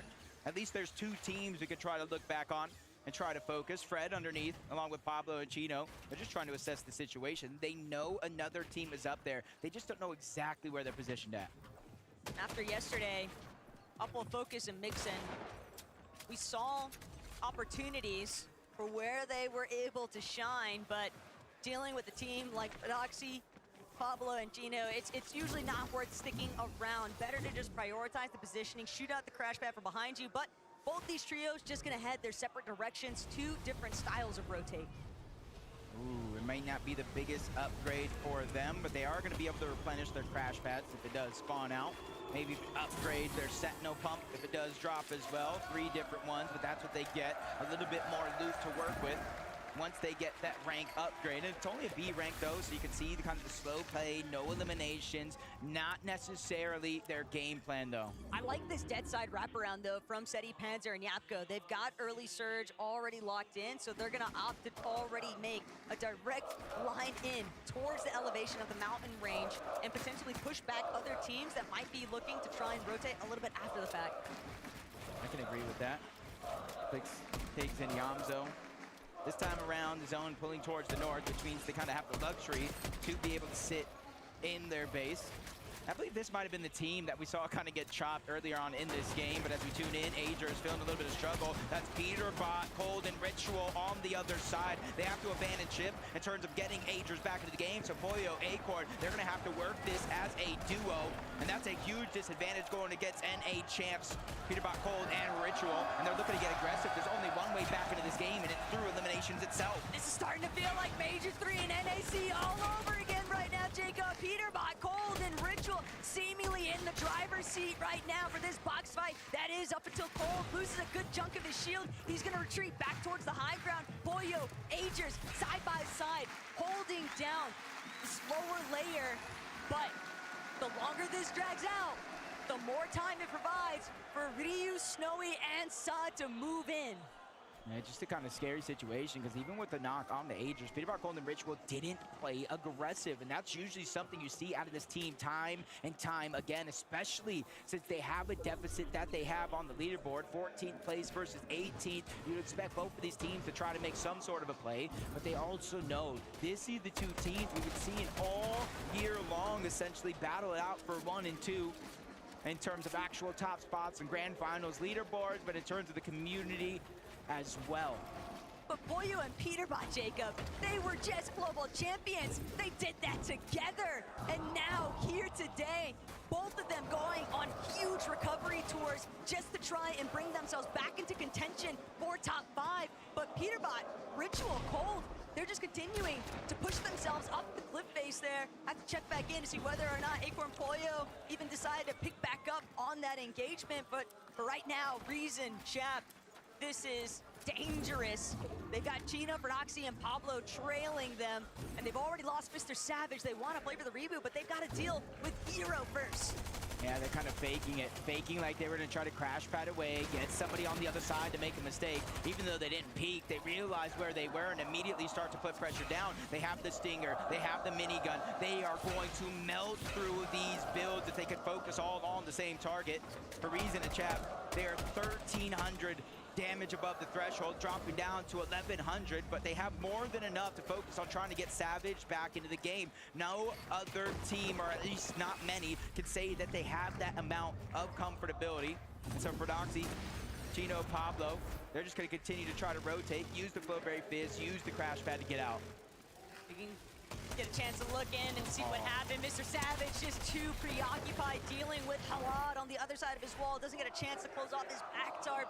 That is a big play to come into fruition there. It's going to be a huge setback too for Chap and Reason to try and bring it back. But Marius, Pixie, Vanya, they've got so much damage right now above the surge threshold, Jacob. All they want to prioritize is the high ground hold. They have made that very clear here today. Yeah, and they got a smooth rotation in. Every other team in front of them is also doing the same thing, so they're not going to be contested by many up until the point where they start to hit that line on the zone. You see it's getting stacked more and more on the south side, where more and more teams are going to have to rotate into. On the whole northeast side, there's 3 teams stacked up. Malibuca, Pings, and Walks going to be one of them. Day 2 today, their run has been impeccable. 345 points, doing their best to close the gap as much as they can, but they're kind of in a tough situation here. We talked about 3 big teams all around, ready to fight if they make a mistake. And they're all gonna rotate out first, beating Malibuca, Pings, and Walks on this rotation. Smart that they're not trying to overcommit. Talking about overcommitments, Chap sees FKS. They were trying to bring him back into the mix, but Chap taking full advantage of the situation, just bragging out entirely. FKS, the secondary elimination there, and that is exactly what Chap and Reason needed. Breathing room. Maybe we'll see Mr. Savage back in this one. And for Queasy, Swizzy, and Mustache, this is a moment. This is a moment because they've had 2 lackluster games so far. One decently well-played one, and that 185-point gap got dropped to 81. But with still an 81-point lead, it's about a game or so. They have a cushion. They just need to execute here and now. They cannot wait, because if they falter early, that's just opening up the floodgates for anybody and everybody to start to catch up. But the north side of the zone, it's starting to pull so much congestion. Clicks, Iamzo, Higgs, they want to take over the positioning that Curly, Reed, and Cooper currently reside in, but they don't even realize just on the other end of that box, Chino, Pablo, Fredoxy, and you want to talk about guys who are looking for a fight. Just look at the amount of eliminations they've already acquired by 7th zone. This is one of the few teams, it might even be the only team capable of dropping a double-digit elimination win. Capable, they did it yesterday to close out the day. 19 eliminations. This is giving me flashbacks of just that. They're moving from Clicks, Higgs, and Yamzo to a whole nother trio towards the north side of the map. That's Baka, Pars, and Pump. And they have the luxury. They can wait. They can let that team make a mistake, but you're seeing Storm Surge really start to affect this lobby. Kanata, even while he's 1,500 above, finding opportunities and not trying to let them pass. They started off the entire tournament with a Game 1 victory royale and doing their best to remain consistent ever since. NA's best hope to win the entire tournament and stay inside of the top 5. They've got a lot of surge, zone, pull, rather favorable for the time being. And being in that 4th place position, they gotta hold their own. Vortex, Goofy Mountain, it could be a real threat, but Kanata just immediately pushing them back. Don't start trying to peek our direction. Still, Sphinx, Buzz, and Shadow, they didn't get the memo. They're still willing to try and cross over, but Reason smothered, trying to see if he can live. Aspect gonna be knocked though, and that's everything for Reason right now. He needed some form of a lifeline and the life jacket from that elimination. If he can get to the body loop, but no! Another team, Mixin and Upple, they're gonna take over. And just a little bit more than those siphon materials. Upple and Mixin, just like you said, they went ahead and stole all of that loot from the other loot that Reason desperately needed, but he gets tagged up. Oh my, a turnaround 180, turns and burns to take down Kazi. And I was talking about how low of resources he actually had. Well, that siphon is gonna help tenfold. Reason knows Amar is watching. He's trying to deliver the best sort of birthday gift, and what's better than clutching up a nice set of eliminations here to keep the dream going. But Reason starting to get a little lobby focus. Some heavy hitters right in front of him, Demon, Starman, Pix, but as a solo, what more can he do? He has to stay hidden. He has to conceal himself on the backside of the zone. Mustache, he's lost his IGL, he's lost his other fragger. It's Poyo who's taken out his fellow gentlemate. Swizzy eliminated. Agers gonna come at a cost, but the double revive, they might be able to pull it off. They're gonna drop all the way down to the bottom of the mountain face, but it was too far. They weren't intending to stand themselves themselves directly outside with the zone pool. The zone pool is saving them. Yeah, the zone pool is truly a blessing for Aegis, Acorn, and Pollo, because it also stopped them becoming a focus of that lobby on that side. But with Queasy, Swizzy, and Mustache having some difficulties in this game, it leaves high ground open for none other than Vanya, Marius, and Pixie. Does anybody challenge that high ground? For Noxy, Chino, and Pablo would probably be one of my best bets, but you can see a huge amount of resources missing. 6 HP, only finding bandages, and eventually we'll go back to 2 empty slots. There's so much metal, all these pre-existing builds, and not only that, but the shift in elevation. Pixie well overhead. He might be able to even see this team scattered through the low ground. They're trying to get whatever hidden positions they can, but Proxy, he runs into the wrong box. Proxy's immediately put down into the dirt. Pablo and Chino, they're gonna have to get it out the mud, and Pablo with the elimination onto Uppel now means that they're stuck inside the building. They've gotta break out. But this is the point in time in the game. Top 17 teams still left alive. Placement points will start to click in with every team that falls and cascade further and further, with the eventual winner getting 65 points. But in the feed, you see Chino, he's going to go down. Oh no. Yep, that puts pain and hunger inside as Pix is now feeling that same pressure. He's gonna fall. Demas is being stuck by himself. He has to try to figure out a way out of this situation because they have no resources. Darm, they're separated just a little bit. No materials, and now the zone and somebody else moving in. But oh my, he does it again. Big Darm is gonna take down Pollo. And this is exactly why they are the prospects of Poland.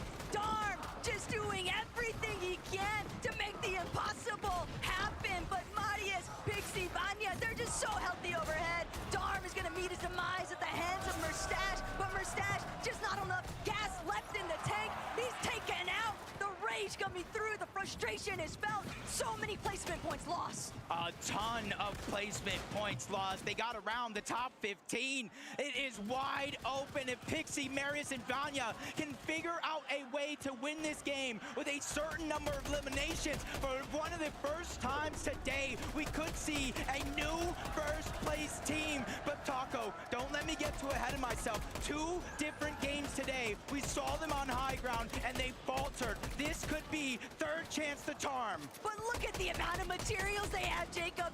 85 builds, and that's just on Marius. They are so strongly overhead. The rest of the lobby collapsing into itself. It's cannibalizing itself underneath them. They hardly have to do anything at all. Just spray, suppress, while Pablo continuing to try and push through the storm sickness, tearing away at his back. He finally manages to get inside the zone, but they've been chopped. Pixie saves himself at the last second with the crash pad, but it's Kanata. He's going up. Marius trying to stop it. Marius brings down Bolts. There's no way he's gonna let this one slide away. The win in itself is not enough for them to take first. I said they need a certain number of eliminations. Well, that's one step further, but taking that top spot, and now the pressure continues. Rapid scrambling around. He has very little builds. Kanata, he is out. Not a single material left. The splashes are running out as well. Pings from M8 trying to make a miracle run continue. 373 points. It is on him for the solo clutch to pick up these points. Queasy's just a fan of everybody else in this lobby right now. He needs someone to take out height. He needs to see Vanya Boo Boo fall from the top of it all, but Clicks still trying to heal backside his own. He's got nothing left. Storm's gonna take care of him. Vanya, Pixie, and Marius, though, refuse to budge. They're not gonna let this one slip through their fingers. For Queasy, it's like grabbing at smoke, watching this lobby try to take them down. Muzz and Shadow still giving some hope. They are a fully intact trio. There's only 3 full trios left in this game. Shadow, Sphinx, and Muzz are one of them,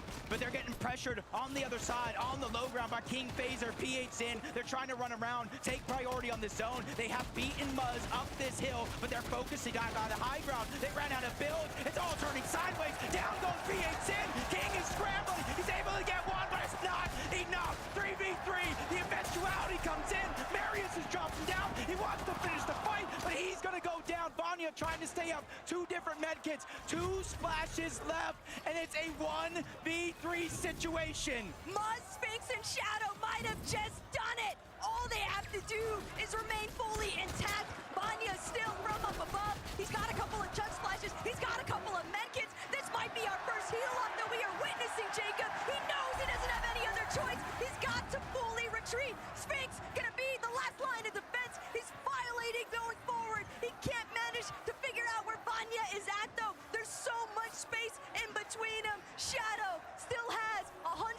left in the Medmis, but Vanya, more bandages, still has the splashes. Is Storm Sickness going to come into effect, or will Shadow manage to do it with the Medmis? Vanya scrambling, he found another medkit! Where does it keep coming from? But he can't hold on! It's completely over!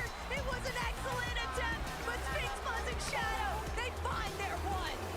You saw Sphinx right there, letting them know. Multi-region champion Muzz showing up big, and the young star, Shadow, has showed up to take a big win on the international stage. Frankie, I need to know how they're feeling. Guys, that was absolutely incredible. My favorite heel-off I have ever watched. I know, Muzz, that you went down first, but what was it like watching these two? Wait, no, I was alive. Oh, you were alive. I'm so sorry. I was literally eyes on 3 parts of the screen there. So you were alive. Yeah. What was the heel-off like? My heart was beating, I'm not gonna lie. Like, it was beating. I've always wanted to win a game on LAN, and I finally did it. So, shout out to the best IG on the world. Congratulations, Muzz. I mean, Benji. Yeah, you did it. The first victory royale on this grand final for you. How do you feel, man? I feel great, you know, I'm just happy right now. My heart was beating so bad that last game, but we pulled through. Il est trop heureux, tout simplement. C'est vrai, c'est la première, il a dit, c'est que du bonheur pour lui. Première victoire royale dans ce tournoi pour ce trio. I feel like your hearts might have been beating, but you were full on confidence. Yeah. For you, was your hand shaking, or were you just eyes on the prize? Frankie, we had this interview twice before. This ain't nothing new to me, you know what I'm saying? Sphinx, you do have form at Global Championship, but how does this one compare to Lands of the Past?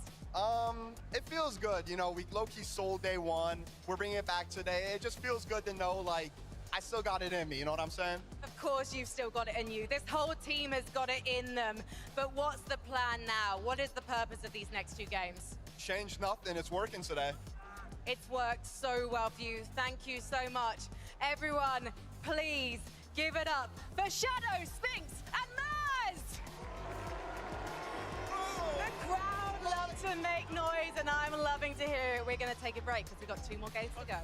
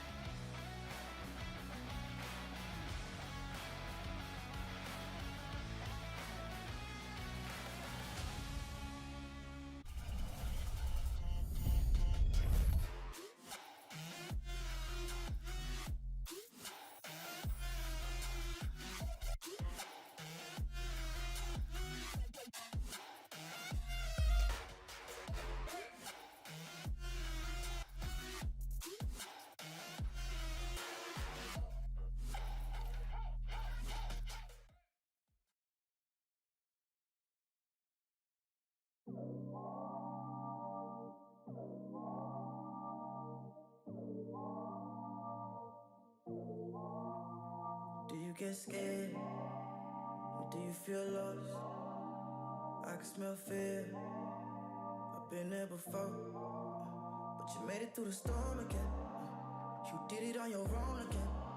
Goosebumps in your skin. Do you feel what I feel? I'm waiting on you to notice that you got what you wanted. We don't got time to cry right now. Only got time to focus. 2 hits on a wait list. I was armed and dangerous. Take a shot, leave him faceless. I was armed and dangerous. On a whole different level. I can see why they hate. I was armed and dangerous. I was armed and dangerous. You should have noticed. I've been focused. You should have known I'm locked and loaded. You should have noticed. I've been focused. You should have known I'm locked and loaded. You better watch your back, cause we aiming at your head. I don't need a pick me up and I don't need a rest. Knock down, top down, hit him in his leg. the trio and my eyes all red. Like 2 or 3 of us can't compete with us. Everybody screaming like they did and believe in us. Believe in us, believe in us, believe in us. 2 hits on a wait list. I was armed and dangerous. Take a shot, leave him faceless. I was armed and dangerous. On a whole different level. I can see why they hate it. I was armed and dangerous. I was armed and dangerous. You should have noticed. I've been focused. You should have known I've been loaded. You should. Fortnite fan, we did it.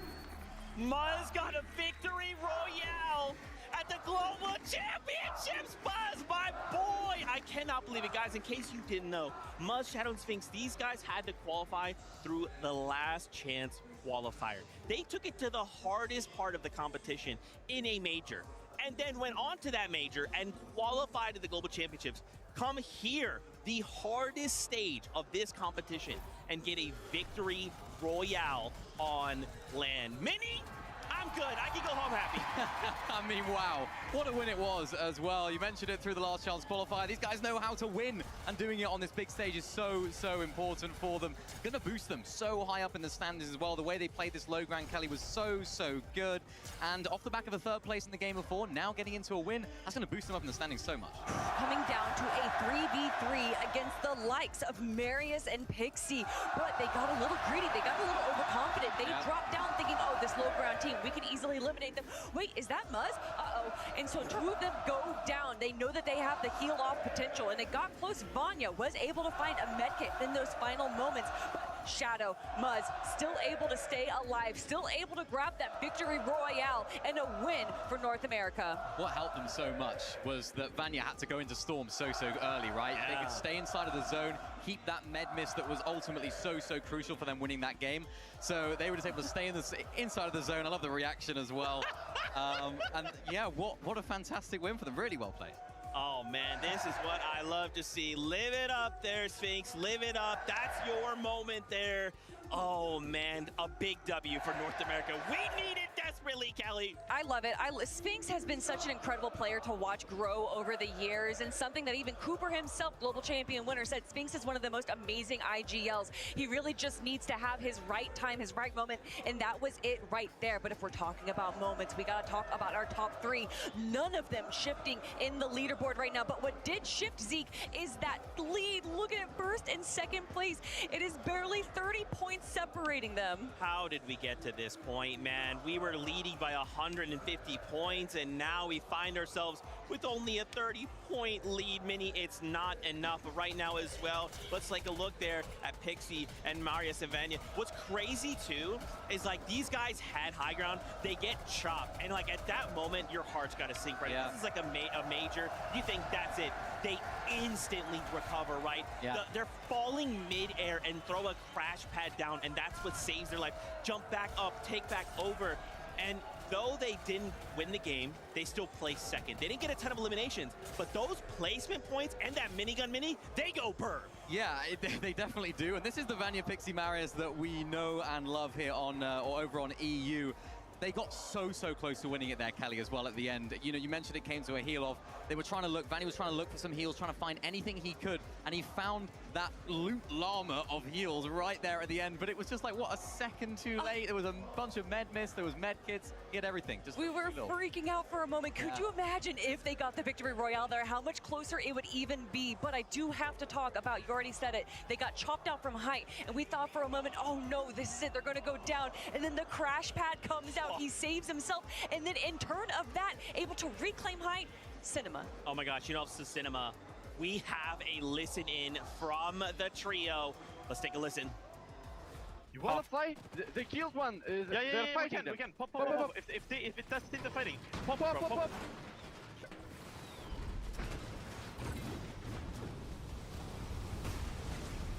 You good. 60. Mercer's died. Nice. Yeah. I got pumped 100. I'm low. I see. Healing. Let's break. Fuck. 180. Nice. I'm chilling it. Low. 60. In my box, I'm dead. It's a trio, go. No, I'm dead. I have nothing, bro. Go away to maybe our boxes.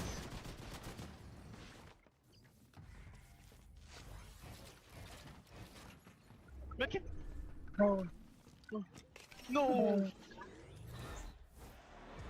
It looks like for a moment, right? Going back in the old builds, editing that single metal wall, jumping in and going, a med kit. It's all saved, but in the end, not enough. And what's crazy too is just think about Vanya on height, right? There's a moment on the low ground where the teams are fighting, and you just hear the miniguns start, and it's just shred everything down below. And I thought at that moment, it's over. Vanya, with that single item, got themselves the win, but man, coming down here to the wire. Other trios popping off in this game as well. Kanata, right? Another savior, right? Please, NA. The difference is, though, Kanata actually is moving down a placement. Now, we can still make this up, right? It's not that many points far behind, but Kelly, we've got 2 more games. Yeah, I mean, with Rapid, Kanata, and Bolts, we already saw them grab the first victory royale of day number 1, setting the stage for everyone else. And although they hadn't had the performance they wanted throughout the rest of the games of day 1, they slowly started to be able to climb back, playing the way that they do. You see, it is low eliminations. They have never been a W key team. Yeah. However, by sticking to the low ground and to the side, as you can see, they're able to just kind of last a little bit longer, maybe get a few clutch limbs at the end, and stay in that placement-heavy format we know that they like. Yeah, I like the way their strategies develop. Right, of course, day number 1, we saw them come out really, really hot, and then things look a little bit not so good for them right throughout the rest of the day. I like the way that they're playing it. Of course, their off-spawn situation was looking really good. It was just all about execution when it comes to the end game. Now they've sort of, tuned it back a little bit, right? Trying to play a little bit less aggressive, trying to play out as many placement points as they can. And now, 2 games to go, maybe they'll try and go a little bit more aggressive, try and push higher up, because they still drop down right there, right? We don't have long to go here before we jump back in the game. I wanted to highlight really quickly, Queasy, right? This is the first time we have seen him falter.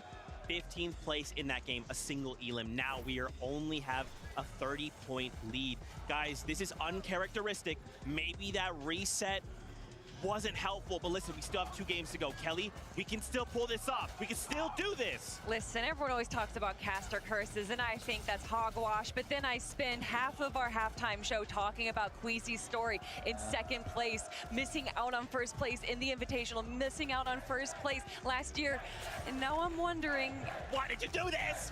Are they going to get 2nd once again? What I hope is that he's learned. I hope he's learned from that last time out, right, getting 2nd place.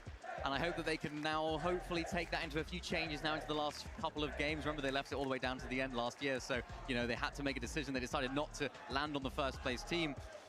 This time, maybe they'll make a decision. Maybe they'll switch things up. I think they need to here, Zeke, because Vanya, Pixie, Maris, they're closing in and they're doing exactly what they needed to do, which is consistency. Dude, I'm telling you, and that's the thing, right, is we can't make a single mistake. Now, what started like yesterday is like, oh man, this is looking like Quee's game. Now we could be going into game 12 super close, and that's what we live for, right? We hope we go into the last game not knowing who could walk away with the win. But again, Vanya, if Queasy makes a single mistake, Vanya's right. He's waiting, praying on it. Yeah, and it was something I mentioned at the beginning of the show as well. The games that Queasy don't do well in, Vanya's team have to make the most of it. It's absolutely essential, and they're doing that to a T right now. After watching that replay, actually, I mentioned that Vanya actually found heals. I have no doubt they actually set that up. Yeah, right? Because they had 100%. The edit, right? So they had all the heals in there. They had everything that they knew that was there. And even on those comms as well. Really impressed with this team because, of course, their first native language is not English. They're communicating in English. We heard it in that listening right there. And that's so hard for people that live in, of course, different countries and are from different countries, speak different languages. I mean, I feel like we don't talk about it enough in Fortnite, but that is a skill in itself. I mean, and that's a really good call out when you say that when Queasy is doing poorly, that's when Vanya does well. And I actually think those are the few games that they've won for height. Yeah. Paying attention to that elimination feed, noticing that, the team that is being able to control height is down. This is now our opportunity to take it. They're taking full advantage of everything. Again, it's awareness. And usually I use that in the sense of map awareness, but just all of the game sense that you need to be at a top level. That is what they're showcasing here today. And they're not new to height either. This is what they're used to, right? Yeah. They're going back to what they know. So it's like, they had a very good day 1, and we were like, yeah, they're playing a different sort of play style. They're playing low ground. They're playing consistently. Now you think like, they're trying to go for height. You usually associate that with a team that's trying to change things up and go against the grain to what they're usually doing. This is like more normal for them than what they were doing yesterday. Another team that I really want to give a shout out there too is, of course, one from our smaller region in the top 10 right now, and that's King, Phaser, and PHZ. They played that game so smart, where they kind of went for this dead side rotation. The zone went up a hill, and everyone's starting to climb up, fighting for a position, and they just kind of went around the hill. That can be a little dangerous. Obviously, building up the hill, if the zone doesn't pull favorably, can be disastrous, but luck had it their way. They were able to pull zone and then kind of control the low ground. It was really smart from them, and I love to see our Brazilian trio up in the top 10. Can't forget as well, they came to NA, right? They decided they wanted more practice. They wanted to kind of refine their skill set. And Mini, that's showing here on a global stage. It looks so good. And also, they played in EU last chapter as well. Chapter 5, they came on over to EU, had a little go there as well. It wasn't necessarily successful for them, but showing what they can do here. That's right, Mini. I'd love to keep talking. That battle bus horn has come, so it is time. Game number 11. Let's go.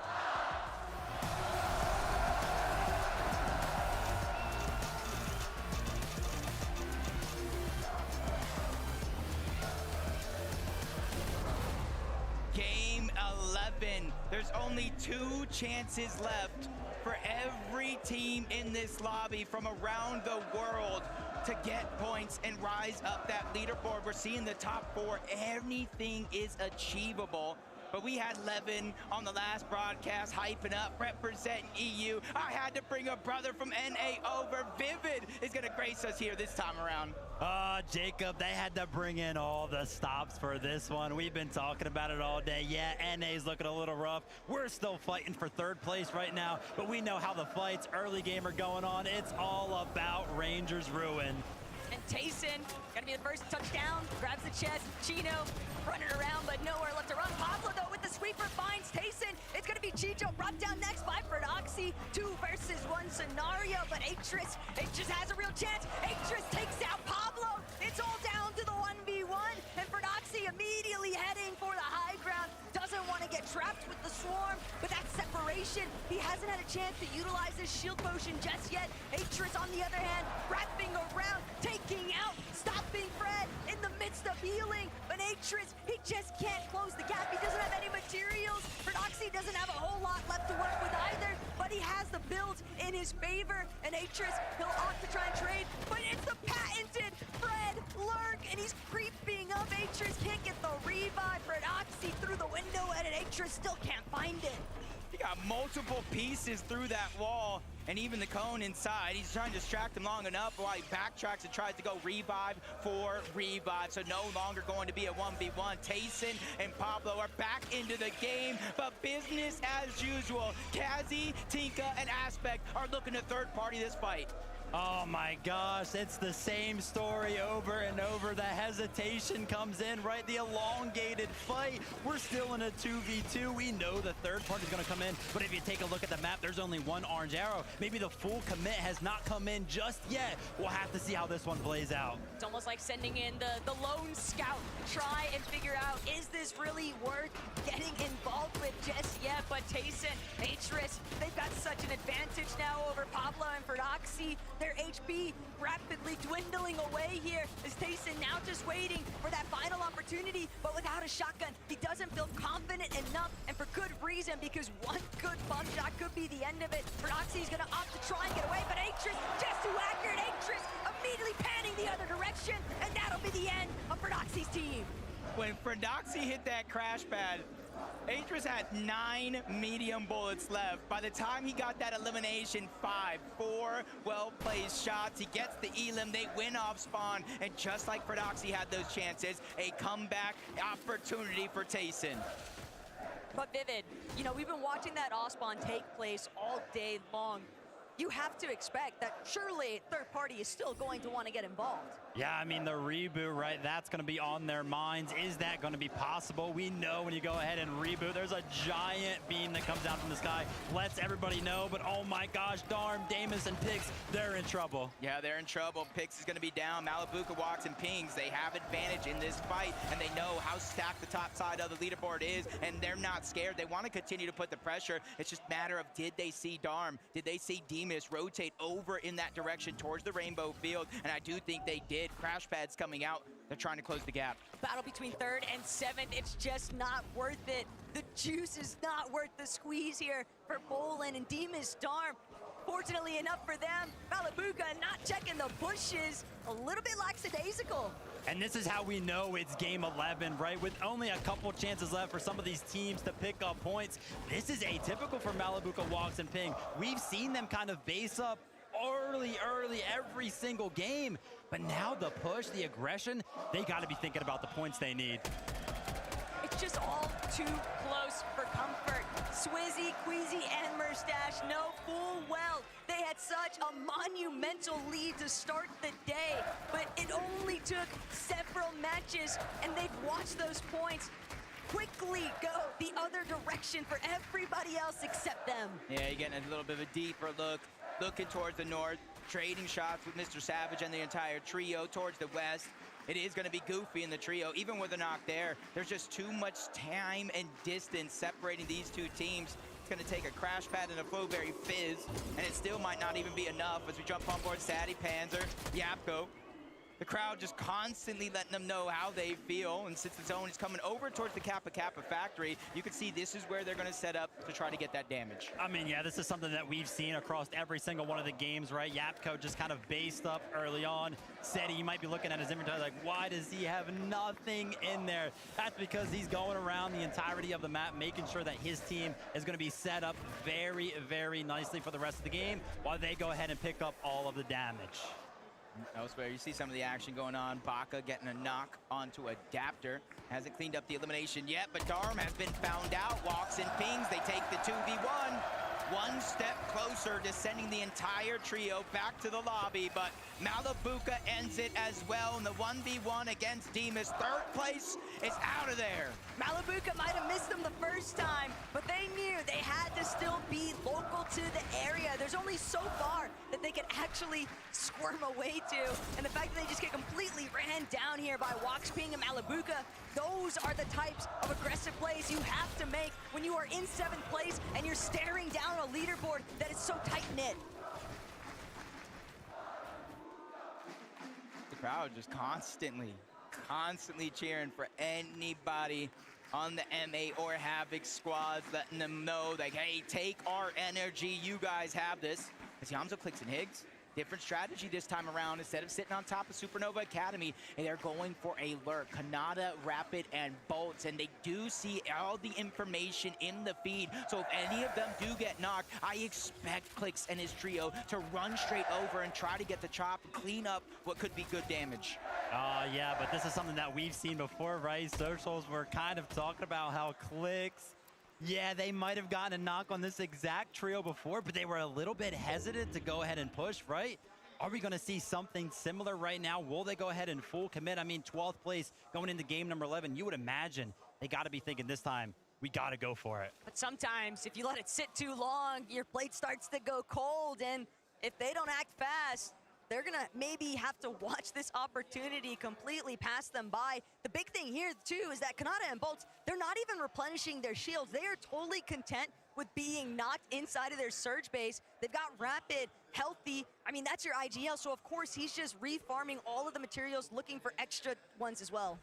I mean, that's scary. You're sitting on the global stage right now. I can tell you right now, Jacob, if I was sitting up there with no shield on, knowing that so many of these competitors have been making plays on these exact type of bases. We've seen it time and time again, not only throughout the year, but throughout this exact competition, that plays, these sneaky plays for the bottom of these surge towers. They are made all the time. You have no shield right now?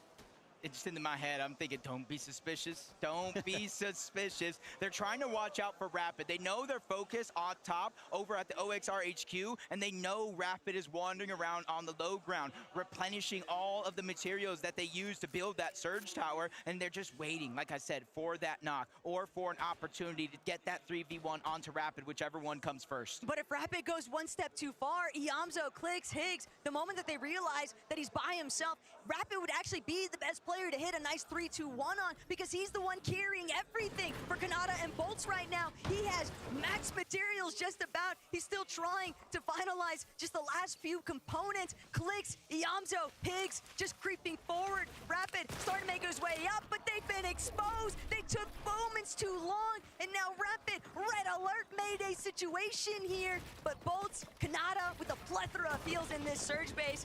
This is not the place to be for Clicks, Iamzo, and Higgs. Instantly trying to go for that chop down. All three are up above. Here it comes. They pop the Flowberry Fizz just in time, but Clicks landing an immense amount of damage, getting Bolts down to just a sliver of HP, and they're immediately pushing over. Vivid said it, and he meant it. They are learning their lesson. 331 points. They fell outside of the top 10 with 2 games left. They have to take these chances. But Vivid, do you think that it's still worth trying to force this engagement, knowing full well that you're looking at a team like Kanata that's got more than enough surge, and they can afford to stick around with all these heals? I think the power behind the push for Clicks, Iamzo, and Higgs right there, it was all about the surprise. Rapid with an MVP performance, acting like a bird in the sky, making sure that he kept his 2 teammates safe. Shout out to him, right? Because when you look at the leaderboard, they're in 5th place right now. If Rapid doesn't see them, everything falls apart. So shout out to Rapid for catching that one. And Mr. Savage, Chap, and Reason, they've been having a pretty good weekend, but towards the end of the competition right now, it seems like they're slowing down. Do have to believe it's a little bit revitalizing, though, when you watch Reason put on such a strong solo performance in the last lobby. That tells me they've still got gusto, and they're still willing to throw everything on the line to make it work. Yeah, they're chasing right now. Agers, Acorn, and Poyo, they see Mixon outside by himself. They're trying to clean up that elimination. Upflow's gonna go down as well. No more knocks coming into play, which means that full team is down and out of this lobby. The aggressive plays coming late into the day here on day 2 for Agers, Acorn, and Poyo seem to be working out. Jacob, you're talking about aggressive plays. We've obviously been able to take a look at a couple of them, but if you look in the top left, the player count right now, 59.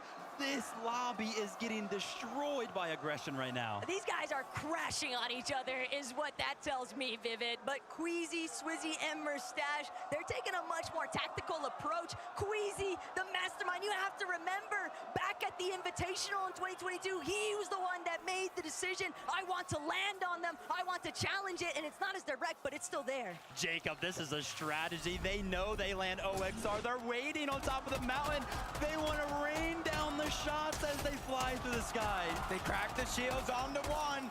There's just so much distance before he reaches the ground. He's out of render distance overall. Instantly comes the crash pad. Mustache, Queasy, Swizzy, they're trying to rotate in that direction. Finally, they get another opportunity, and it works! Vanya goes down! Mustache, Swizzy, and Queasy are going after 2nd place. But what's gonna be there faster? The double revive or Swizzy, Mustache, and Queasy? They're doing everything they can to try and collapse onto this position. Vanya's already been back up into the running, but they're going all in here. Swizzy, Queasy, Mustache, they're looking to control their own destiny. They want to take down Vanya. They want to make it so that game 12 isn't even close. But Mustache, Queasy, Swizzy, they're just not able to close the gap. And Mustache, he's lost too much HP. He's going to be forced to fall back. This is it. This is the moment. Why wait till game 12?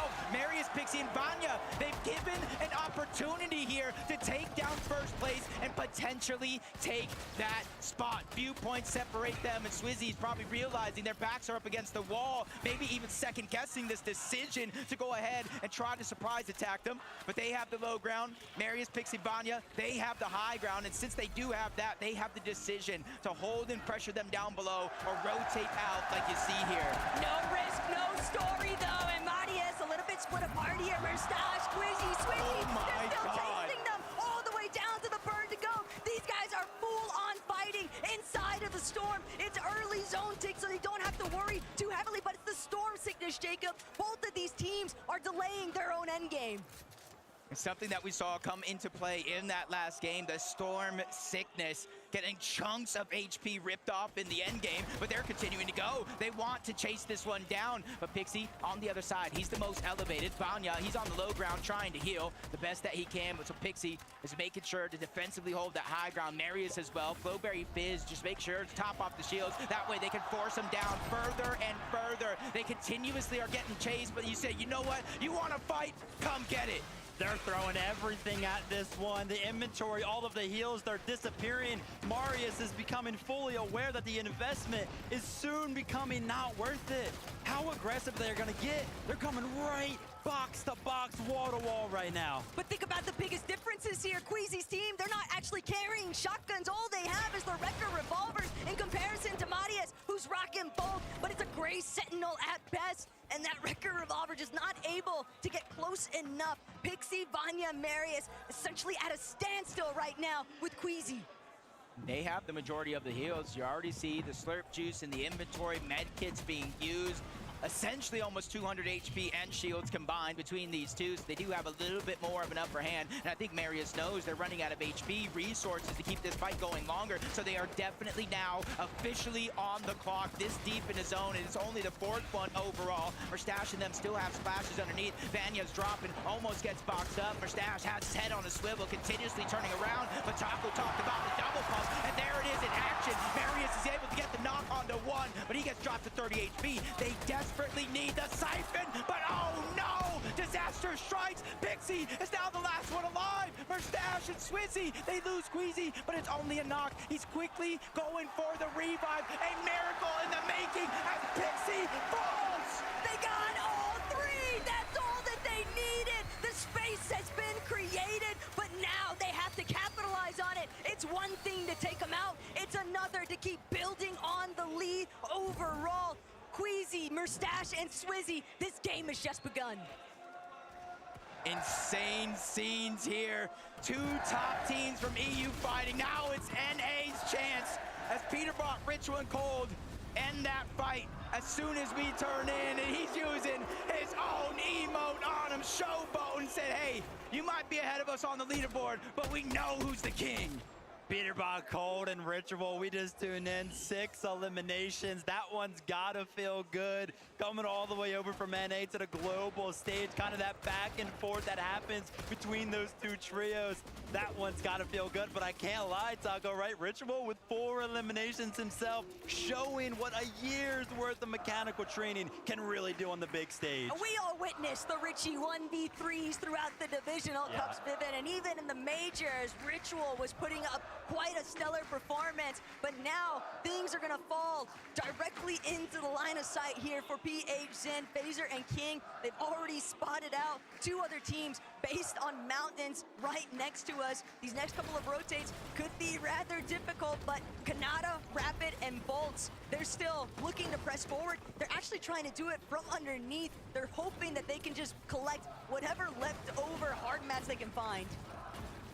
With a sold-out crowd, you know they're going for M8, you know they're going for Havoc, so everybody at home, watching on Twitch, watching online, you need to give your energy to NA if you want to see a miracle comeback, because 2nd, 3rd, 4th place, all of them down. 5th place, that's Kanata, Rapid, and Bolts, and a chance to close the gap. Especially more so if they can figure out a way to take down Queasy, Swizzy, and Merstash, but we're now into the top 17. This is where placement points are gonna come into play, and they're gonna start moving quickly.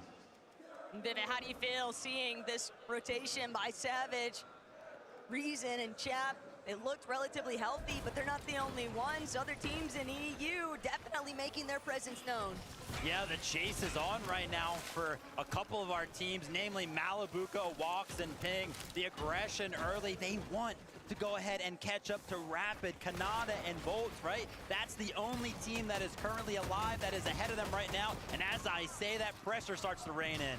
Why does this look like one of the practice lobbies right now, though? Down to our last 17 teams and only 6 zone. Ping, Walks, Malibuca. They're trying to see if they can bring down Agers and Acorn with it. Pollo's already been claimed. Acorn, Agers just trying to create a little bit of space, but they know this might be a fight that they can't avoid any longer. They're gonna have to try and take a crash pad out of here, but Malibuca, Walks, and Ping, they are fully wary of what lies ahead. Yeah, and you can see in the minimap, Acorn, Agers, they immediately rotated out with or without the reboot card. A couple more teams rotating in and around this path for Pings, Walks, and Malibuca. Could be opportunities for elims or more damage, but they see that coming. They want to continue to rotate in. Right next to them, Queasy, Merstash, Swizzy, all trying to get this elevation differential for this next zone. But just above them on the other side of this mountain face, Kanata, Rapid, Bolts, they see the crash pad. Merstache, he's been clipped. Merstache is brought down. Swizzy also incredibly low. They're going to be forced to drop all the way down. That height security that they were once hoping for has been completely lost here. Queasy, the healthiest member of his team, but he's got nobody next to him. He can't get close to Swizzy. And that's that investment. What goes around comes around. If you want to sit in storm and fight between first and second place, you want that one to be drawn out. You want to invest everything you have into it. Once you realize that you got to make one of these rotations all the way up the mountain, all of these aimers kind of paying attention to you, you realize quickly you don't have what it takes to survive in this lobby. Oh my, second, third, and fourth. They talked about them being out. And now fifth place has just lost their IGL and Rapid, and it's Queasy and Swizzy that are doing the majority of that damage as they try to make their way into the zone. But Queasy can't get down. He has no mats. They were all on Swizzy and Merstache. They hadn't had a chance to actually drop any of their materials. He does see a crash pad. He's trying to bring Swizzy up with him. And now Swizzy manages to connect. What a brilliant play from Queasy. Most players would have probably taken that for themselves, but he said, nah, you're coming back up here with me. That's just a shine. That's just a glimpse.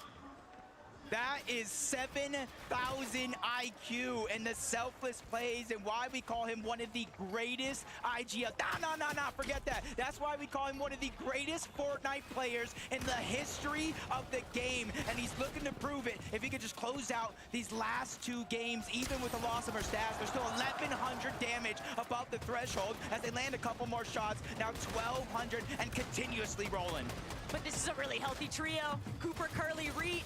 I don't know that that's what Queasy's really looking to chase up. He's not trying to bark up the wrong tree here after all. They've got to be a little bit more reserved here, Vivid. They don't want to overextend their welcome. I mean, they're in the mix of things right now. They've gotten a couple of shots on a couple of trios right there. Maybe they can make something happen. As I say that, Queasy actually gets knocked. Now it's going to be all left to Swizzy. Swizzy gets knocked down. First, second, third, fourth, all out of the competition. They at least had some eliminations to go with it, but will it really be enough?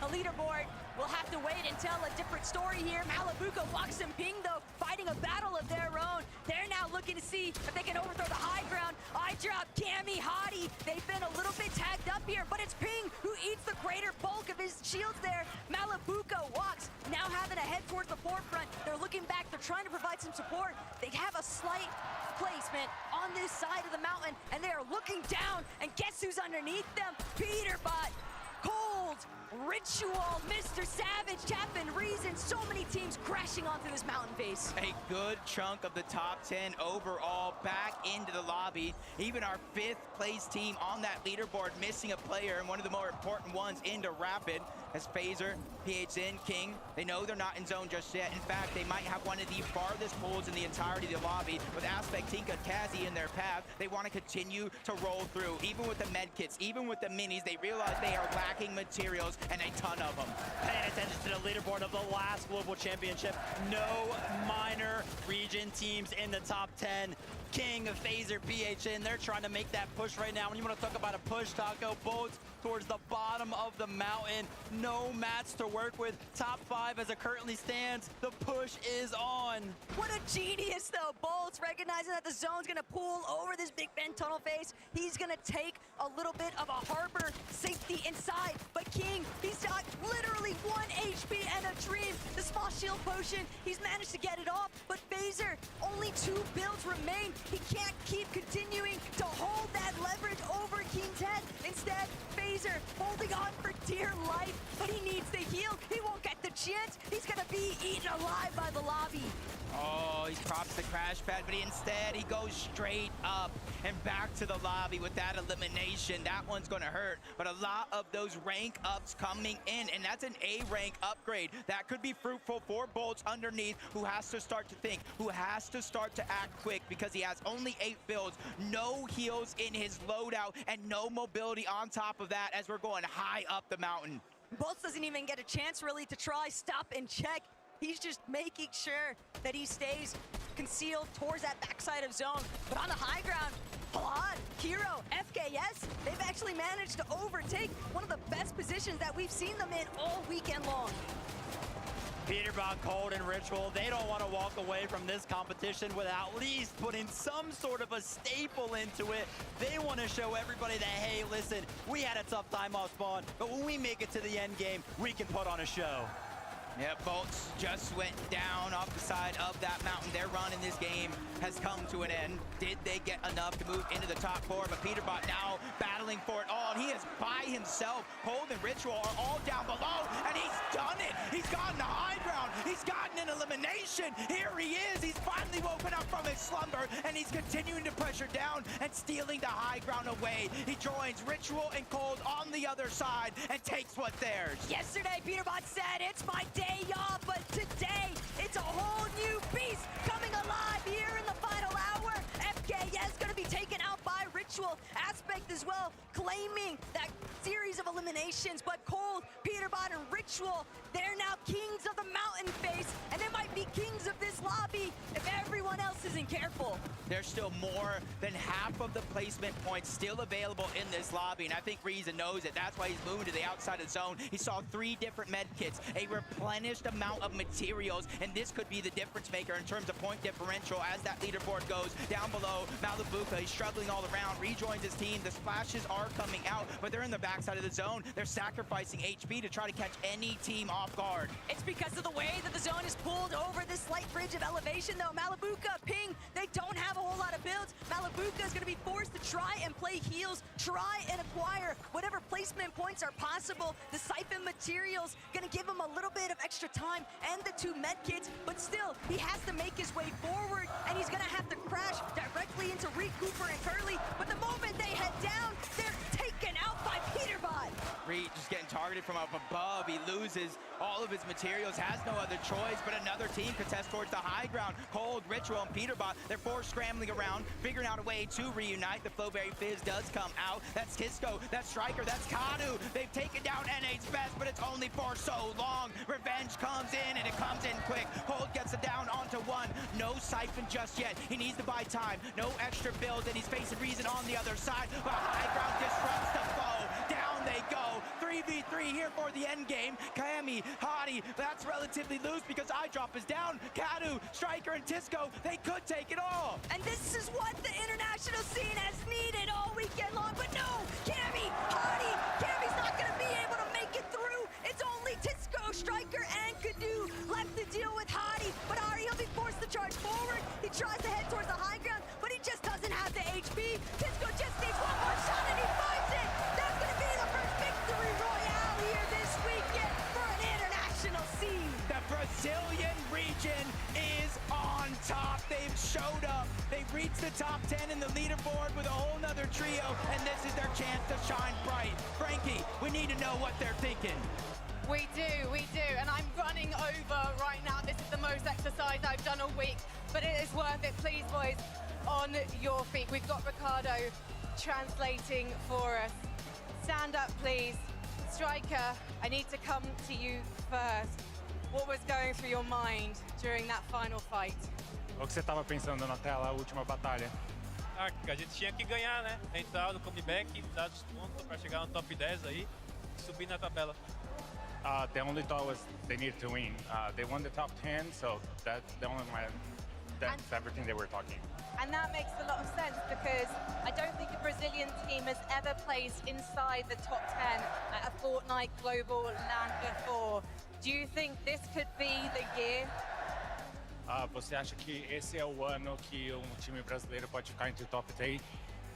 Tomara que os brasileiros consigam ficar, não só nós, sino também o King, Phaser, PH, que estão perto do top 10. Então, tomara que nós dois fiquem lá e seja história. And I'm going to come over here, if that's okay. Sorry, Ricardo. Kado, what has this experience been like for you? To get a victory royale, is this like the ultimate prize for you right now? Como tem sido essa experiência para você ter esse vitória royal? Bom, foi muito importante para nós, a gente precisava dessa vitória. Tava abaixo do top 15 e eu acho que com essa vitória agora a gente vai ganhar muita confiança para a última partida. They needed that win. They were in top 15. That was very important here, and they can't wait for the last match. Well, guys, we cannot wait for the last match after. It has been incredible to have you guys here. Well done for doing it for Brazil. Please, Leon, faites du bruit! Now, after this last game, we're going to be crowning a world champion. So tell your friends, they're not going to want to miss this.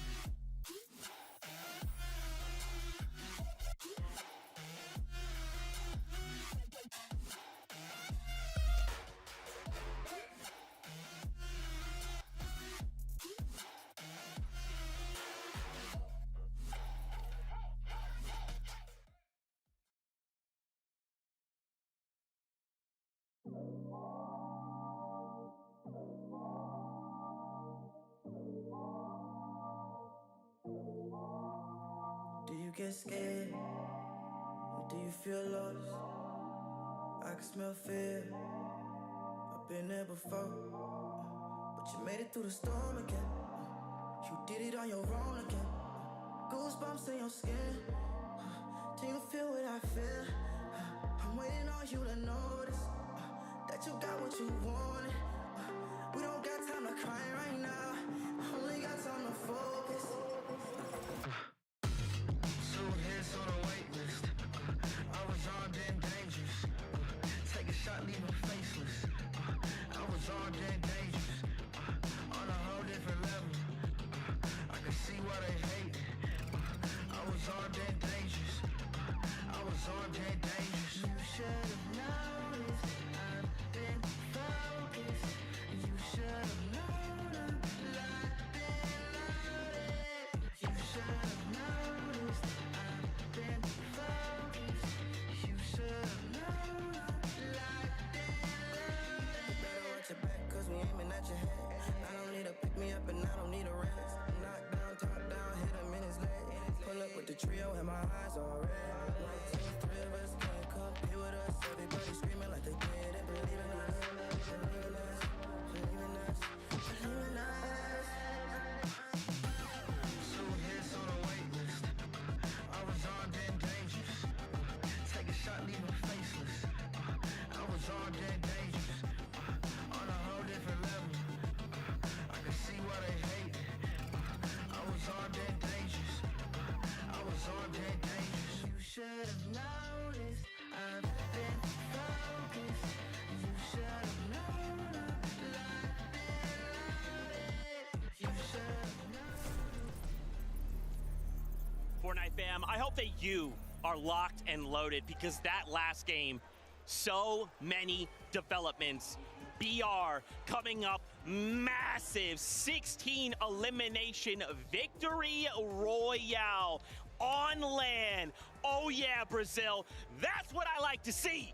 You love to see it, right? You love to see it. I always like it when the sort of smaller regions come out and, you know, come out strong in games. Of course, we didn't have as many big hitters in that game, right, in terms of the leaderboard, so perfect opportunity for them to do it. And the way they took height here, Kelly, was so good. Even towards the end, they weren't fighting against anyone any slouches. It was Cammy and Chari, right? There was a final sort of 3v2, so not easy for them whatsoever. They played really consistently, and something we haven't necessarily seen from them today. We saw it a little bit yesterday. I think they had a 5th and a 3rd in yesterday's game, so it's nice to see them finding that form right now. I think they listened to our complaints. We were asking, why is no one fighting for high ground on day 1? And then day 2, everyone is fighting for high ground right now. And they see there's all this contention going on the high ground. Why don't we third party this right now? We are a full trio. We can see that those are wood builds. Players are going down. This is our chance to steal it away from them. It looks so good. And again, you know, we might not be fighting for first place, but we are fighting for life-changing amounts of money. We're going to be sending ourselves straight up those standings. Now, of course, guys, wow, that last game, we've got to talk about the head-to-head. Queasy, Merstache, and Swizzy versus Vanya, Merstache, and Pixie. I cannot believe Queasy just said, you know what? It's time. It's time, Mini. This is giving me flashbacks. Yeah, this is giving me flashbacks too, right? Think back to the Invitational. Queasy and Venno landed on Cammy and Seti. It wasn't successful. Thinking back to last year's Globals, Queasy and Thomas, they had the option to land on Peter Bottom Boy to try and disrupt them. They didn't make the decision to do so. Now they're taking matters into their own hands. And traditionally, typically, we see it in Game 12. In this game, we saw it in Game 11. They understand how strong Vanya's team is. I mean, they had a 16th in their first game, Vanya. Since then, and since, of course, this game, they hadn't placed outside of 6th.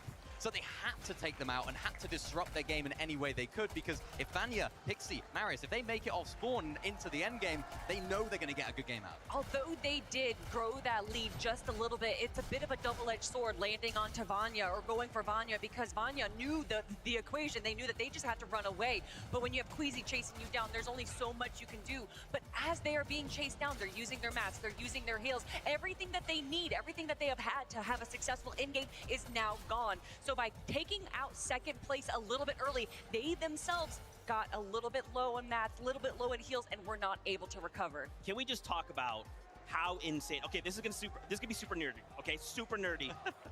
When they fight and finally they take them out, they start to make this rotate up the mountain, right? Swizzy gets caught in the storm, makes it out with 1 HP, and you're thinking, okay, wait a minute, let's start looking at what they have. Queasy has nothing, no build. Swizzy has everything, 1 HP. Queasy turns out, throws the crash pad down to get Swizzy back in place. Are you kidding me? Queasy, that is the biggest brain play I've ever seen in my entire life. And guess what? We have a listen in from that moment. Drop guns. Follow me, okay? Everyone have OXRs, right? Yeah. Okay, follow me. We're gonna try something. But again, fizz. Don't go in render of Canada. I'm fizzing. Yeah. No render of Canada. Go this way. Last one, right now. 30 already. 30, 60, 50, crack him. Survive. Crash. They probably don't have that much rice, by the way. We probably have more. We can play white. Yeah, taking our back. I shot. Careful. Yeah. Took my roof. I'm dead, probably. I think I'm about to. I'm out. Okay. I'm dead. Okay. I got it. Okay. Launch me, dead. Nice. I got my finish. Nice. I got my finish. Play slow. 100. Nice.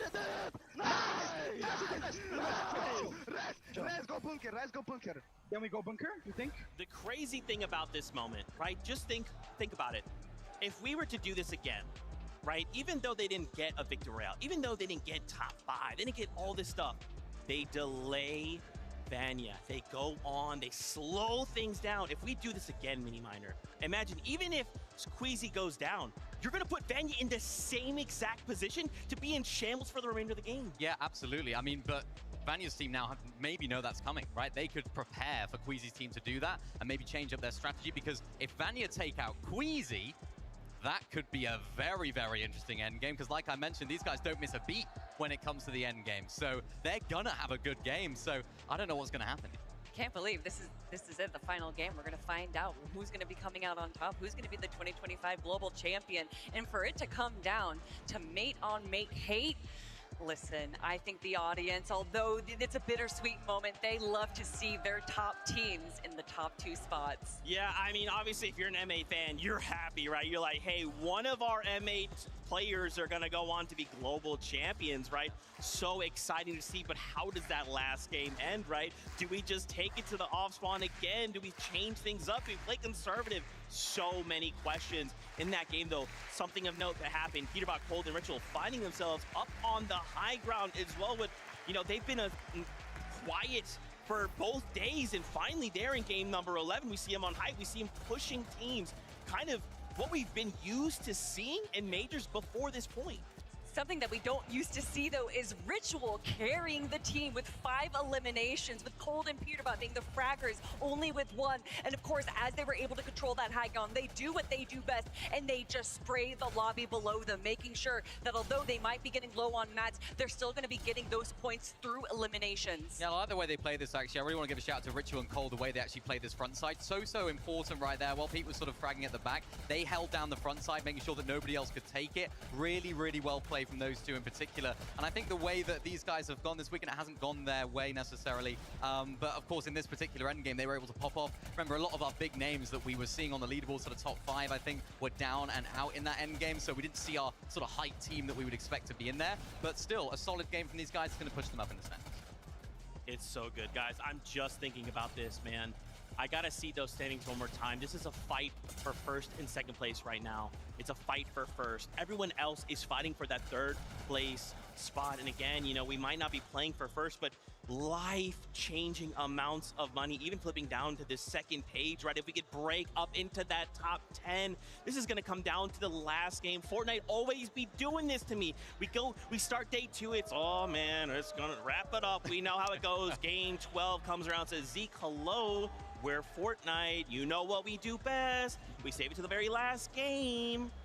Saving it for the last game is definitely something that we've seen time and time again, but to have all of our top teams, 3rd, 4th, 5th, and then 2nd place, going down early there makes me a bit nervous. I want to see all of these teams up and alive in the end game. I want it to be close. I want it to come down to the final moments, and that might just happen.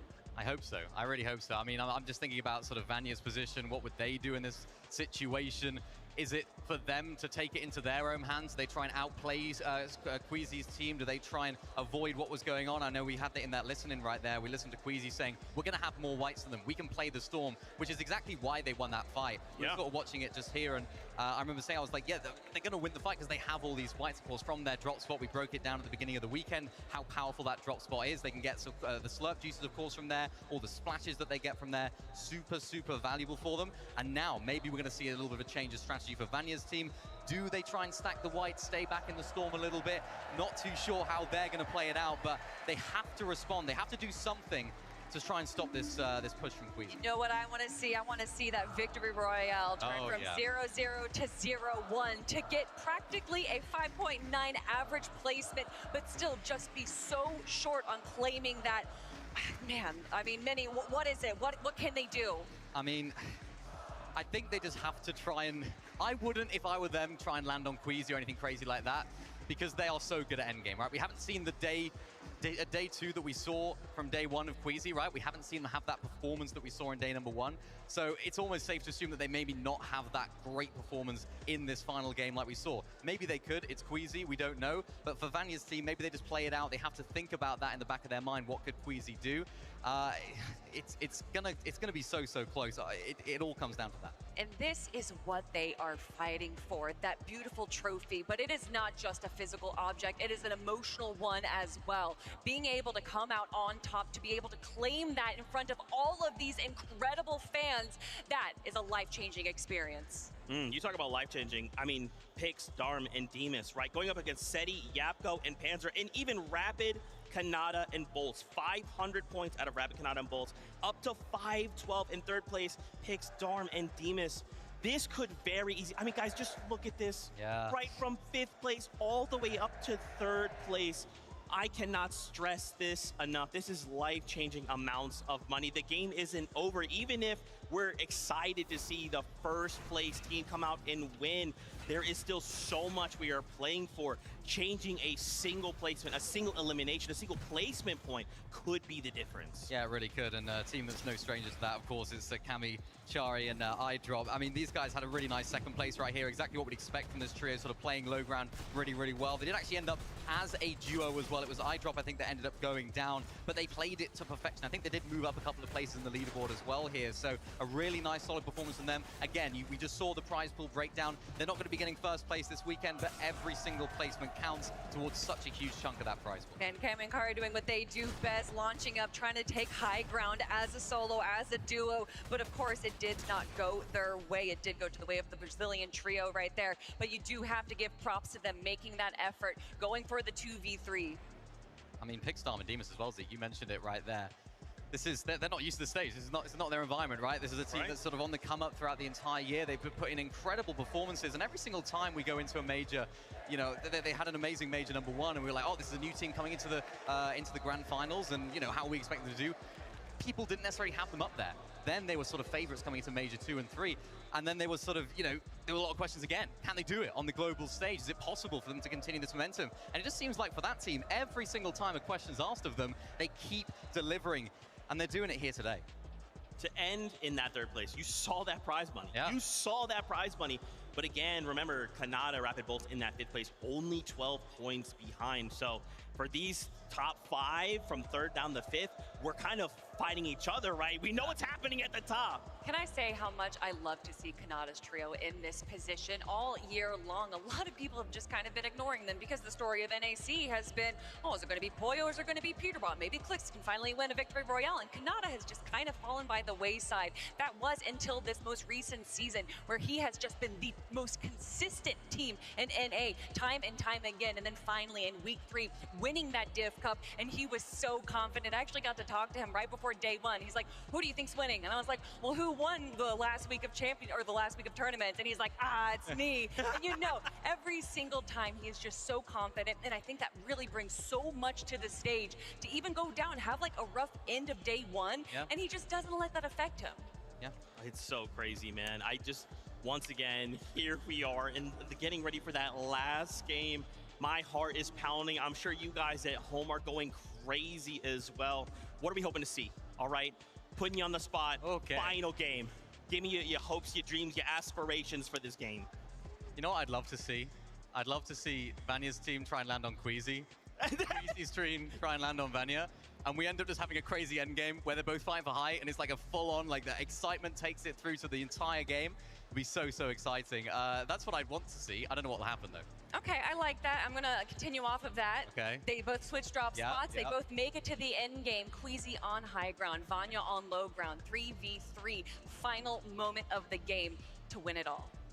Oh my gosh, you guys have got me hyped. I mean, Leon, you guys have got to be feeling this, right? This has been so incredible to hear all of you in the stadium going crazy, getting excited with us, cheering, crying, even booing. I mean, guys, this is such an amazing time. It is so, so good. I'm just so thankful we...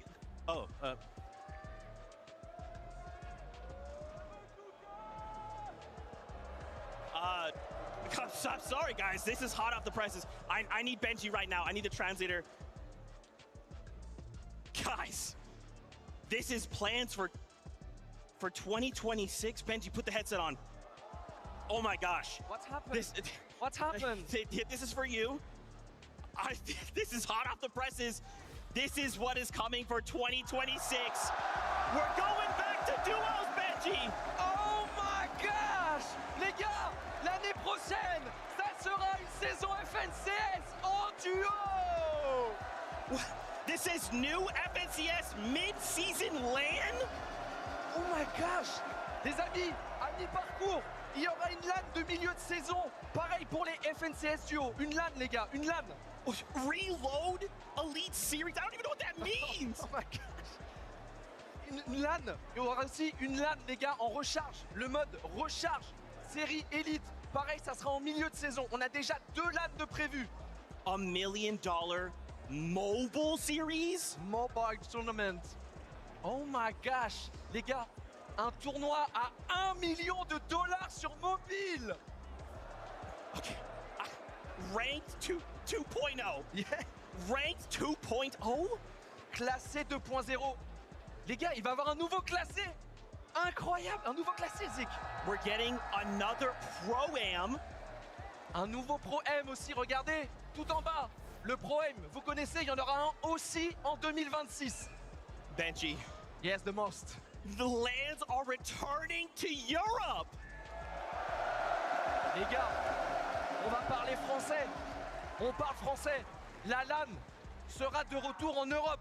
Il faut qu'on fasse en sorte que Epic choisisse la France. Epic Games, please, choice is France.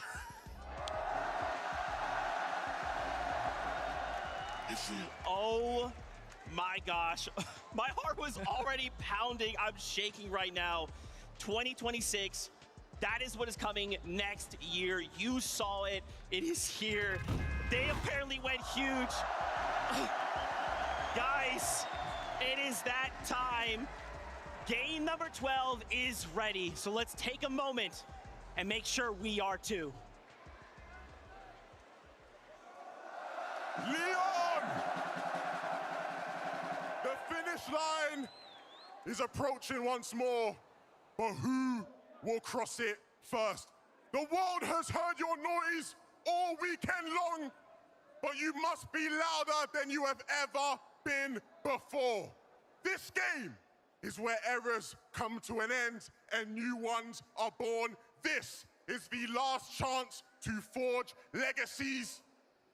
This is where champions are crowned.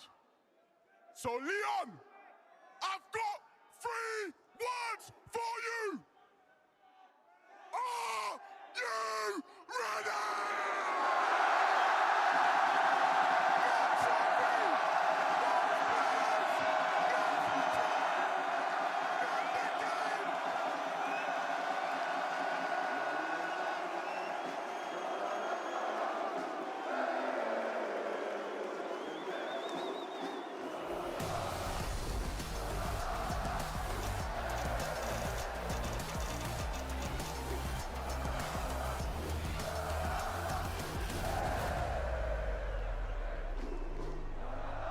It's all come down to this.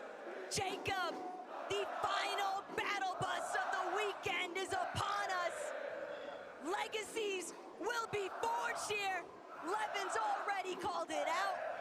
I know that there's so much action that's taking place with some of these off-spawn contests, but there's only 2 teams that everybody wants to see right now. And that's Queasy, Swissy, and Mustache. Vanya Boo Boo, Pixie, where are they at? Will they clash yet again? Not too soon. Business as usual on the north side of the map, with almost a 50-plus point lead for Queasy, Swizzy, and Mustache. Nothing changes for them. They don't even need to necessarily win this game. They just need to continue to outscore Pixie, Marius, and Vanya, who are also uncontested at the OXR HQ. And the most insane thing about this all is it was Queasy in that last game that ended Marius, Vanya, and Pixie's run. They not only pushed over to their side of the map, they chased them down and sent them back to the lobby. Completely intercepted, completely ruined Vanya's game plan for his team. But Vico, a little bit of off-spawn domination taking place here. He's got a big elimination onto Yuma. Flixie and Beto are not with him, though. Coyota still looking to chase Vico out. And Vico nearly gets the better end of that trade, but he will fall. Beno, Vico, and Flixie are out of the running. But for Coyota and Rise, there's still a lot of heavy lifting to be done. Asia on top. A battle throughout 12 games, and as the dust settles, they will be the last ones laughing and immediately set their eyes onto 2 different teams to try to continue to accumulate that early game surge. But they have to be careful. His teammate is on the other side, and they are still down Yuma. They have to figure out a way to backtrack, but they have no time. Pablo, Chino, they're already trying to taste down Asia's best. Hello? Can't really do much of anything from this position. He's just got to stay side by side to Hero currently, but Chino, Pablo, and Ferdoxy, they've already got 3 eliminations on Chino alone. And Ferdoxy still keeping an open eye out for where Halat is headed next. Hero and his teammate glad to be far away from Chino, Pablo, and Ferdoxy, but these guys could be the real menaces of this lobby. They're just going to continue to try and get a clean sweep for everyone that comes into their path of fire here. Ferdoxy and Pablo really distributing some pain right now, and Hero, he just doesn't have anything to try and prevent himself from being taken out. Paul Mixon Cappuccino, Pablo, and Fortnite, but Jacob, this is a box fight that I don't know if Gino's necessarily prepared to take it up, but he's got so many splashes. He'll be back to full HP in no time. And this is a team right now to start the game. I know they have 411 points, but they were at 399. Chap, Savage, and Reason, 403 above them. I dropped Hadi and Cammy, 434, and then even Ping Walks and Malibu at 441. If they continue to play in this pace, get these eliminations, and make it deep into the end game, they could overtake some teams on their way up the top of the leaderboard for pride, glory, and line in their pockets with that much more money, what they came for, as Fortnite continues to move forward, not slowing down, and Halad is going to go down. And Fortnite's kind of been calling it out, even in the events leading up to this weekend. We know that we're contested. We know it's going to be tough. Winning likely out of the question for that trio, but they can still put on a strong performance to see what more prizing they can possibly secure. Seti, Go Panzer, 506, only 6 points shy of Pix, Darm, and Demas. It was honestly not too far away from their current drop spot, but you're seeing how stacked the leaderboard is when you kind of drop down outside of that top 2, or even top 3 or 4 for that matter. So it's going to take a good amount of eliminations if some of these teams on the outside wants to punch into the top 5, but better late than never could be the final opportunity that they have. As we continue to look around the map, seeing a lot of the same strategies going down as some of our previous games. Haven't seen a whole lot of reason in chat. Mr. Savage trying to take up a surge-based position, though, up against Swizzy, Queasy, and Merstache. Whether or not this actually pans out in their favor is yet to be determined, but chat, Mr. Savage, Reason, definitely have had their highlight moments throughout this tourney. Yeah, a team that's definitely had their ups and downs, and still, we talk about their story making it here. Barely, almost missing out on a chance at the grand finals, but it was a 1-point differential. They made it in. All they needed was a shot. 2 points. They made it in to qualify for the global championship, and now Savage is on the cusp of a potential top 5 if he can perform well with some eliminations in this game. King Phaser, PH Sin. They faltered, they fell out of the top 10, but they're just one placing down inside of that top 11. Oh no! Pixie, Vanya, Marius, do they even have any idea of the intention that lies behind Ryu, Snowy, and Sod? They're looking to play massive spoiler here at OXR headquarters. If they catch Pixie and Vanya slipping, Marius racing across overhead. Right now, they're just trying to lock in their search. They're not really anticipating anybody to be nearby. And even with Vanya overhead, they're so preoccupied with just trading out these bloom battles. Marius, he's split apart from the rest. Ryu, Snowy, Sod, a singular 3-2-1 could be the difference here. Is Marius gonna be able to stay strong? You see, they didn't want to give up their position. We saw Clicks, Higgs, and Yamzo try to do the same thing to Kanata, looking all around. Marius does not even know, and you can see his loadout. He's the one for his team that's getting all of that extra material to replenish what they use for that surge base. He's getting all of those extra heals to consolidate him inside of their tower, but he is also the one that is exposing himself the most. Snowy, Sod, Ryu, they were able to close the distance and get inside of the OXR HQ. We've got another perspective. Malibuka, Ping, and Walks here at Kappa Kappa Factory. They are just chasing down Pix, Darm, and Demas. They don't want to allow these guys the opportunity to try and maintain their position within the top 5. Malibuka, Ping, and Walks going on to the aggressive forefront here, but it's Ping who's opening up big shots here onto Demas, forcing him to pull further back inside of the box here. Malibuka, Ping from a separate direction. Demas, Darm, Pix, they're trying to keep the hopes alive for themselves. Rookies of the year, essentially, Jacob, but they still have to break through these veterans. Malibuka's using his experience not to get caught off guard in these situations, just trying to spray down a couple of their piece control, get them to expose themselves. But right now, it is going to be a 3v3, but you see at the bottom of your minimap, 2 teams from the Kappa Kappa Factory that could be looking for Surge to try to interrupt this one as Demas continues to scramble around. Oh no, 17 HP, 2 builds left. Walks continues to put down the pressure. Good thing for him. I do believe it was Darm reunited in the same box trying to hold the covers, but that leaves out picks to go down. They isolated the 1v1. Malabuka, Pings, and Walks are hunting down third place. Darm Demons and Pigs might be phenomenal fighters, but Malabuka, Ping, and Walks simply having the material counts in their favor. They've completely shut off Darm's entrance back towards Demas. Malabuka trying to see if he can make that wing flank approach. Malabuka, though, big tag, but an even bigger one on the Darm. Darm's gonna be put down. Elimination after elimination now as Demas meets his demise. Third place might be exclusively up for grabs. It definitely is with how tight that leaderboard is. Pick Darm and Demas. I just want to give them a huge pat on the back from underdogs to top dogs. These guys looking like a serious threat. Vanya, Pixie, and Marius. We saw that team floating around the OXR HQ. They did not get any opportunity to pounce onto Marius, so they're going to survive and live to tell the tale and hopefully shoot up that leaderboard. I did see Vanya at the very last moment, though. He was already setting up for the pre-edit, so if Snowy, Vrad, and Ryu aren't careful, they're going to find themselves getting caught completely off guard. Seti, he might not be a fan favorite this weekend, but he's still looking to try and take over. iDrop, Cammy, Hadi, it's teammates, or former teammates, I should say, just looking to gauge who really got the better end of the deal. Kind of decisions, crash pads, launch pads.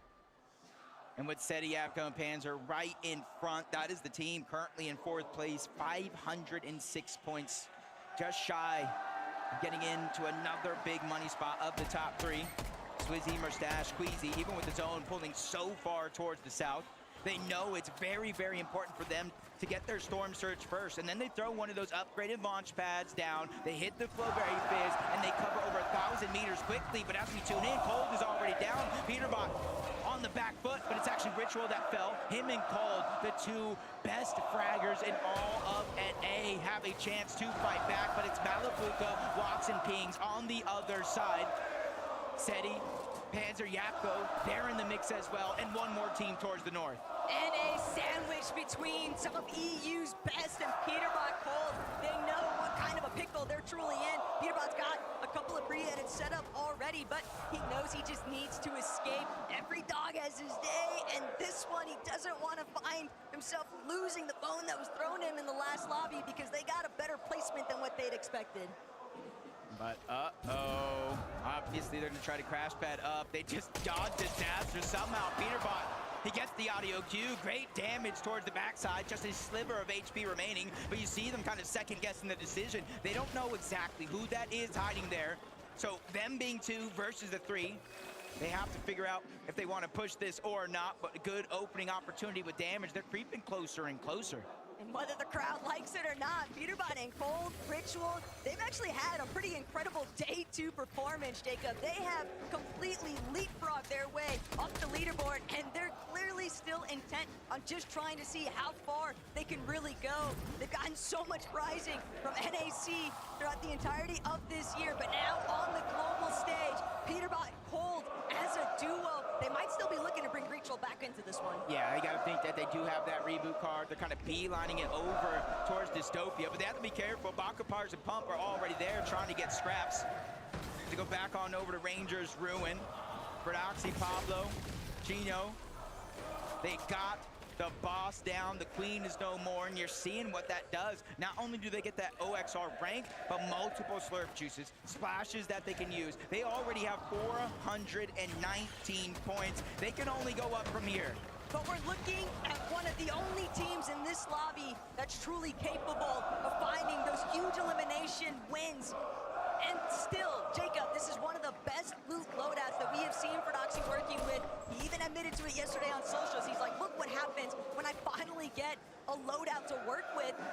And again, even though it's the last lobby, they have 0 hopes of slowing down here. And every placing down that leaderboard just gets more and more money, I should say upside. You got 450,000 for first place, 300,000 for second, 225,000 for third, and that's just kind of a showing of like every placing you go up, even if you might not be able to win, could be a life-changing amount of money.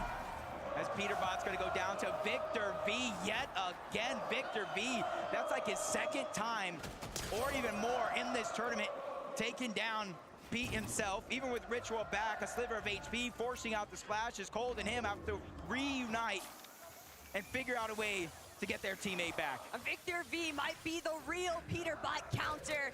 Now that he's on 0 ping, people forget Victor V, when he's playing on West, he's tackling on 60 ping, so now we're getting to watch an elite young fragger on the come up. So excited to see where this goes next, because even though the weekend hasn't necessarily shaped up to the position they wanted to be in, they've still got a lot of fight left in them. This is kind of how they have, bro. He just trying to fire off. He's just hoping that his aim is better than the distance they can cover, but no! Fall damage! Basically taking himself out. The full trio looking to run him down. They do have a chance, though. We saw Cold, we saw Ritual go back to Dystopia. Does he go and see Swizzy, Mustache, and Queasy yet again accessing the bunker? Not too far away from the hive, just outside of Ranger's Ruin and Foxy Floodgates. And they now have the Mythic. They have the Medallion. They have the Exotic. And they have time here to let every other team pass them on the zone and fight each other. Victor B just picking up where he left off. Unfortunately, Ritual just not healthy enough to stay on both of his feet. He's just gonna be tackled. It's only Cold left alive from that trio, and now Victor V, he'll have the opportunity to heal, but not only that, 4 eliminations, it's so much surge, and Jacob, realistically, Epic, he's trying to help make the calls alongside Paper. They still want to keep pushing forward, but Ryu, he's gonna bring down Epic Will. Victor V now looking to give a little bit of backup here to a support player, but Victor V, he's stuck in a 1 versus 2 situation. They're trying to close in onto the primary fragger here, but Victor V, Pop's got to be going crazy, watching his son pop off in the crowd. Without any builds, I'm not too worried. He does have that medallion, the double jump. It also negates fall damage as he quickly reunites with Paper on the other side. That's what they're going to start thinking about, how many builds that they have, what do they need to get, but they don't have time. They're immediately getting jumped on 1v3, multiple angles. Victor V still making plays, slides out of those builds.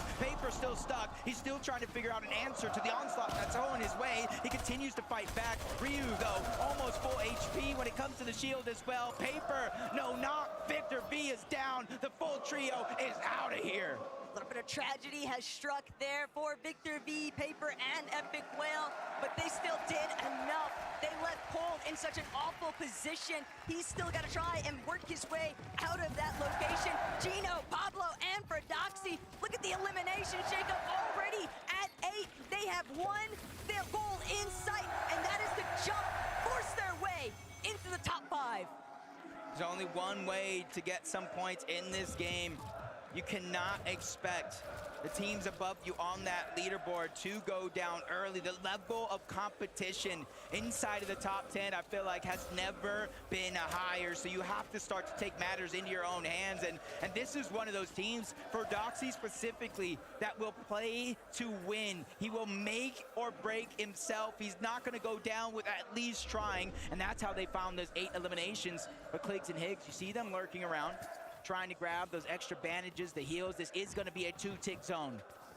Kligs, Higgs, they might just be looking to try and play for the reboot. They have no idea that Chino, Pablo, and Fradoxy have already made their way back over to Ranger's Ruin. They are creeping up on them. And Higgs, Kligs, they're just so exposed.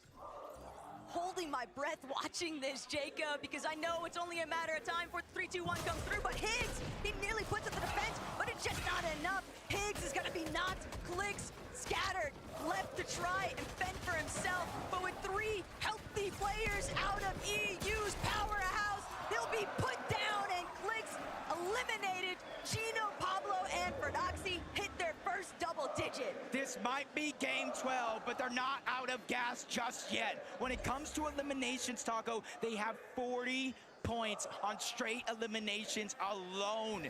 We haven't even touched those placement points yet. They're shooting up the leaderboard faster than ever. I talked about the prize money differential, and that's exactly what they're after. Canada Rapid and Bolt's the same thing for them. To start the game, they were in about 5th place, but hot on their heels. There's so many teams trying to get aggressive to get those points. See in the distance, 2nd place, Vanya, Marius, and Pixie. Not going for the high ground just yet. 6th zone, more than half of the game left still to play. This is where players really have to test their composure, the mental fortitude, the emotional control. It's so easy to want to hit the autopilot if you're in Queasy's position. You start to see the lights. You start to think that could be us, our name. The crowd is chanting, but the same case scenario for Vanya as well. They're still looking to try and overtake first place. And if Mustache, Swizzy, and Queasy get lobby focused, that could be the ultimate difference maker. But instead, Swizzy fires back. It's going to be a takedown. The elimination couldn't have come at a better time. And that's 4 more points for them, inching themselves closer and closer to it being mathematically impossible for anybody to catch up. But again, no placement points just yet. That can truly shake things up, especially since they have a max pull across the map and a few teams trying to make and mirror that same rotation. First comes the crash pad, then the Floatberry Fizz, and they can continue that rotation until they make the zone. But Taco, more than half of this zone is over open water. Not only that, but Swizzy, Queasy, and Mustache, they are white line crash padding straight towards the next zone. The fact that nobody has taken a shot at them along the way, it's a bold maneuver, but it pans out heavily in their favor, and they're continuing to scale their way down. We saw Ritual get eliminated yet again. Sasser striking for some teams in front of Queasy, but better still, Seti, Panzer, and Yapko. They've still got a lot to settle here in this lobby. They find another elimination onto Adapter. Valor already taken care of by Visuals and a Minish, but Braids on the other side of these walls. Seti can't continue pressing forward. They're stuck inside their own build. That is until Yapko finds the elimination onto Visuals. Yeah, much needed elimination as well. They were only 8 damage above the threshold. That's not a feeling of comfortability at all. Now they go from 300, but dropping back down low. That just goes to show how active this lobby actually is. But they continue to steamroll. Mustache, Swizzy, and Queasy find their 3rd elimination of the game, taking down NA West. And you know that Vanya thinks the Amadius, they can see it all in the elimination feed.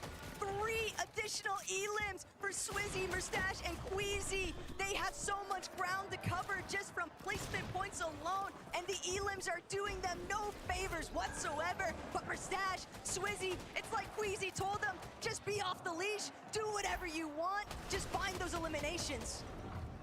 Up there it goes, School.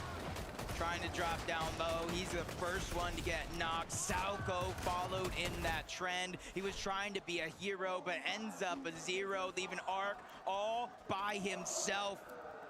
That's a ton of pressure for one of the youngest, one of the most aggressive players on his region, but active surge for Pars, Pump, and Baka, 136 below the damage threshold. It does not matter if they have high ground, if they can't utilize it, and nobody's giving them any peaks. So they're gonna go ahead and utilize that Flowberry Fizz to get a triple heal going out. They're stuck looking to heal instead of being able to look for tags. Malabuka, Wax, and Ping put on so much pressure, but now that they've made their rotation, we're a little bit exposed. Not sure that was enough for Baka, Pars, and Pump to get across the finish line there for the third threshold. And now the medkit comes out.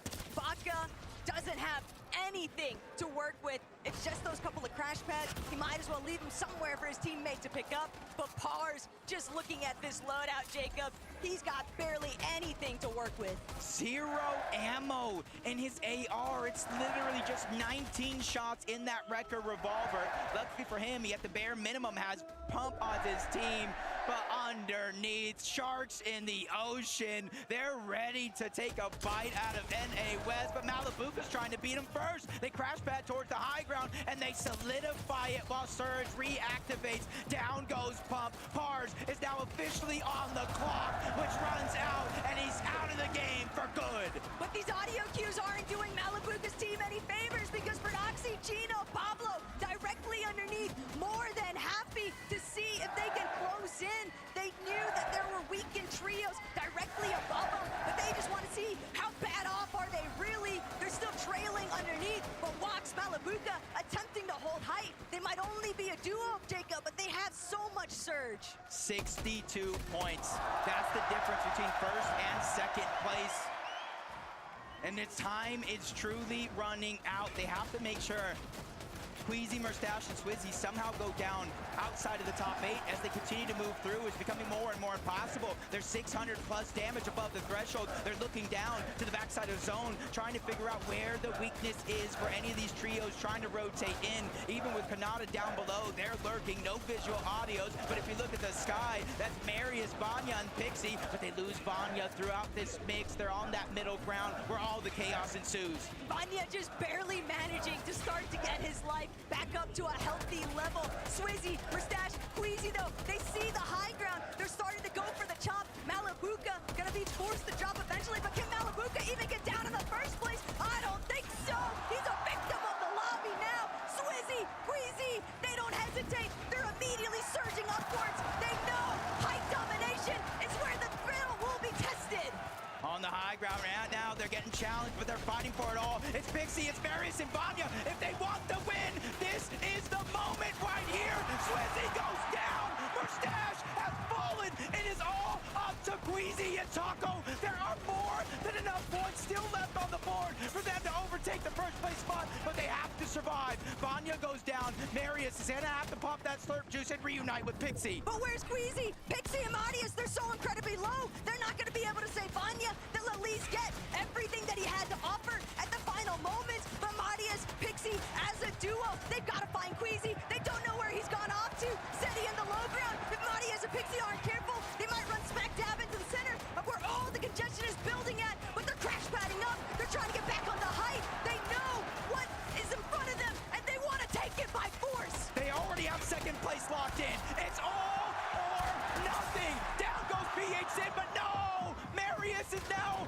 down as well. Pixie with the pressure on his shoulders. You got to remember, though, Queasy is down. They are 50 points shy. He needs to win, but he gets denied. Mustache, Queasy, and Swizzy have done it. It was the final moment. It was going to be so bittersweet, no matter the outcome for the gentle mates here, Jacob. But Queasy has finally overcome. The GOAT debate has been settled. He is the GOAT of Fortnite when it comes to IG yelling and as a player in general. And he's got two GOATs with him in Swizzy and Mustache. But there's still hundreds of thousands of dollars split between these teams still left alive. A good chunk of them at the top of the leaderboard, including Pablo, who's trying to have that solo run, but that one gets ended, and rather quickly as he was by himself. That was Seti and Yapko. They're one of 3 teams left alive. Panzer's trying to move in, 20 HP. He's quickly running out of builds. Seti as well, but he's gonna go out. Cammy, his invitational partner, has done it again. He ends his show. He said, no, you will not pass me. You will not take my money, as Cooper and Curly are still down below. 2v3 situation, 3v1. I drop Dari and Cammy win the final game of the day. What an impossibly crazy finish. Nobody could have possibly anticipated that it would all come down to this final match in day one. We saw Queasy, Swizzy, and Mustache leading the charge. They had such a monumental lead over the entirety of the lobby, but it still all came down to the wire. They knew it was a marathon from the get-go, but they sprinted across the finish line to claim the title as your 2025 global champions. A year-long journey just to get to this point. 12 games, almost 700 points, 3 victory royales. They have done it. It almost seems as if it hasn't even fully keyed in yet. Mustache and Swizzy, they're letting everyone here in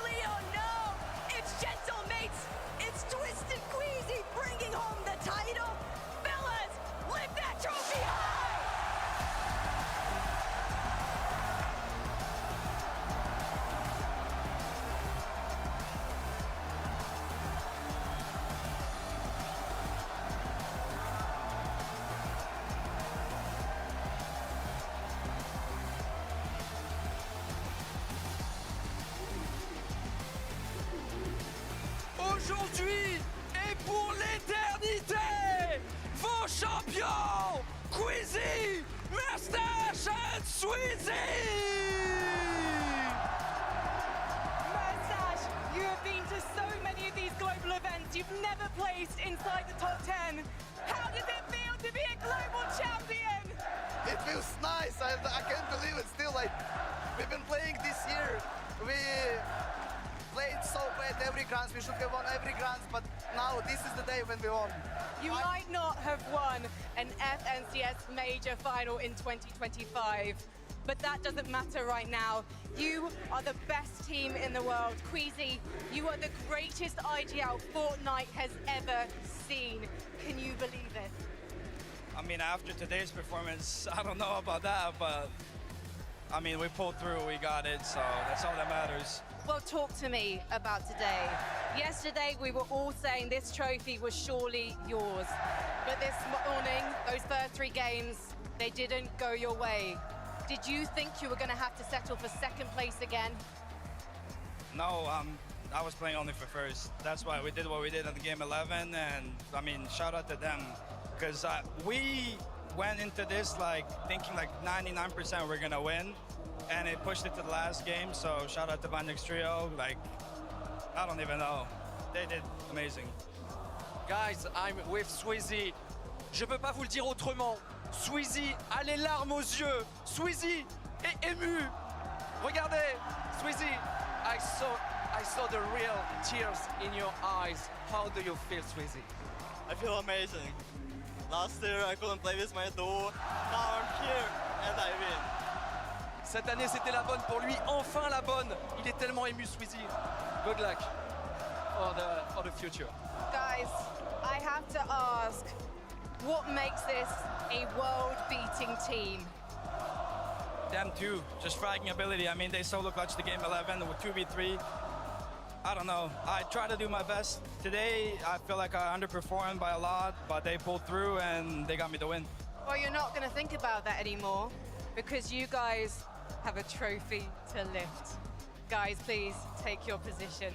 To Le Mans, please, one more time, give it up for your 2025 Fortnite Global Champions. It's Queasy, Sweezy, and Mustache!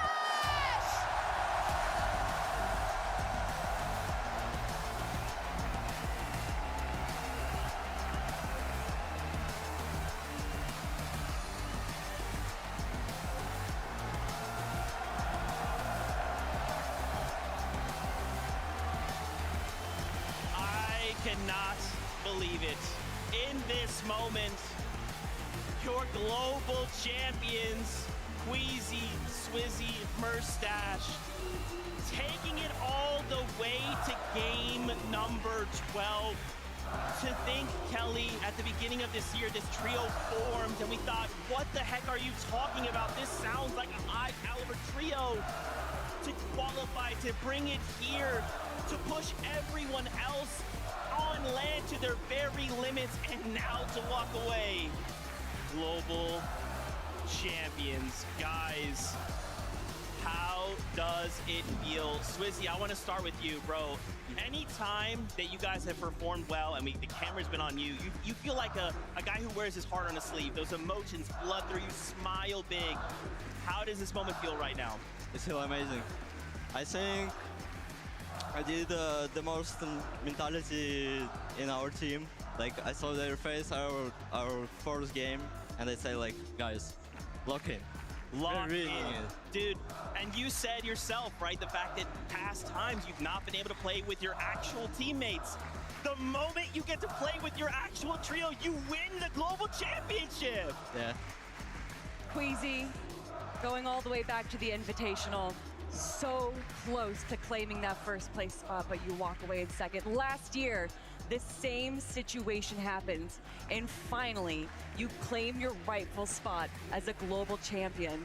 What has that journey been like starting all the way back in 2022?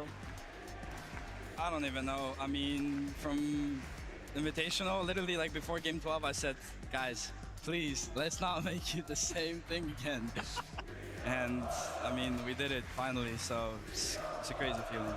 Mustache, brother. I mean, you've been hearing it for 2 days now. They see you on screen. This crowd goes crazy. Did that push you forward? Did that make you more nervous anyway, in any way? Not gonna lie, I want to say thanks to everyone who came here, who supported us, and because it meant so much for us, I think it gave me confidence, at least the first day. So yeah, I want to thank to everyone who came here and supported us. All right, we got to talk about essentially the winning moment for you guys in Game 11. I want to know what was going through the comms, whose idea was it, and how were you able to execute it? Basically, half break, we went to VOD review, we watched zones, we were figuring out, because day one, our game plan was to get metal in bunkers. Day two, the bunkers were gone. 2 of the games we ran for it, they got taken before we could get there and kind of messed up our game. And after I watched the VODs, we were supposed to go Foxy, but I said if it pulls the same, I saw Vanya tanking like Medmiss and Storm and then padding. So I try to like go towards him and wait for him to pad and kill him out the air. That was the plan, but yeah. I mean, obviously it worked out in your favor going for second place right there. Queasy, that is why you are regarded as one of the best IGLs in the world. I mean, and look, Queasy, I don't know why you're down on yourself right now. I mean, Swizzy Mustache, this guy's been your IGL, and he's not giving himself the props that he rightfully has earned. I saw you walk up to that trophy and shed a tear. I saw you smile big when you lifted it. Brother, you're a global champion, and not only that, you've got EU their first global championship title right here, right now. Leon, make some noise for Swizzy Queasy Mustache!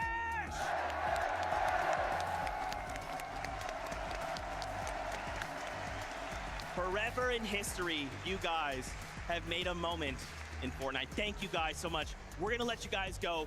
Take this trophy, get out of here, go celebrate global champions. Congratulations again. You can leave your headsets here. Get out of here, guys. Come on, Leo, make some more noise! Congratulations, come here. Oh my God. Good questions. Good job, you guys.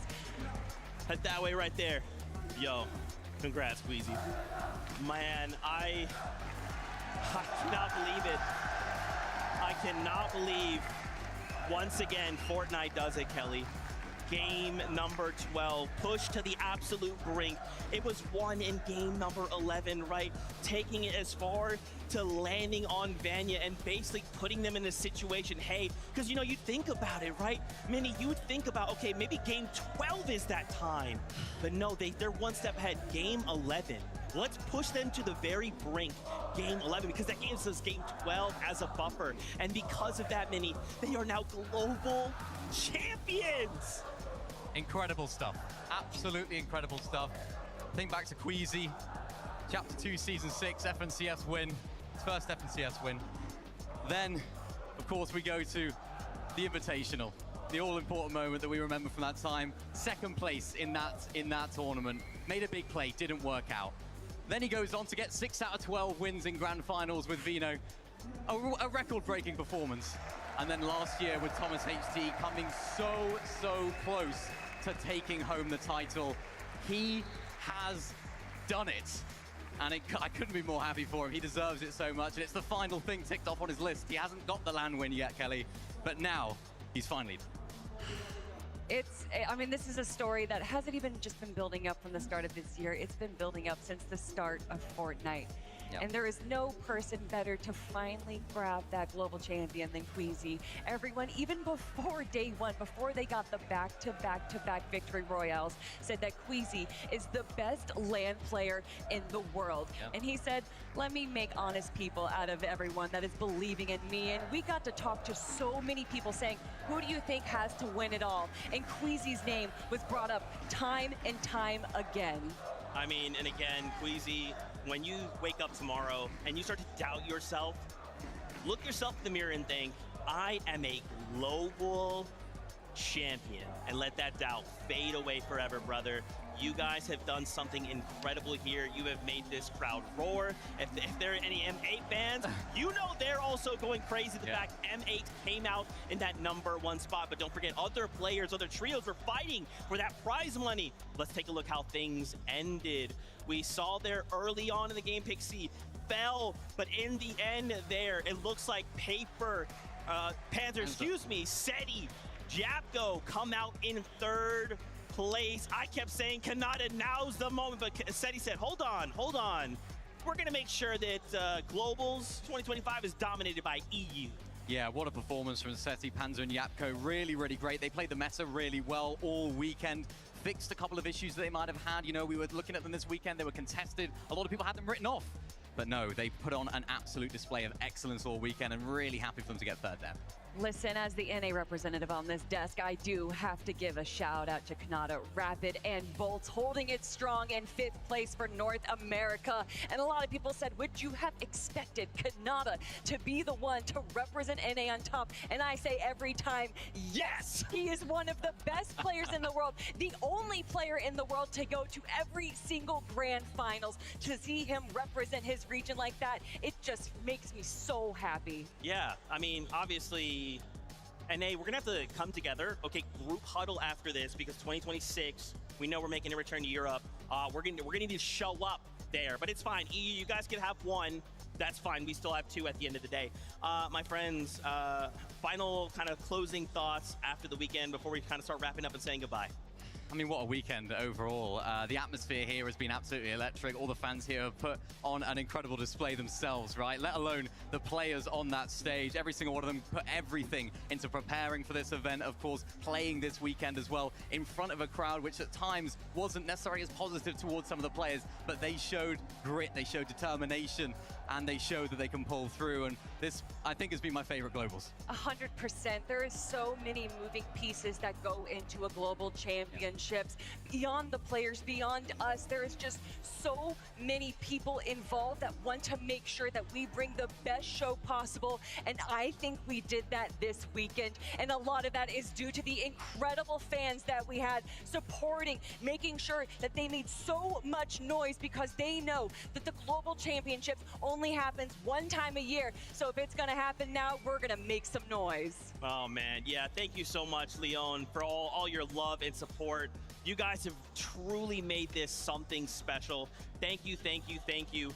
As we start getting ready to say goodbye, let's get the rest of the crew in here. And of course, you know I want to get the crew, the French commentators who kind of helped bring this whole thing to life in venue.